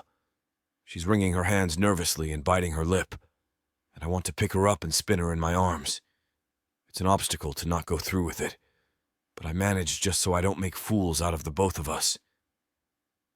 Listen, I start. Emma looks at me with those big doe eyes, and I have to fight back a smile.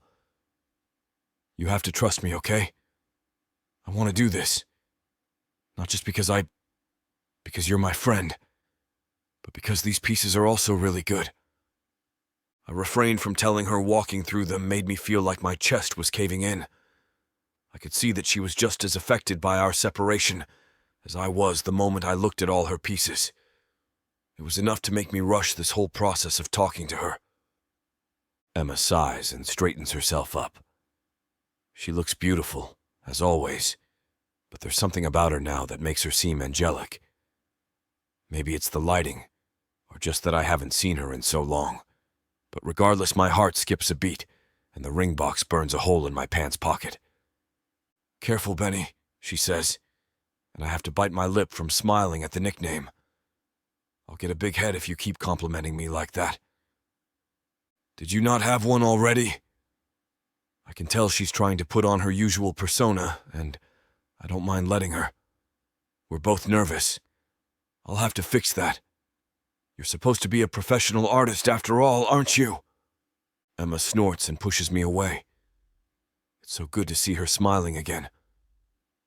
Will you leave with me? I ask, offering my arm to her. I already got the best things here. I don't need to see anything else. I can see her considering saying yes, and the moment itself feels like it's lasted an eternity. The feeling is strange. I'm only ever this emotional, or I could even say dramatic, when I'm with her. Everything around me is usually so methodical and straightforward. It's nice to just let myself feel things. "Okay," she says finally, but only because there's not really much point to me being here anymore. I worry that she's a bit resentful for a moment, but when she takes my arm and smiles up at me, all of those feelings melt away. "Good. I worried I'd have to kidnap you." Emma snorts and squeezes my arm, and the two of us walk towards the exit. Though I wasn't here for long, the memories come back to me of us walking through the art gallery at the resort. I can't imagine what it must have been like to be here all alone. The thought of it almost tempts me enough to get down on one knee in the middle of the gallery. The two of us walk in relative silence all the way out of the gallery. The moment isn't right, so I restrain myself from giving into impulsive feelings and focus on just getting us out here in one piece. Voices of the donors and the artists fade away into the background as we walk farther and farther away from the center of the gallery, until it's only a few smatterings of whispers or one-sided conversations happening on phone calls. "I missed you," Emma says. It's so quiet I can barely hear it, but the words make my chest ache all the same. I don't know if that's weird to say, especially right now, but I missed you. I swallow thickly and pull Emma closer toward me. The entire lengths of our bodies are practically touching with how close we are, and the sure grip she has on my arm to ensure we don't get separated gives me a feeling of hope. "I miss you too, Emma," I say back. "I want to talk to you more, but in private, okay? We deserve better than having emotional conversations in stuffy galleries with an audience of grumpy people."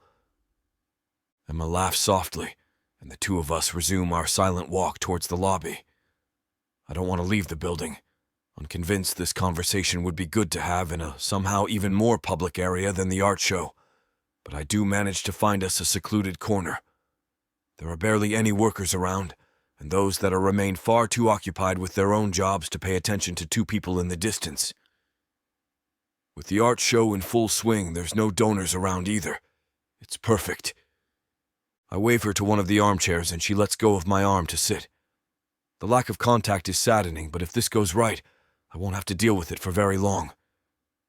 When I take my seat in the armchair across from hers, she smiles at me nervously, like she's unsure of how this conversation will go. I smile at her to try and soothe her own nerves as well as mine. I tell myself not to be so nervous. Regardless of the outcome, she'll have a good life, and so will I. But I desperately want those lives to be together. "Emma," I start, clearing my throat when my voice comes out raspy from the emotion.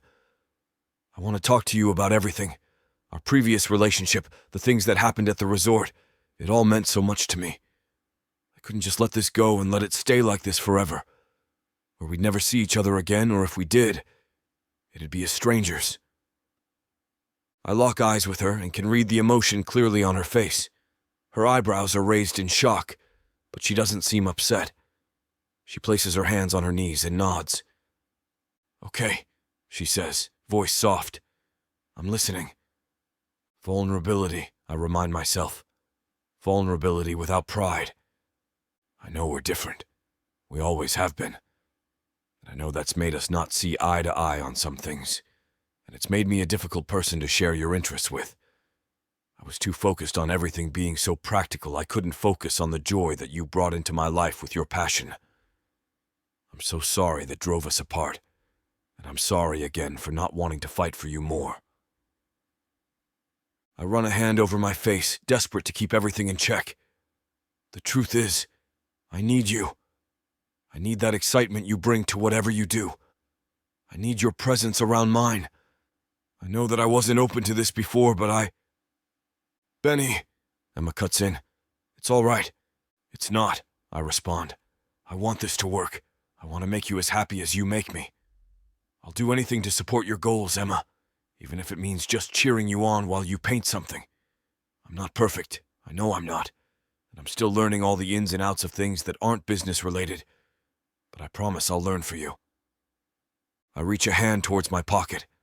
I can barely look at her. I'm so nervous. I hear her gasp as I pull out the box and step off the armchair to get down on one knee and hold the ring out to her. "I'll do anything to make you happy, Emma. Anything," I tell her seriously. "Will you do me the honor of marrying me?" Emma stares at me, hands covering her mouth. I worry that I've scared her away when the tears start welling up in her eyes, and I fight myself not to rush forward and apologize. She must sense my distress because she nods, and her hands fall away to reveal a wide grin. "Of course, Benny," she cries. "Of course I'll marry you." She holds her hand out, and I slide the ring onto her finger. She giggles when my hands shake so much that it takes me more than one try. I set the box aside and pull her into my arms, and the two of us fall to our knees on the floor in a heap. I kiss her, and she kisses me, and I finally feel whole again. Chapter 29. Emma. Benny and I stand in front of the doors to a painting studio, Benjamin looking almost as nervous as the time he seemed asked to marry me. In the aftermath, he said we should go somewhere to celebrate and talk things through some more. Though I'm sure now he regrets jokingly saying he could learn a thing or two about painting now that we're actually here. "I feel like I'm going to make a fool of myself," Benny says wryly. "I haven't painted anything since grade school, honestly." Was Tiny Benny an expert with finger painting? I ask, holding back my laughter. The look Benny gives me tells me I didn't do as good of a job as I thought I did. And it only makes me want to laugh more. I'm not entirely sure he was. "It'll be fine. Half the people that go to these things don't paint much either." "And the other half?" "Let's not worry about the other half." Benjamin sighs, and I pat his arm, only slightly teasing him. "You don't have to do anything to impress me, okay? This is just for fun," I tell him with a grin. "And because you can't say no to me," I add, trying to lighten his mood. I definitely can't. Benjamin grabs onto my hand and runs his thumb over the tops of my fingers, lingering on the ring he put on my finger just a short while ago. It's a beautiful ring, delicate rose gold with a flowery design. I wasn't able to stop staring at it for the longest time, obsessed with all the little details on such a small piece of art.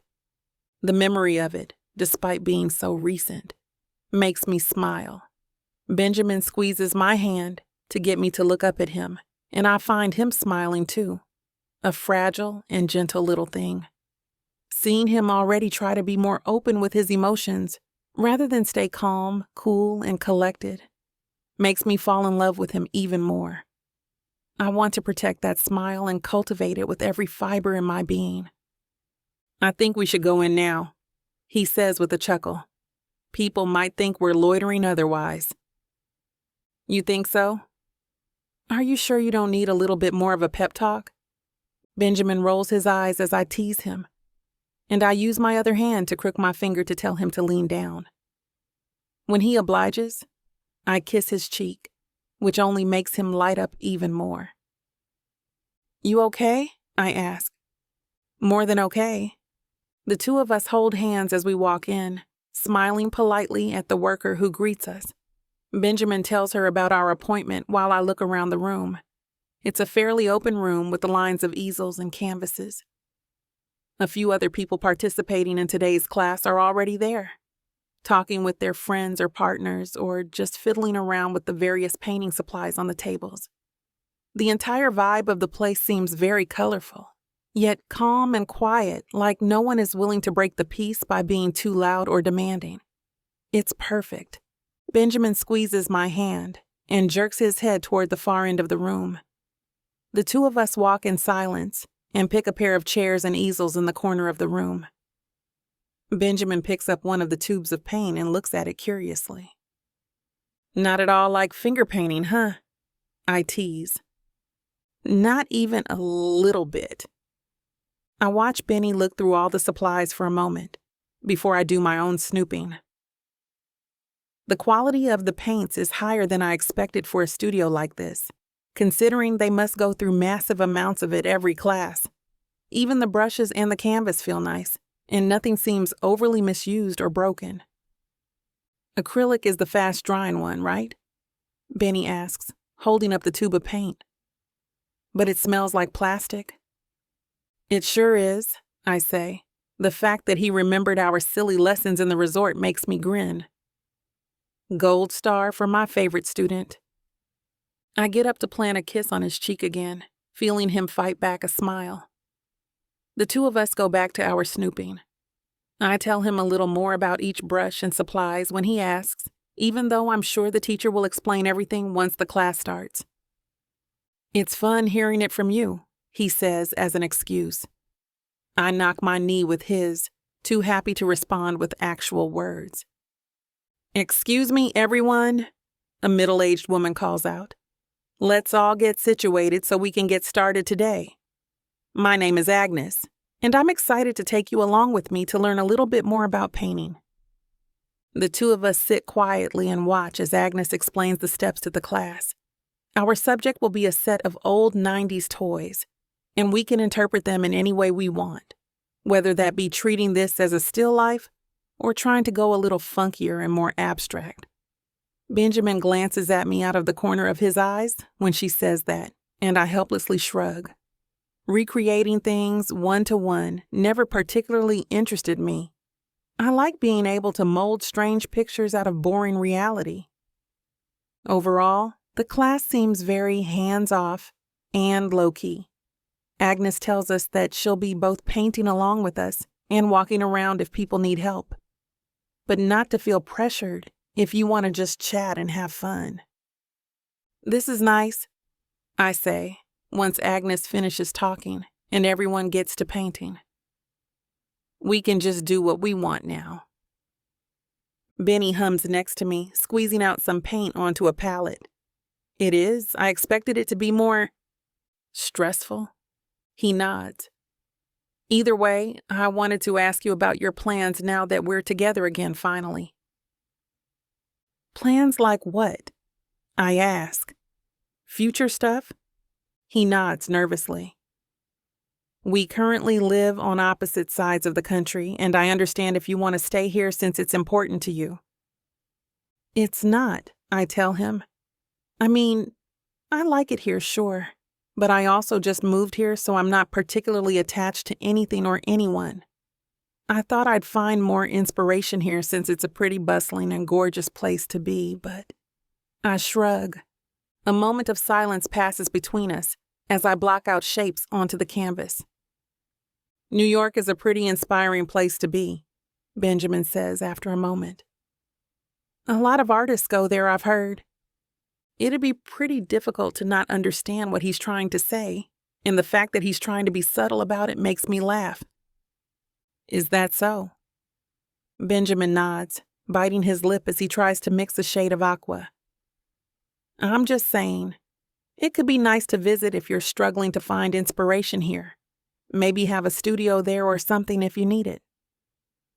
Are you asking me to move in with you, Benny? Benjamin pauses in his paint mixing and looks at me for the first time since we've started this conversation. I don't want you to feel obligated to join me or to stay there at all. But if you're willing to visit, he trails off. I'd love to visit you, Benny, I tell him. I can't stand to see him looking so nervous. I'd love to be with you. I'd love for you to join me, even if it's not all the time. Maybe it can be a bit of a home base for you if you don't like it here, and from there we can take trips to help you get inspired. He smiles coyly. New York does have an international airport, you know. I laugh and nod. It sure does. That sounds like a lovely plan. It does, doesn't it? And I wasn't joking about you getting a new studio. I know you weren't, Benny, but you don't have to. I want to, trust me. I'd love to watch you paint. Maybe learn a thing or two myself. He motions to the different colors he's been mixing on his palette, trying to color match the toys in front of us. Is kind of relaxing, all things considered. The image of him trying to paint makes me smile, and my heart flutters to see him trying to find the appeal in art, even in his own way. In the end, it makes sense that he enjoys matching colors to things, since it's mathematical in its own way. "So do you want to come to New York with me?" he asks. "Benny, you know what I'm going to say." "I'd still like to hear it from you." "I'd love to set up my home base with you, Benjamin," I tell him. "There's nothing that'd make me happier than being with you, both in New York and when we travel." The two of us smile and lean forward to kiss. It's just a little peck, but it rejuvenates me enough to finish painting so we can get back to my place quicker. Chapter 30. Benjamin. When we were together back in college, I didn't think about what our wedding day could be like. I wasn't ever thinking about marriage, even though I loved Emma then the way I love her now. All I imagined was spending the rest of my life with her, and that we would be happy together. But together, we plan a small ceremony for us to finally get married. It's not too fancy or anything. In fact, we didn't really invite too many people. We agreed that if we were going to do this, there was no point in going with something elaborate. We didn't care about any of that. All either of us wanted was to be married. Emma has been planning this wedding for the better part of 6 months. I don't care what she wants. No expense is too grand for the woman I love. But in the end, it came down to a pretty cheap bill. We've only invited our parents and some friends we each wanted to come, and the ceremony is going to be so intimate that I haven't spent even a third of what I was expecting to. The only thing Emma won't clue me in on is her dress, but that's on purpose. I told her it was the only thing I wanted to be surprised by. She went looking for a dress a few different times, and one night came home before I did. With her came the perfect dress in her own words. I'm nervous for our wedding, even if it'll be small, and I know I'm not nervous because I'm on the fence about Emma. I'm not. I lost her once, and there's nothing I wouldn't do to keep her in my life. I'm never letting her go again, no matter what. I'm nervous for our wedding because all I want is for Emma to be happy. I want this to be everything and more for her. 6 years apart, and I've finally gotten her back, so this wedding isn't just another day to me. I want it to be her favorite day. There are a few days still left before the wedding, and we're sitting together in our New York home.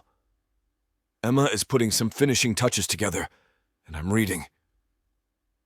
I look up at her, and I see the intense thinking face she tends to make.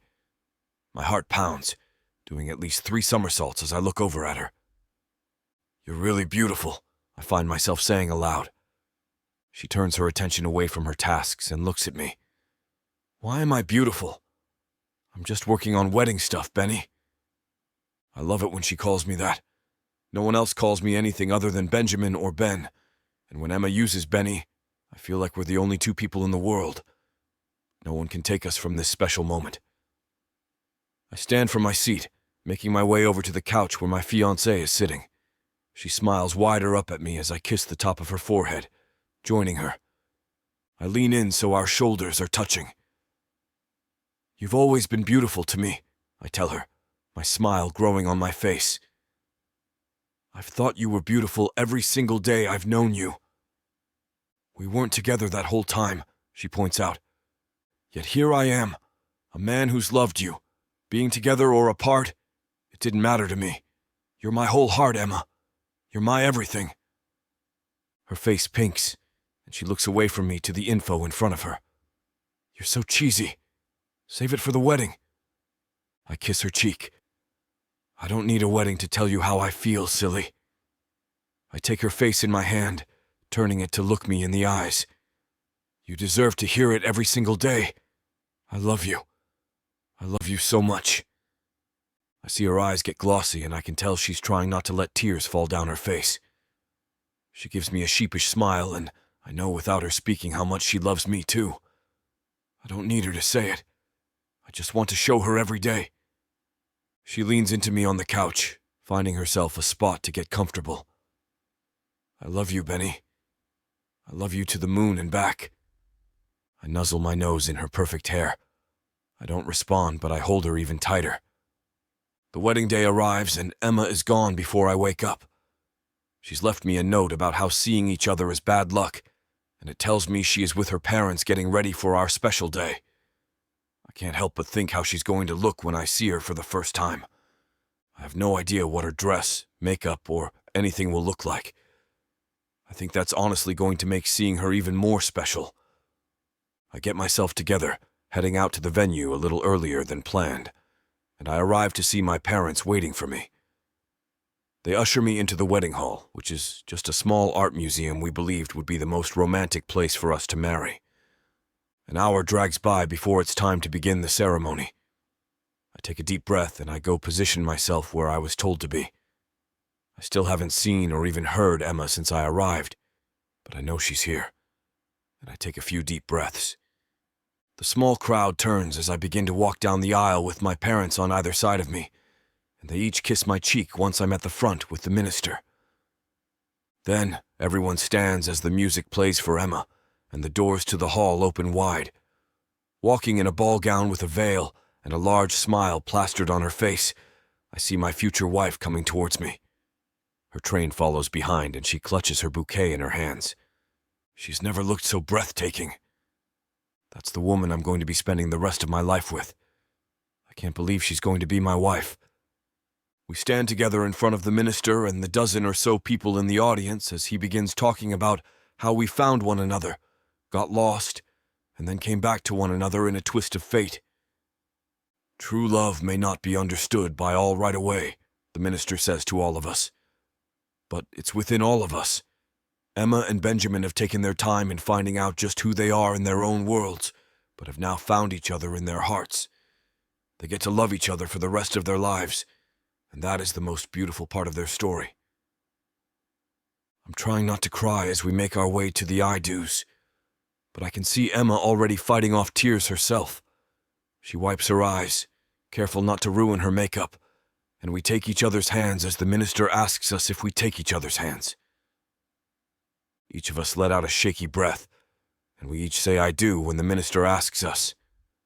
I now pronounce you husband and wife. Benjamin, you may kiss Emma. I barely let him finish talking as I pull Emma close, bend down, and kiss her like no one is watching. I kiss her like we're the only two people to exist. I kiss her like I will love this woman forever the way I have for all of these years. The crowd watching us cheers us on, and we both laugh after our kiss. I take Emma's hand, face the crowd, and pump our hands in the air before the two of us begin to walk back down the aisle together, stopping at the end for one more kiss for the crowd and the camera. We may only have a small wedding party, but we still party into the night with everyone. We each read our vows to our audience, something we decided to do during the reception instead of the ceremony, and share our first dance. Holding Emma as we move back and forth to our song choice, I can't remember a time I've ever been happier. You really are the most beautiful bride, Emma, I whisper in her ear as we continue to dance. I'm so glad the universe brought you back into my life. She leans her head against my chest, and I hear her sigh. And you, Benny, are my everything. I'm glad you're my forever. I kiss the top of her head, squeezing her hand in mine. We cut the cake and feed one another before everyone comes out on the dance floor to enjoy the rest of the festivities. Emma and I don't stop touching at any point. If our hands let go, we lean on one another. If we're not dancing, we're talking to our guests, thanking them for coming to our wedding. As the hours tick on, with more people starting to leave, Emma and I gradually go back to dancing slowly in one another's arms. Forever. Emma is now my forever. I couldn't be happier. Chapter 31. Emma. And this is your honeymoon suite. Our dedicated butler opens the door with a muted flare. We step in and gasp audibly. The pictures online pale in comparison to the uninterrupted views of a lush rainforest sloping into the canyon below us. Bali thus far is a dream come true. Please follow me to the private terrace, says the butler. He shows us the rest of our room's amenities and then leaves us standing by the private plunge pool. Benny puts a hand on my hip and pulls me in. I thought he'd never leave. We need to put our stamp of approval all over this place, if you know what I mean. I laugh and smack his stomach. There'll be plenty of time for that later on, Mr. Peffer. Our bike tour is starting soon. But I'm sleepy. He fakes a yawn. You were out cold the entire flight. Ain't no way you're tired. I yank him back inside to get ready and leave. The first stop is a rice terrace. A friendly instructor gives us safety gear and straps us in. The sky is smoky gray, but without the threat of rain. We're suspended high above the stepped rice field. Our mission is to ride a mountain bike across a zip line. I turn back to see Benny get put into his harness. Catch you on the other side, I shout. Then I'm off.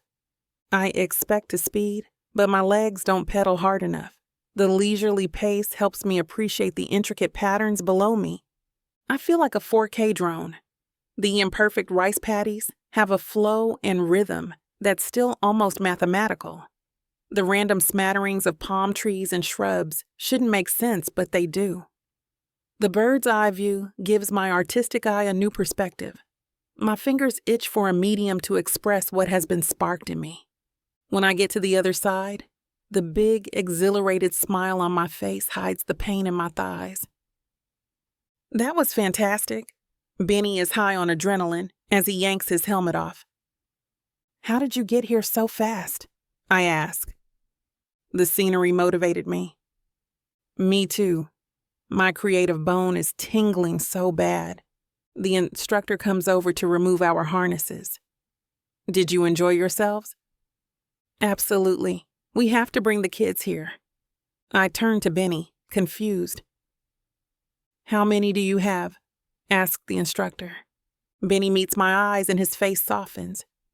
None yet. But when we do, this'll be a top family destination. My chest tightens. I stare at the amazing man with the smile that turns my legs to mush and wonder what I did to deserve him. Our terrace is lit up and prepped for dinner by the time we get back. Petals, candles, a heart-shaped table, and other trappings of a romantic evening in paradise. We stop in our tracks when we notice it. This is so nice. I make a beeline towards the setup. Should we eat first or shower first? He asks from behind me. I thought all we had was the big tub. There's an outdoor shower right there. I look over to where he points and notice it for the first time. It's enclosed for ultimate privacy. I'm famished but stinky and sticky from the humidity. I throw off my sundress and walk over to the shower in my underwear. I get there first and survey the toiletries and towels. I stay back to watch my favorite thing in the world, Benny says when we're next to each other again. He has only stripped down to his shorts. I turn sideways to face him. What's that? Your ass. It's the only thing I'd need if I was trapped on a remote island. He inches closer to me. His hands wrap around my waist and grab an ass cheek each. My hips involuntarily move forward. I tilt my head back and look him square in the face. Are you sure that's your favorite thing? I have a few contenders. His voice drops a few notches. Let me try them out and see which one wins. I don't have time to respond because his lips crush onto mine. My eyes close instantly. He tastes salty and delicious when I open my mouth and let him in. A moan builds in me and gets lost between our tongues. Pleasure laps all over me as he nibbles and sucks on my lips. I feel my legs give way and lean against his chest for support. The skin on his abs is warm and solid. My palms graze against them, in sync with our kiss. Oh no. Do you want more details? Find the spicy Too Hot for YouTube version at tylawalker.com. All the unabridged deliciousness will be yours for the taking. Use code SAVE40 for some great savings on an even greater story. Back to the exciting conclusion.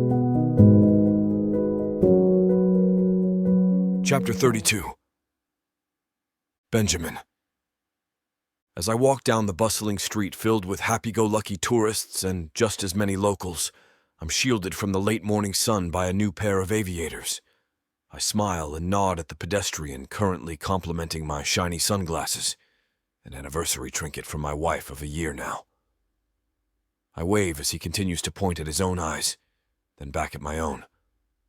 Cool shades, I think I hear him say, still several feet away. It's hard to tell with the music blasting in my ears exactly what his words were. I shrug big and hope he sees the buds in each of my ears, another anniversary trinket from my beloved. Of a whole year. I hide the smile forming on my lips at the thought, not wanting the man to think I'm interested in chatting. I shrug again in an attempt he'll take it as a sign to check my head. Do other people point with their shoulders when their hands are full? The espresso machine currently taking up use of both my arms didn't weigh much when I got it. But that was back before I added a dozen handmade mugs, the same amount of boxes of espresso pods, and all the coffee fixings I could fit into the box. It's a light workout, to be sure. Not that I'm complaining or anything. My wife got them for me, I say when the man and I come closer. His eyebrows raise, looking startled. He continues down the sidewalk in the other direction, but I swear he's moving faster now. I stare after him for a moment, perplexed by his reaction. He was the one who initiated the conversation after all. But then I just shrug and push it out of my mind. I adjust my grip on the heavy box, focusing on my path forward through the crowded sidewalk. I'm eager to get to Emma's studio, both to see her and to put this load down. Her new studio is a cheery white and yellow brick building overlooking the park and a myriad of boutiques.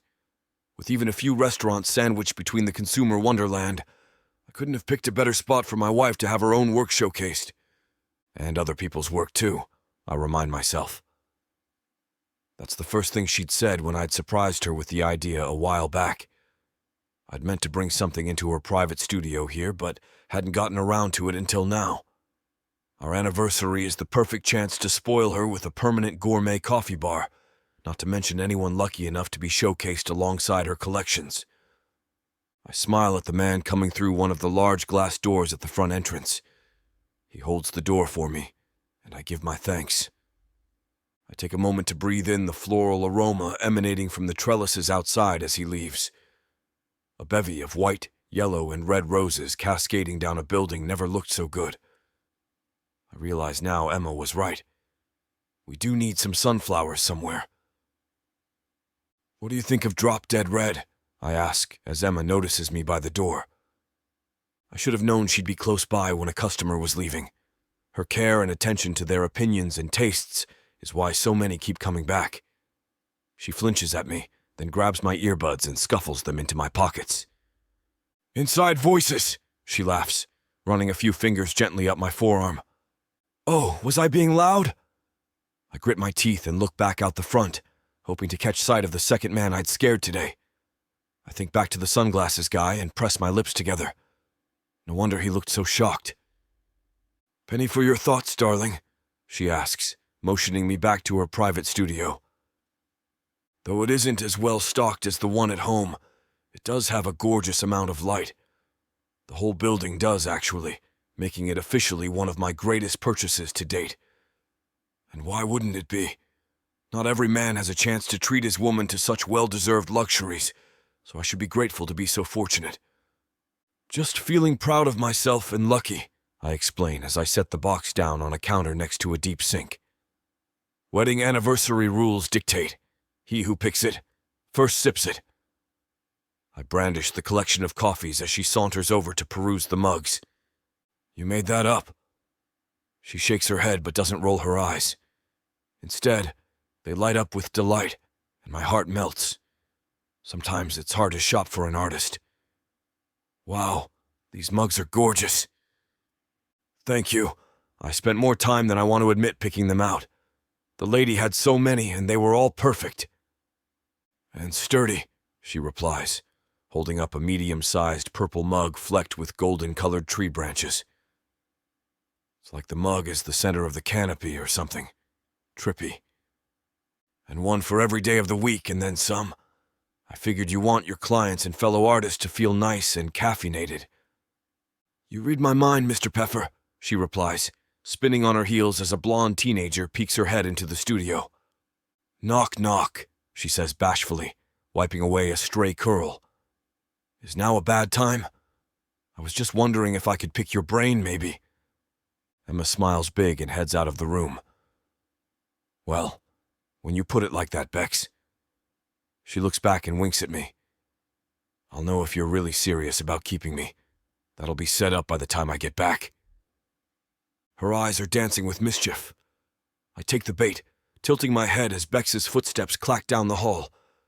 Honey, if you don't know how to set up an electric espresso machine, all you have to do is ask. She scoffs playfully and follows in the direction of one of her latest protégés. I'm taking that as a yes. Yes, I do need you. I smile at my own comeback. I don't need my wife to respond to know she heard. I set the machine up in no time, taking my time running hot water through the filter. Though I have no idea whether the trick actually works, the instructions were explicit. Treat the coffee maker like a person and let it warm up. As I wait for the green light, I open the organic honey I brought along and peruse the various half-finished pieces in the studio. Ooh! I fight the urge to reach out and touch the near-complete watercolor of the studio itself, immortalized in various shades of yellow, white, and red, just like the building. I blink and revise my assessment. Emma has only used yellow and red for this, letting the natural white of the canvas stand in for the bricks of the building. Kind of like it's always been here, she explains of the color, slipping both hands around my waist as she speaks. I hadn't even heard her slip in. I was so captivated by her simple little trick. Tell me you're not selling this one. It's my turn to gently stroke her forearms. Why? She squeezes my back. What'll you give me for it? The best art supplies money can buy. I already have that. Her hands are massaging my neck now. Still, it's hard for me to look away from the near-completed cityscape. Then I'd say I already paid for it, I coo as she works my shoulders. Your money's no good here, Mr. Peffer, she says in her most alluring voice. Consider it another anniversary gift. You spoil me, Mrs. Peffer. My smile is genuine. The only thing possibly missing from the piece itself were the sunflowers. Oh, that reminds me. You know sunflowers come in different colors? Is one drop dead red? She asks, sauntering over to the espresso machine and popping in a pod. Within seconds, the rich aroma of Molokai coffee fills the room. The very same, I answer. She takes the honey from me and squirts a little into the cup, followed by a dash of powdered cacao and rose syrup. You're my hero, you know that?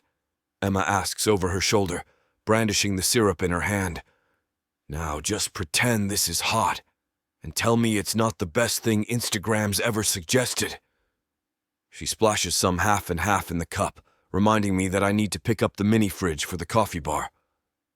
And if I don't like it? I ask playfully, taking the cup with a hand. Not possible, trust me, she replies, shaking her head and pointing to the drink. I take a sip and relish the subtle, pleasantly floral aftertaste of the incredible drink. Oh no. Oh what? She asks, her eyes wide.